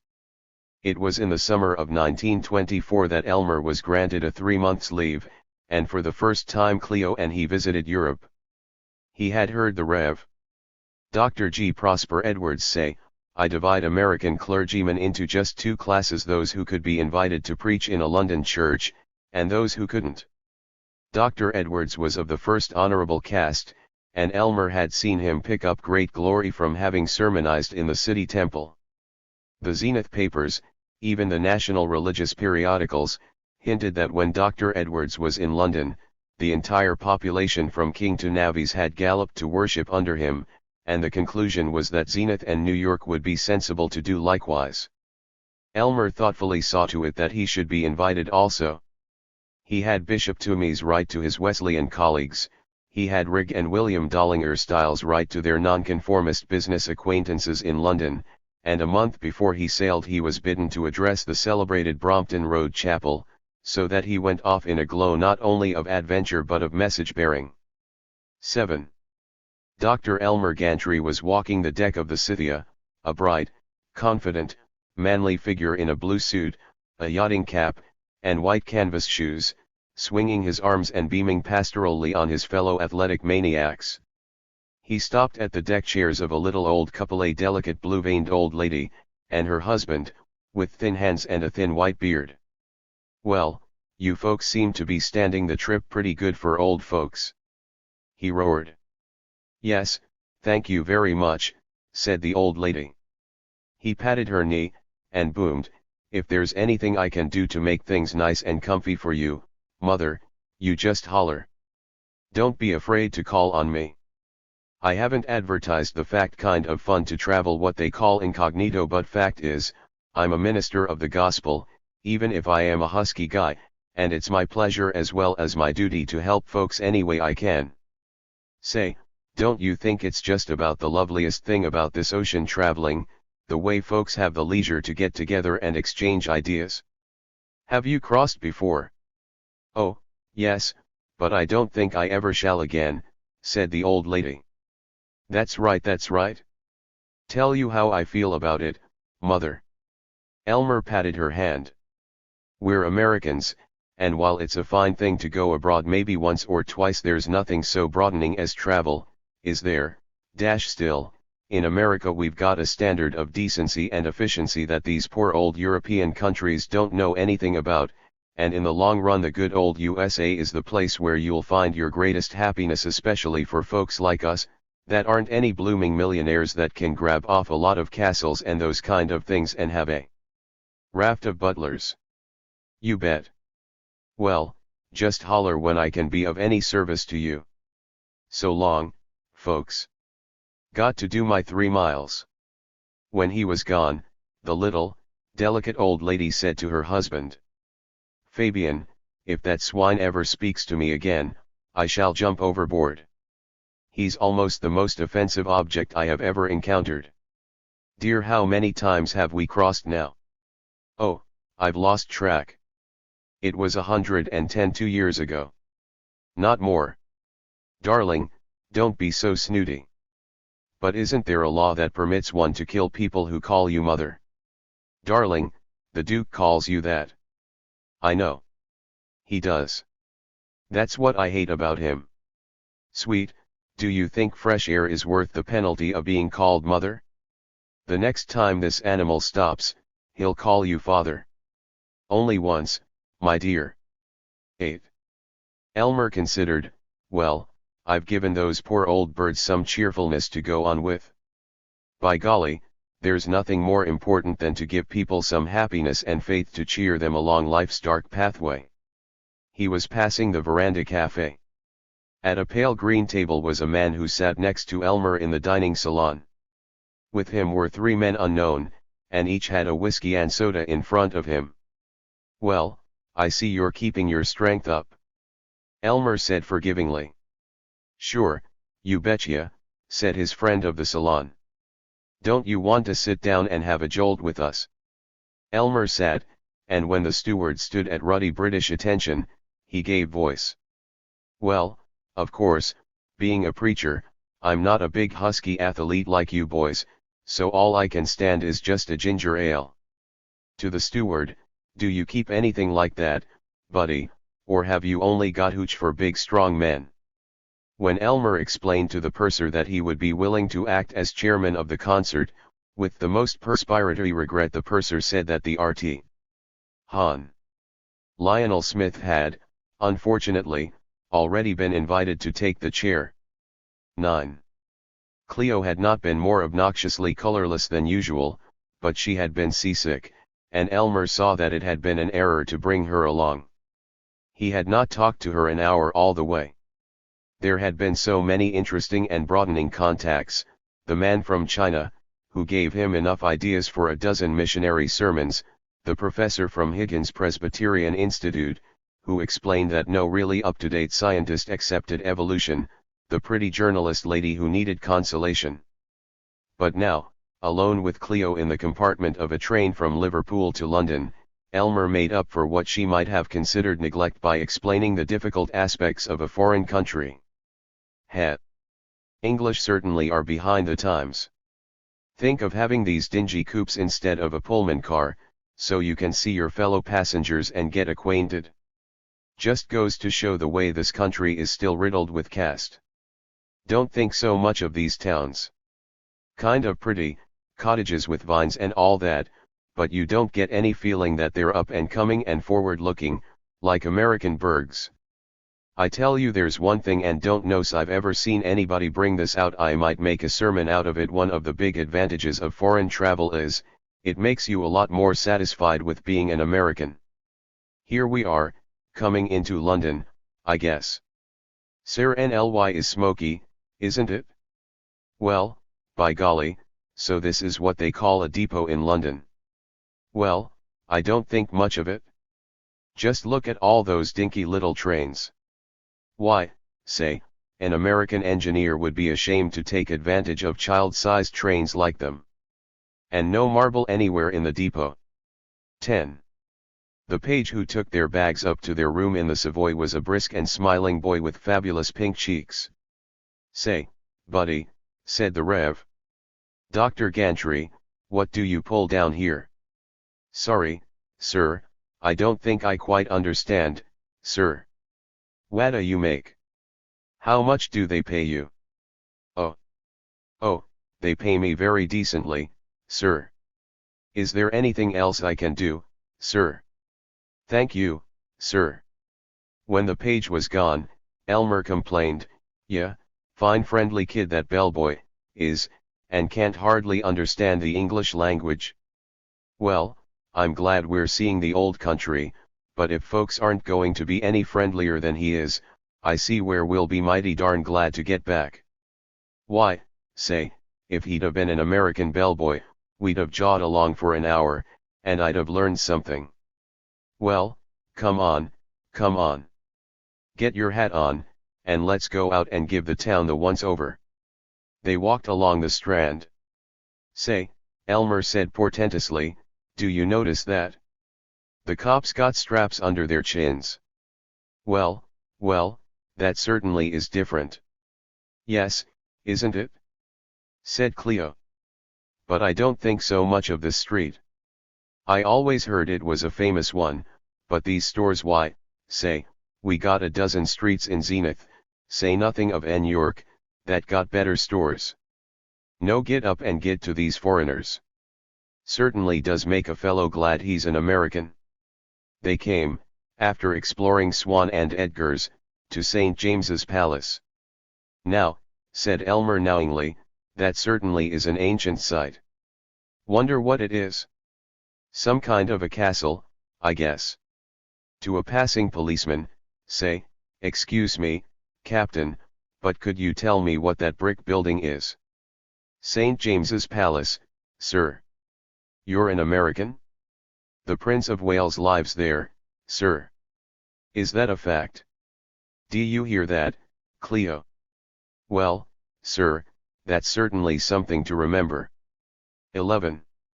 When he regarded the meager audience at Brompton Road Chapel, Elmer had an inspiration. All the way over he had planned to be poetic in his first London sermon. He was going to say that it was the strong man, the knight in armor, who was most willing to humble himself before God, and to say also that love was the bow on life's dark cloud, and the morning and evening star, both. But in a second of genius he cast it away, and reflected, no. What they want is a good, pioneering, roughneck American. And that he was, splendidly. "Folks," he said, "it's mighty nice of you to let a plain American come and bring his message to you. But I hope you don't expect any Oxford College man. All I've got to give you, and may the dear Lord help my feebleness in giving you even that, is the message that God reigns among the grim frontiersmen of America, in cabin and trackless wild, even as he reigns here in your magnificent and towering city. It is true that just at the present moment, through no virtue of my own, I am the pastor of a church even larger than your beautiful chapel here. But, I long for the day when the general superintendent will send me back to my own beloved frontier, to let me try, in my humble way, to give you a picture of the work I knew as a youth, that you may see how closely the grace of God binds your world-compelling city to the humblest vastnesses. I was the pastor as a youngster, ignorant of everything save the fact that the one urgent duty of the preacher is to carry everywhere the good news of the atonement of a log chapel in a frontier settlement called Schernheim. I came at nightfall, weary and an-hungered, a poor circuit rider, to the house of Barney Baines, a pioneer, living all alone in his log cabin. I introduced myself. "I am Brother Gantry, the Wesleyan preacher," I said. "Well," he stared at me, a wild look in his eyes, beneath his matted hair, and slowly he spoke. "Brother," he said, "I ain't seen no strangers for nigh onto a year, and I'm mighty pleased to see you." "You must have been awfully lonely, friend," I said. "No, sir, not me," he said. "How's that?" I said. "Because Jesus has been with me all the time." 12. They almost applauded. They told him afterward that he was immense, and invited him to address them whenever he returned to London. Wait, he reflected, till I get back to Zenith and tell old Potts and Hickenlooper that. As they rode to the hotel on the bus, Cleo sighed, "Oh, you were wonderful. But I never knew you had such a wild time of it in your first pastorate." "Oh, well, it was nothing. A man that's a real man has to take the rough with the smooth." "That's so." 13. He stood impatiently on a corner of the Rue de la Paix, while Cleo gaped into the window of a perfumer. He looked at the facades in the Place Vendôme. Not much class, too kind of plain, he decided. A little greasy man edged up to him, covertly sliding toward him a pack of postcards, and whispered, "Lovely cards, only 2 francs each." "Oh," said Elmer intelligently, "you speak English?" "Sure. All language." Then Elmer saw the topmost card and he was galvanized. "Oui. Golly. 2 francs apiece." He seized the pack, gloating, but Cleo was suddenly upon him, and he handed back the cards, roaring, "You get out of here or I'll call a cop." Trying to sell obscene pictures and to a minister of the gospel. "Cleo, these Europeans have dirty minds." 14. It was on the steamer home that he met and became intimate with J.E. North, the renowned vice slayer, executive secretary of the National Association for the Purification of Art and the Press, affectionately known through all the evangelical world as the NAPAP. Mr. North was not a clergyman, but no clergyman in the country had more furiously pursued wickedness, more craftily forced congressmen, through threats in their home districts, to see legislation in the same reasonable manner as himself. For several sessions of Congress he had backed a bill for a federal censorship of all fiction, plays, and moving pictures, with a penitentiary sentence for any author mentioning adultery even by implication, ridiculing prohibition, or making light of any Christian sect or minister. The bill had always been defeated, but it was gaining more votes in every session. Mr. North was a tight-mouthed, thin gentleman. He liked the earnestness, uprightness, and vigor of the Reverend Dr. Gantry, and all day they walked the deck or sat talking anywhere save in the smoking room, where fools were befouling their intellects with beer. He gave Elmer an inside view of the great new world of organized opposition to immorality. He spoke intimately of the leaders of that world, the executives of the Anti-Saloon League, the Lord's Day Alliance, the Watch and Ward Society, the Methodist Board of Temperance, Prohibition and Public Morals, modern St. John's, armed with card indices. He invited Elmer to lecture for him. "We need men like you, Dr. Gantry," said Mr. North, "men with rigid standards of decency, and yet with a physical power which will indicate to the poor misguided youth of this awful flask-toting age that morality is not less but more virile than immorality. And I think your parishioners will appreciate your being invited to address gatherings in places like New York and Chicago now and then." "Oh, I'm not looking for appreciation. It's just that if I can do anything in my power to strike a blow at the forces of evil," said Elmer, "I shall be most delighted to help you. Do you suppose you could address the Detroit YMCA on October 4th? "Well, it's my wife's birthday, and we've always made rather a holiday of it. We're proud of being an old-fashioned homey family, but I know that Cleo wouldn't want that to stand in the way of my doing anything I can to further the kingdom." 15. So Elmer came, though tardily, to the great idea which was to revolutionize his life and bring him eternal and splendid fame. That shabby Corsican artillery lieutenant and author, Bonaparte, first conceiving that he might be the ruler of Europe, Darwin seeing dimly the scheme of evolution, Paolo realizing that all of life was nothing but an irradiation of Francesca Newton, pondering on the falling apple, Paul of Tarsus comprehending that a certain small Jewish sect might be the new religion of the doubting Greeks and Romans, Keats beginning to write the Eve of St. Agnes. None of these men, transformed by a great idea from mediocrity to genius, was more remarkable than Elmer Gantry of Paris, Kansas, when he beheld the purpose for which the heavenly powers had been training him. He was walking the deck, but only in the body, for his soul was soaring among the stars. He was walking the deck alone, late at night, clenching his fists and wanting to shout as he saw it all clearly. He would combine in one association all the moral organizations in America, perhaps, later, in the entire world. He would be the executive of that combination, he would be the super president of the United States, and someday the dictator of the world. Combine them all. The Anti-Saloon League, the WCTU, and the other organizations fighting alcohol. The NAPAP and the other vice societies doing such magnificent work in censoring unmoral novels and paintings and motion pictures and plays. The Anti-Cigarette League. The associations lobbying for anti-evolution laws in the state legislatures. The associations making so brave a fight against Sunday baseball, Sunday movies, Sunday golfing, Sunday motoring, and the other abominations whereby the Sabbath was desecrated and the preachers' congregations and collections were lessened. The fraternities opposing Romanism. The societies which gallantly wanted to make it a crime to take the name of the Lord in vain or to use the 9 Saxon physiological monosyllables. And all the rest. Combine the lot. They were pursuing the same purpose, to make life conform to the ideals agreed upon by the principal Christian Protestant denominations. Divided, they were comparatively feeble; united, they would represent 30 million Protestant churchgoers. They would have such a treasury and such a membership that they would no longer have to coax Congress and the state legislatures into passing moral legislation, but in a quiet way they would merely state to the representatives of the people what they wanted, and get it. And the head of this united organization would be the Warwick of America, the man behind the throne, the man who would send for presidents, of whatever party, and give orders. And that man, perhaps the most powerful man since the beginning of history, was going to be Elmer Gantry. Not even Napoleon or Alexander had been able to dictate what a whole nation should wear and eat and say and think. That, Elmer Gantry was about to do. A bishop? Me? A Westhumes? Hell, don't be silly.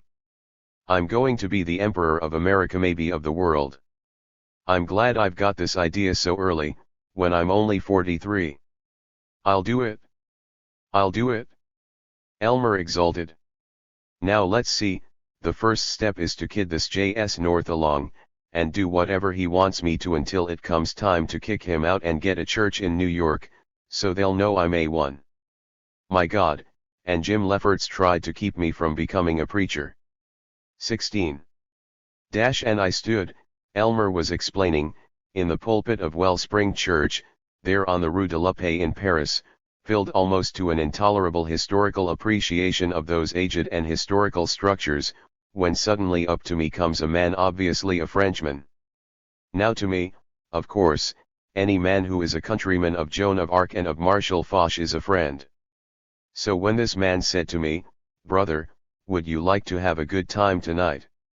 I answered, though truth to tell I did not like his looks entirely. I said, "Brother, that depends entirely on what you mean by a good time." He spoke English. "Well," he said, "I can take you places where you can meet many pretty girls and have fine liquor to drink." Well, I had to laugh. I think I was more sorry for him than anything else. I laid my hand on his shoulder and I said, "Brother, I'm afraid I can't go with you. I'm already dated up for a good time this evening." "How's that?" he said. "And what may you be going to do?"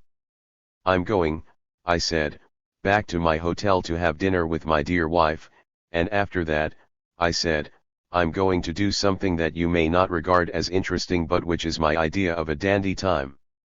I'm going to read a couple of chapters of the Bible aloud, and say my prayers, and go to bed. And now," I said, "I'll give you exactly 3 seconds to get out of here, and if you're in my sight after that, well, it'll be over you that I'll be saying the prayers. I see that my time is nearly up, but before I close I want to say a word on behalf of the NAPAP, that great organization, the National Association for the Purification of Art and the Press. I am pleased to say that its executive secretary, my dear friend Dr. J.E. North, will be with us next month, and I want you all to give him a rousing greeting. Chapter XXXI. 1. For over a year now it had been murmured through the church world that no speaker was more useful to the reform organization than the Rev. Dr. Elmer Gantry of Zenith. His own church regretted losing his presence so often, but they were proud to hear of him as speaking in New York, in Los Angeles, in Toronto. It was said that when Mr. J. E. North retired from the NAPAP because of the press of his private interests, Dr. Gantry would be elected executive secretary of the NAPAP in his stead. It was said that no one in America was a more relentless foe of so-called liberalism in theology and of misconduct in private life. It was said that Dr. Gantry had refused support for election as a bishop at the 1928 General Conference of the Methodist Church, North, 2 years from now. And it was definitely known that he had refused the presidency of Swenson University in Nebraska. But it was also definitely known, alas, that he was likely to be invited to take the pastorate of the Yorkville Methodist Church in New York City, which included among its members Dr. Wilkie Bannister, that resolute cover-to-cover fundamentalist who was also one of the most celebrated surgeons in the country, Peter F. Durbar, the oil millionaire, and Jackie Oakes, the musical comedy clown. The bishop of the New York area was willing to give Dr. Gantry the appointment. But well, there were contradictory stories. One version said that Dr. Gantry had not decided to take the Yorkville appointment, the other said that Yorkville, which meant Dr. Bannister, had not decided to take Dr. Gantry.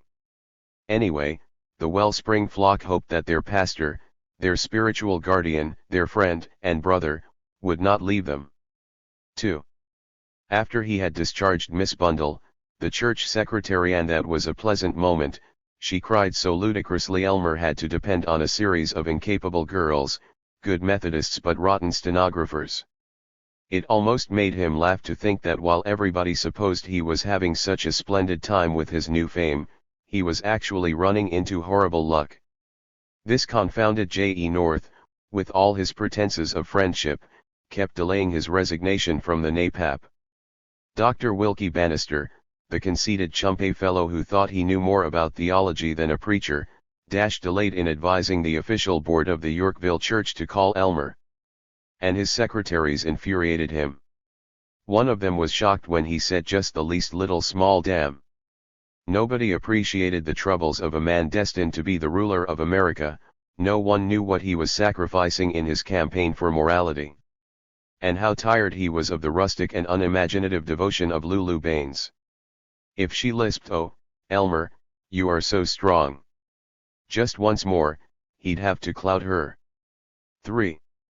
In the queue of people who came up after the morning service to shake hands with the Reverend Dr. Gantry was a young woman whom the pastor noted with interest. She was at the end of the queue, and they talked without eavesdroppers. If a marquis of the 17th century could have been turned into a girl of perhaps 25, completely and ardently feminine yet with the haughty head, the slim hooked nose, the imperious eyes of MLE Marquis, that would have been the woman who held Elmer's hand, and said, "May I tell you, Doctor, that you are the first person in my whole life who has given me a sense of reality in religion." "Sister, I am very grateful," said the Reverend Dr. Gantry, while Elmer was saying within, "Say, you're a kid I'd like to get acquainted with." "Dr. Gantry, aside from my tribute which is quite genuine, I have a perfectly unscrupulous purpose in coming and speaking to you. My name is Hetty Dowler, miss, unfortunately. I've had 2 years in the University of Wisconsin. I've been secretary of Mr. Lebenheim of the Tallahassee Life Insurance Company for the last year, but he's been transferred to Detroit. I'm really quite a good secretary. And I'm a Methodist, a member of Central, but I've been planning to switch to Wellspring. Now what I'm getting at is, if you should happen to need a secretary in the next few months, I am filling in as one of the hotel stenographers at the Thornley." They looked at each other, unswerving, comprehending. They shook hands again, more firmly. "Miss Dowler, you're my secretary right now," said Elmer. "It'll take about a week to arrange things." "Thank you. May I drive you home?" "I'd love to have you." 4. Not even the nights when they worked together, alone in the church, were more thrilling than their swift mocking kisses between the calls of solemn parishioners. To be able to dash across the study and kiss her soft temple after a lugubrious widow had waddled out, and to have her whisper, "Darling, you were too wonderful with that awful old hen, oh, you are so dear." That was life to him. He went often of an evening to Hetty Dowler's flat, a pleasant white and blue suite in one of the new apartment hotels, with an absurd kitchenette and an electric refrigerator. She curled, in long leopard-like lines, on the damask couch, while he marched up and down rehearsing his sermons and stopped for the applause of her kiss. Always he slipped down to the pantry at his house and telephoned good night to her before retiring, and when she was kept home by illness he telephoned to her from his study every hour or scrawled notes to her. That she liked best. "Your letters are so dear and funny and sweet," she told him. So he wrote in his unformed script. "Dearest little honeykins bunnykins, oh is such a darlings, I adore you, I haven't got another doggone thing to say but I say that 600 million trillion times. Elmer."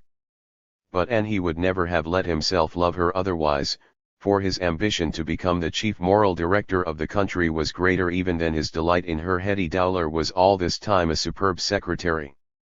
No dictation was too swift for her, she rarely made errors, she made of a typed page a beautiful composition, she noted down for him the telephone numbers of people who called during his absence, and she had a cool sympathetic way of getting rid of the idiots who came to bother the Reverend Dr. Gantry with their unimportant woes. And she had such stimulating suggestions for sermons. In these many years, neither Cleo nor Lulu had ever made a sermon suggestion worth anything but a groan, but Hetty, why, it was she who outlined the sermon on the folly of fame which caused such a sensation at Terwilliger College when Elmer received his LL.D., got photographed laying a wreath on the grave of the late President Willoughby Quarles, and in general obtained publicity for himself and his dear old alma mater. He felt, sometimes, that Hetty was the reincarnation of Sharon. They were very different physically. Hetty was slimmer, less tall, her thin eager face hadn't the curious long lines of Sharon's, and very different were they mentally. Hetty, however gaily affectionate, was never moody, never hysterical. Yet there was the same rich excitement about life and the same devotion to their man. And there was the same impressive ability to handle people. If anything could have increased T.J. Riggs' devotion to Elmer and the church, it was the way in which Hetty, instinctively understanding Riggs' importance, flattered him and jested with him and encouraged him to loaf in the church office though he interrupted her work and made her stay later at night. She carried out a harder, more important task. She encouraged William Dollinger Stiles, who was never so friendly as Rigg. She told him that he was a Napoleon of finance. She almost went too far in her attentions to Stiles, she lunched with him, alone. Elmer protested, jealously, and she amiably agreed never to see Stiles again outside of the church. 5. That was a hard, a rather miserable job, getting rid of the Lulu Baines whom Hetty had made superfluous. On the Tuesday evening after his first meeting with Hetty, when Lulu came cooing into his study, Elmer looked depressed, did not rise to welcome her. He sat at his desk, his chin moodily in his two hands. "What is it, dear?" Lulu pleaded. "Sit down. No, please, don't kiss me. Sit down over there, dearest. We must have an earnest talk," said the Reverend Dr. Gantry. She looked so small, so rustic, for all her new frock, as she quivered in an ugly straight chair. "Lulu, I've got something dreadful to tell you. In spite of our carefulness, Cleo Mrs. Gantry is onto us. It simply breaks my heart, but we must stop seeing each other privately." "Indeed?" "Oh, Elmer, oh, my lover, please. You must be calm, dear. We must be brave and face this thing honestly. As I was saying, I'm not sure but that it might be better, with her horrible suspicions, if you didn't come to church here any more." "But what did she say? What did she say?" "I hate her. I hate your wife so. I won't be hysterical but I hate her." "What did she say?" "Well, Last evening she just calmly said to me, you can imagine how surprised I was, like a bolt out of the blue. She said, my wife said, well, tomorrow I suppose you'll be meeting that person that teaches cooking again, and get home as late as usual. Well, I stalled for time, and I found that she was actually thinking of putting detectives on us. Oh, my dear, my poor dear. I won't ever see you again. You mustn't be disgraced, with your wonderful fame that I've been so proud of. Darling Lulu, can't you see it isn't that? Hell. I'm a man.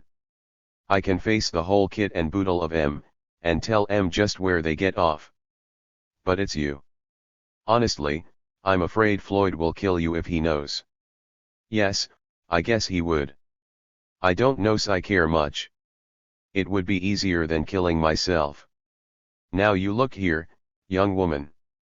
I'll have none of this idiotic suicide talk. He had sprung up, he was standing over her, an impressive priestly figure.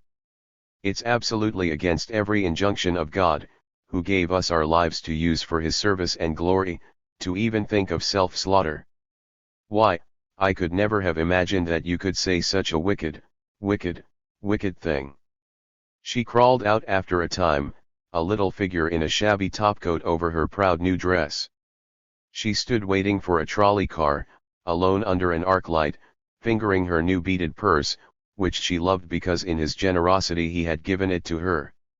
From time to time she wiped her eyes and blew her nose, and all the time she was quite stupidly muttering, oh, my dear, to think I made trouble for you, oh, my dear, my very dear. Her husband was glad to find, the year after, that she had by some miracle lost the ambitiousness which had annoyed him, and that night after night she was willing to stay home and play cribbage. But he was angry and rather talkative over the fact that whenever he came home he would find her sitting blank-faced and idle, and that she had become so careless about her hair. But life is life, and he became used to her slopping around in a dressing gown all day, and sometimes smelling of gin. 6. By recommendation of J.E. North, it was Elmer who was chosen by the Sacred Sabbath League to lead the fight against Sunday motion pictures in Zenith. This will be fine training for you, Mr. North wrote to Elmer, in case the directors elect you my successor in the NAPAP, training for the day when you will be laying down the law not merely to a city council but to congressmen and senators. Elmer knew that the high lords of the NAPAP were watching him, and with spirit he led the fight against Sunday movies. The state of Winnemac had the usual blue law to the effect that no paid labor might work on the Sabbath, and the usual blissful custom of ignoring that law. Elmer called on the sheriff of the county, a worried man, whose training in criminology had been acquired in a harness shop, and shook hands with him handsomely. Well, Reverend, it's real nice to have the pleasure of making your acquaintance, said the sheriff. I've read a lot about you in the papers. Have a smoke? Elmer sat down impressively, leaning over a little, his elbow on the arm of the chair, his huge fist clenched. Thanks, but I never touch tobacco, he said grimly. Now look here, Adelstein, are you the sheriff of this county? Huh. I guess I am. Oh, you guess so, do you? Well then, are you going to see that the state law against Sunday movies is obeyed? Oh, now look here, Reverend. Nobody wants me to enforce. Nobody? Nobody. Only a couple of 100,000 citizens and church members. Bankers, lawyers, doctors, decent people. And only an equal number of wops and hunkas and yids and atheists and papes want you to let the Sabbath be desecrated. Now you look here, Adelstein. Unless you pinch every last man, movie owners and operators and ushers and the whole kit and bilin of them that are responsible for this disgraceful and illegal traffic of Sunday movies, I'm going to call a giant mass meeting of all the good citizens in town, and I'm going to talk a lot less to em about the movie proprietors than I am about you, and it's one fine fat, nice chance you'll have of being re-elected, if 200,000 electors of this county are out for your hide. Say, who do you think is running this county? The Methodists and Baptists and Presbyterians. Certainly. Say, you look here now. In fact, upon warrants sworn to by the Reverend Dr. Elmer Gantry, all persons connected with the profanation of the Sabbath by showing motion pictures were arrested for 3 Sundays in succession, and Elmer received telegrams of esteem from the Sacred Sabbath League, J.E. North, Dr. Wilkie Bannister of the Yorkville Methodist Church of New York City, and 100 of the more prominent divines all over the land. 7. Within 24 hours Mr. J.E. North let Elmer know that he was really resigning in a month, and that the choice for his successor lay between Elmer and only 2 other holy men, and Dr. Wilkie Bannister wrote that the official board of the Yorkville Methodist Church, after watching Elmer's career for the last few months, was ready to persuade the bishop to offer him the pastorate, providing he should not be too much distracted by outside interests. It was fortunate that the headquarters of the NAPAP were in New York City and not, as was the case with most benevolent lobbying organizations, in Washington. Elmer wrote to Dr. Bannister and the other trustees of the Yorkville Church that while he would titularly be the executive secretary of the National Association for the Purification of Art and the Press, he would be able to leave all the actual work of the NAPAP to his able assistants, and except for possibly a day a week, give all his energy and time and prayers to the work of guiding onward and upward, so far as might lie within his humble power, the flock at Yorkville.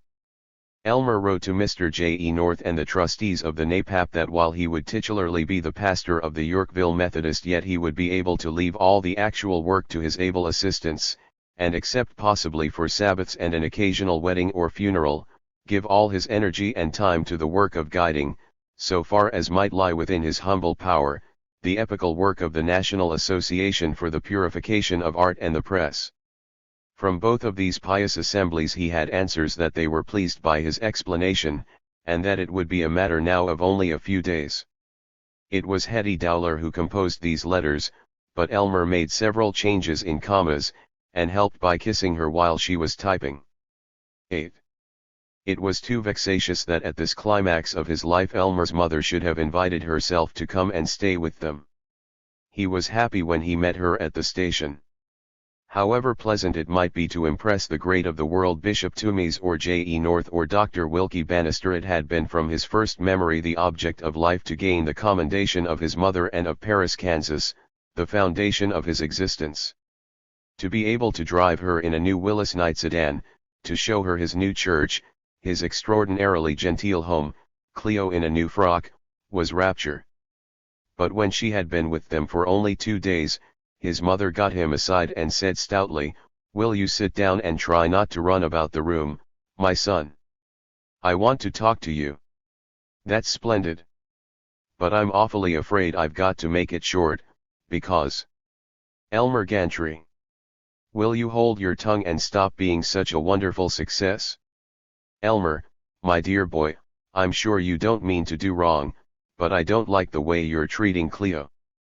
And such a dear, sweet, bright, devout girl." "What do you mean?" "I think you know what I mean. Now you look here, mother." "All right, I'll sit down and be quiet, but I certainly do not know what you mean. The way I've always been a good husband to her, and stood for her total inability to be nice to the most important members of my congregation and of all the chilly propositions you ever met. When I have folks here for dinner, even Rig, the biggest man in the church, she hasn't got hardly a thing to say. And when I come home from church, just absolutely tired out, and she meets me, does she meet me with a kiss and look jolly? She does not. She begins crabbing, the minute I enter the house, about something I've done or I haven't done, and of course it's natural. Oh, my boy, my little boy, my dear, all that I've got in this whole world. You were always so quick with excuses. When you stole pies or hung cats or licked the other boys. Son, Cleo is suffering. You never pay any attention to her, even when I'm here, and you try to be nice to her to show off. Elmer, who is the secretary of yours that you keep calling up all the while?" The Reverend Dr. Gantry rose quietly, and sonorously he spoke. "My dear Mater, I owe you everything. but at a time when one of the greatest Methodist churches in the world and one of the greatest reform organizations in the world are begging for my presence, I don't know that I need to explain even to you, Ma, what I'm trying to do. I'm going up to my room. Yes, and that's another thing, having separate rooms. And pray that you may understand. Say, listen, Ma. Someday you may come to the White House and lunch with me and the president. But I mean, oh, Ma, for God's sake, quit picking on me like Cleo does all the while. And he did pray. By his bed he knelt, his forehead gratefully cool against the linen spread, mumbling, "Oh dear God, I am trying to serve thee. Keep Ma from feeling I'm not doing right." He sprang up. "Hell," he said. "These women want me to be a house dog. To hell with them. No. Not with Mother, but oh, damn it, she'll understand when I'm the pastor of Yorkville. Oh God, why can't Cleo die, so I can marry Hetty?" 2 minutes later he was murmuring to Hetty Dowler, from the telephone instrument in the pantry, while the cook was grumbling and picking over the potatoes down in the basement, "Dear, will you just say something nice to me, anything. Chapter XXXII 1. 2 evenings after Elmer's mother had almost alienated him, he settled down in his study at home to prepare 3 or 4 sermons, with the hope of being in bed by 11. He was furious when the Lithuanian maid came in and said, "Somebody on the phone, doctor," but when he heard Hetty the ragged edges went out of his voice. "Elmer? Hetty calling?" Yes, this is Dr. Gantry." "Oh, you are so sweet and funny and dignified. Is the Lettish Potwallopper listening?" "Yes." "Listen, dear. Will you do something for me?" "You bet. I'm so terribly lonely this evening." "Is OO working hard?" "I've got to get up some sermons." "Listen. Bring your little Bible dictionary along and come and work at my place, and let me smoke a cigarette and look at you. Wouldn't you like to?" "Dear. Dearest." "You bet. Be right along." He explained to Cleo and his mother that he had to go and comfort an old lady in extremis. He accepted their congratulations on his martyrdom, and hastened out. 2. Elmer was sitting beside Hetty on the damask couch, under the standard lamp, stroking her hand and explaining how unjust his mother was, when the door of her suite opened gravely and a thin, twitching-faced, gimlet-eyed man walked in. Hetty sprang up, stood with a hand on her frightened breast. "What do you want here?" roared Elmer, as he rose also. "Hush!" Hetty begged him. "It's my husband." Your Elmer's cry was the bleat of a bitten sheep. But you aren't married." "I am, hang it. Oscar, you get out of here. How dare you intrude like this?" Oscar walked slowly, appreciatively, into the zone of light. "Well, I've caught you two with the goods." He chuckled. "What do you mean?" Hetty raged. "This is my boss, and he's come here to talk over some work." "Yeah, I bet he has. This afternoon I bribed my way in here, and I've got all his letters to you." "Oh, you haven't?" Hetty dashed to her desk, stood in despair looking at an empty drawer. Elmer bulked over Oscar. "I've had enough of this. You gimme those letters and you get out of here or I'll throw you out." Oscar negligently produced an automatic. "Shut up," he said, almost affectionately. "Now, Gantry, this ought to cost you about $50,000, but I don't suppose you can raise that much. But if I sue for alienation of Het's affections, that's the amount I'll sue for. But if you want to settle out of court, in a nice gentlemanly manner without acting rough, I'll let you off for $10,000 and there won't be the publicity. Oh, maybe that publicity wouldn't cook your reverend goose. If you think you can blackmail me." "Think? Hell. I know I can. I'll call on you in your church at noon tomorrow." "I won't be there." "You better be. If you're ready to compromise for $10,000, all right, no feelings hurt. If not, I'll have my lawyer file suit for alienation tomorrow afternoon and make sure that the evening papers get out extras on it. Bye-bye, Hetty. Bye, Elmer darling. Whoa, Elmer. Naughty, naughty. You touch me and I'll plug you. So long. Elmer gaped after the departing Oscar. He turned quickly and saw that Hetty was grinning. She hastily pulled down her mouth. My God, I believe you're in on this. He cried. What of it, you big lummox? We've got the goods on you. Your letters will sound lovely in court. But don't ever think for one moment that workers as good as Oscar and I were wasting our time on a tin horn preacher without $10 in the bank. We were after William Dollinger Styles. But he isn't a boob, like you. He turned me down when I went to lunch with him and tried to date him up. So, as we'd paid for this plant, we thought we might as well get our expenses and a little piece of change out of you, you shortweight, and by God we will. Now get out of here. I'm sick of hearing your blatting. No, I don't think you better hit me. Oscar'll be waiting outside the door. Sorry I won't be able to be at the church tomorrow. Don't worry about my things or my salary I got this afternoon. 3. At midnight, his mouth hanging open, Elmer was ringing at the house of T.J. Rigg. He rang and rang, desperately. No answer. He stood outside then and bawled T.J. T.J. An upper window was opened, and an irritated voice, thick with sleepiness, protested, Whadda you want? Come down quick. It's me, Elmer Gantry. I need you, bad. All right. Be right down. A grotesque little figure in an old-fashioned nightshirt, puffing at a cigar, Rigg admitted him and led him to the library. TJ, they've got me. Yeah? The bootleggers. No. Hetty. You know my secretary. Oh. Yeah. I see.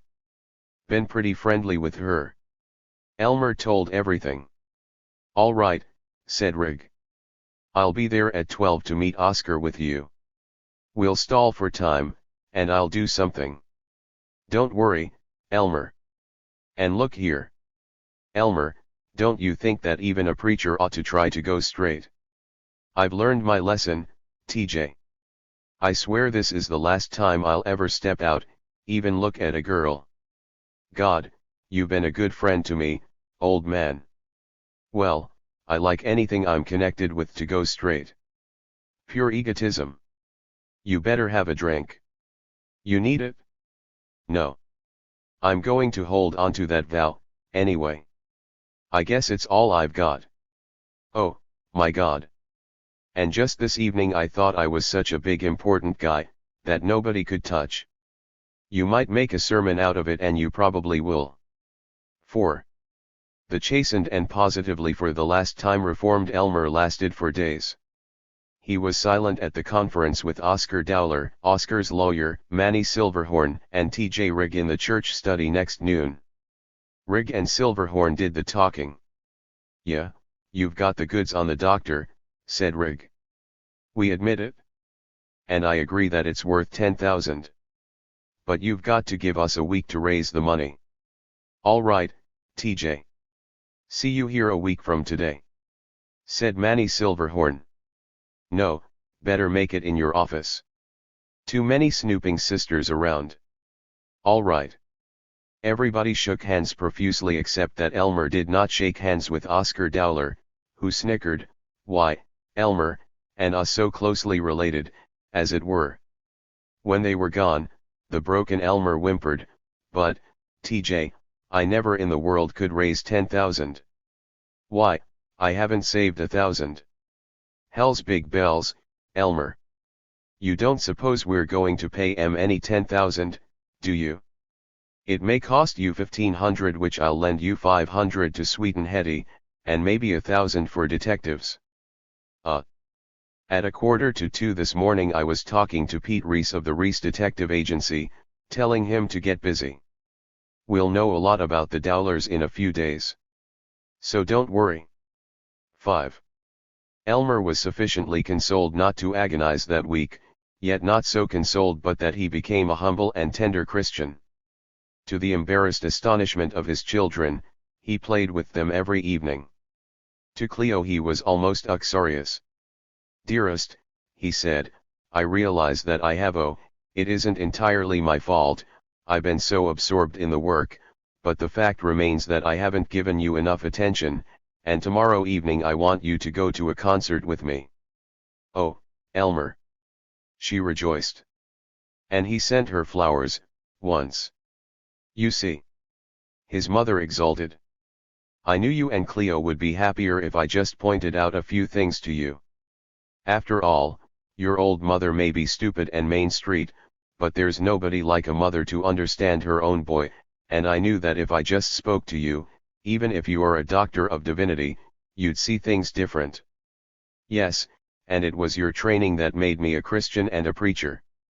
"Oh, a man does owe so much to a pious mother," said Elmer. 6. Manny Silverhorn was one of the best ambulance chasers in Zenith. 100 times he had made the streetcar company pay damages to people whom they had not damaged, 100 times he had made motorists pay for injuring people whom they had not injured. But with all his talent, Manny had one misfortune: he would get drunk. Now, in general, when he was drunk Manny was able to keep from talking about his legal cases, but this time he was drunk in the presence of Bill Kingdom, reporter for the Advocate-Times, and Mr. Kingdom was an even harder cross-examiner than Mr. Silverhorn. Bill had been speaking without affection of Dr. Gantry when Manny leered, "Say, geez, Bill, your Doc Gantry is going to get his. Oh, I got him where I want him. And maybe it won't cost him some money to be so popular with the ladies." Bill looked rigorously uninterested. "Ah, what are you trying to pull, Manny? Don't be a fool. You haven't got anything on Elmer, and you never will have. He's too smart for you. You haven't got enough brains to get that guy, Manny." "Me? I haven't got enough brains? Say, listen." Yes, Manny was drunk. Even so, it was only after an hour of badgering Manny about his inferiority to Elmer in trickiness, an hour of Bill's harsh yet dulcet flattery, an hour of Bill's rather novel willingness to buy drinks, that an infuriated Manny shrieked, "All right, you get a stenographer that's a notary public and I'll dictate it." And at 2 in the morning, to an irritated but alert court reporter in his shambles of a hotel room, Manny Silverhorn dictated and signed a statement that unless the Reverend Dr. Elmer Gantry settled out of court, he would be sued for $50,000 for having, by inexcusable intimacy with her, alienated Hetty Dowler's affections from her husband. Chapter XXXIII. 1. When Mr. Manny Silverhorn awoke at 10, with a head, he remembered that he had been talking, and with agitation he looked at the morning's Advocate-Times. He was cheered to see that there was no trace of his indiscretion.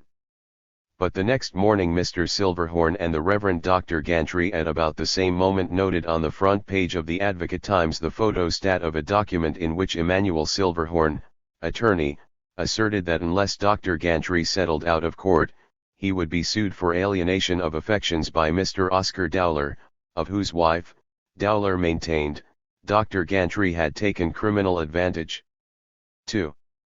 It was not so much the clamor of the Zenith reporters, tracking him from his own house to that of T.J. Rigg and out to the country. It was not so much the sketches of his career and hints of his uncovered wickedness in every Zenith paper, morning and evening. It was not so much the thought that he had lost the respect of his congregation.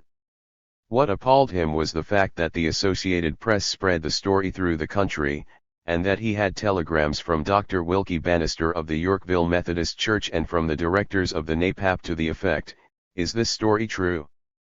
Until the matter is settled, of course we must delay action." 3. At the second conference with Manny Silverhorn and Oscar Dowler, Hetty was present, along with Elmer and T.J. Rigg, who was peculiarly amiable. They sat around Manny's office, still hearing Oscar's opinion of Manny's indiscretion. "Well, let's get things settled," twanged Rigg. "Are we ready to talk business?" "I am," snarled Oscar. What about it? Got the 10 thou? Into Manny's office, pushing aside the agitated office boy, came a large man with flat feet. Hello, Pete, said Rig affectionately. Hello, Pete, said Manny anxiously. Who the devil are you? Said Oscar Dowler. Oh Oscar, said Hetty. All ready, Pete, said TJ Rig. By the way, folks, this is Mr. Peter Reese of the Reese Detective Agency. You see, Hetty, I figured that if you pulled this, your past record must be interesting.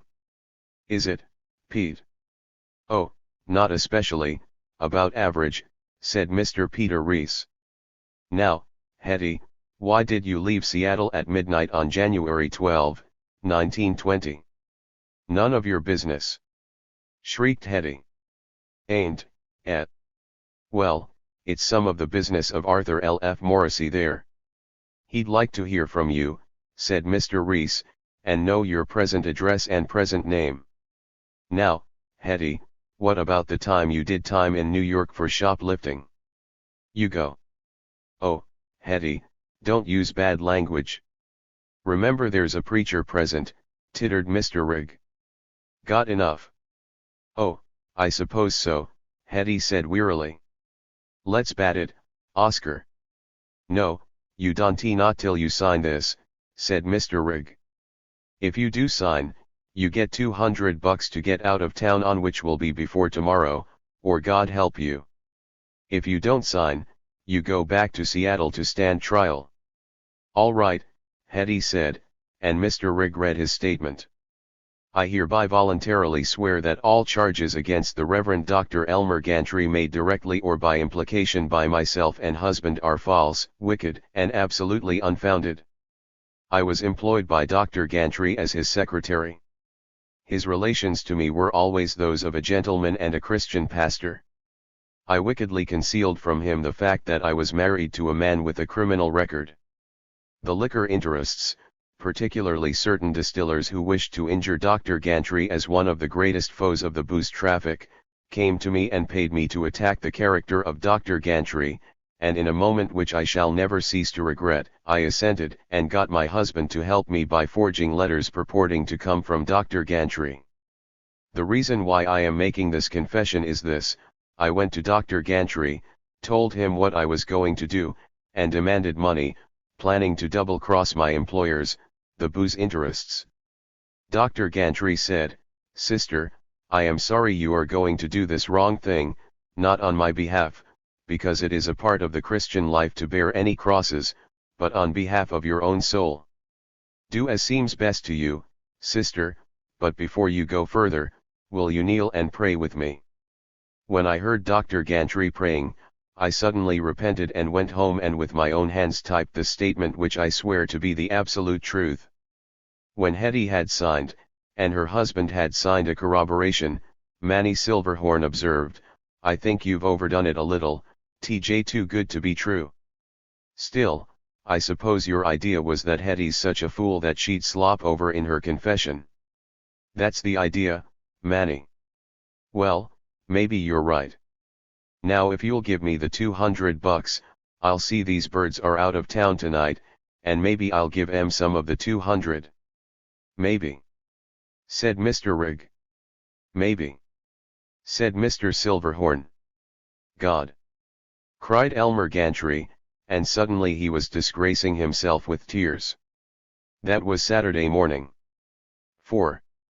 The afternoon papers had front-page stories reproducing Hetty's confession, joyfully announcing Elmer's innocence, recounting his labors for purity, and assaulting the booze interests which had bribed this poor, weak, silly girl to attack Elmer. Before 8 on Sunday morning, telegrams had come in from the Yorkville Methodist Church and the NAPAP, congratulating Elmer, asserting that they had never doubted his innocence, and offering him the pastorate of Yorkville and the executive secretaryship of the NAPAP. 5. When the papers had first made charges against Elmer, Cleo had said furiously, "Oh, what a wicked, wicked lie, darling, you know I'll stand back of you." But his mother had crackled, Just how much of this is true, Elmy? I'm getting kind of sick and tired of your carryings on. Now, when he met them at Sunday breakfast, he held out the telegrams, and the two women elbowed each other to read them. "Oh, my dear, I am so glad and proud," cried Cleo, and Elmer's mother. She was an old woman, and bent, very wretched she looked as she mumbled, "Oh, forgive me, my boy. I been as wicked as that Dowler woman." 6. But for all that, would his congregation believe him? If they jeered when he faced them, he would be ruined, he would still lose the Yorkville pastorate and the NAPAP. Thus he fretted in the quarter hour before morning service, pacing his study and noting through the window for once, without satisfaction, that hundreds on hundreds were trying to get into the crammed auditorium. His study was so quiet. How he missed Hetty's presence. He knelt. He did not so much pray as yearn inarticulately. But this came out clearly: "I've learned my lesson. I'll never look at a girl again. I'm going to be the head of all the moral agencies in the country. Nothing can stop me, now I've got the NAPAP, but I'm going to be all the things I want other folks to be. Never again." He stood at his study door, watching the robed choir filing out to the auditorium chanting.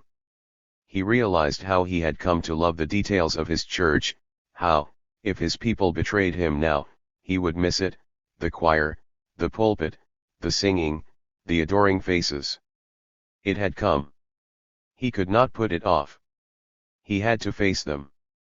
Feebly the Reverend Dr. Gantry wavered through the door to the auditorium and exposed himself to 2,500 question marks. They rose and cheered. Theirs were the shining faces of friends. Without planning it, Elmer knelt on the platform, holding his hands out to them, sobbing, and with him they all knelt and sobbed and prayed, while outside the locked glass door of the church, seeing the mob kneel within, hundreds knelt on the steps of the church, on the sidewalk, all down the block. "Oh, my friends," cried Elmer, "do you believe in my innocence, in the fiendishness of my accusers? Reassure me with the hallelujah." The church thundered with the triumphant hallelujah, and in a sacred silence Elmer prayed. "O Lord, thou hast stooped from thy mighty throne and rescued thy servant from the assault of the mercenaries of Satan. Mostly we thank thee because thus we can go on doing thy work, and thine alone. Not less but more zealously shall we seek utter purity and the prayer life, and rejoice in freedom from all temptations." He turned to include the choir, and for the first time he saw that there was a new singer, a girl with charming ankles and lively eyes, with whom he would certainly have to become well acquainted. But the thought was so swift that it did not interrupt the paean of his prayer. "Let me count this day, Lord, as the beginning of a new and more vigorous life, as the beginning of a crusade for complete morality and the domination of the Christian Church through all the land. Dear Lord, thy work is but begun. We shall yet make these United States a moral nation." The end.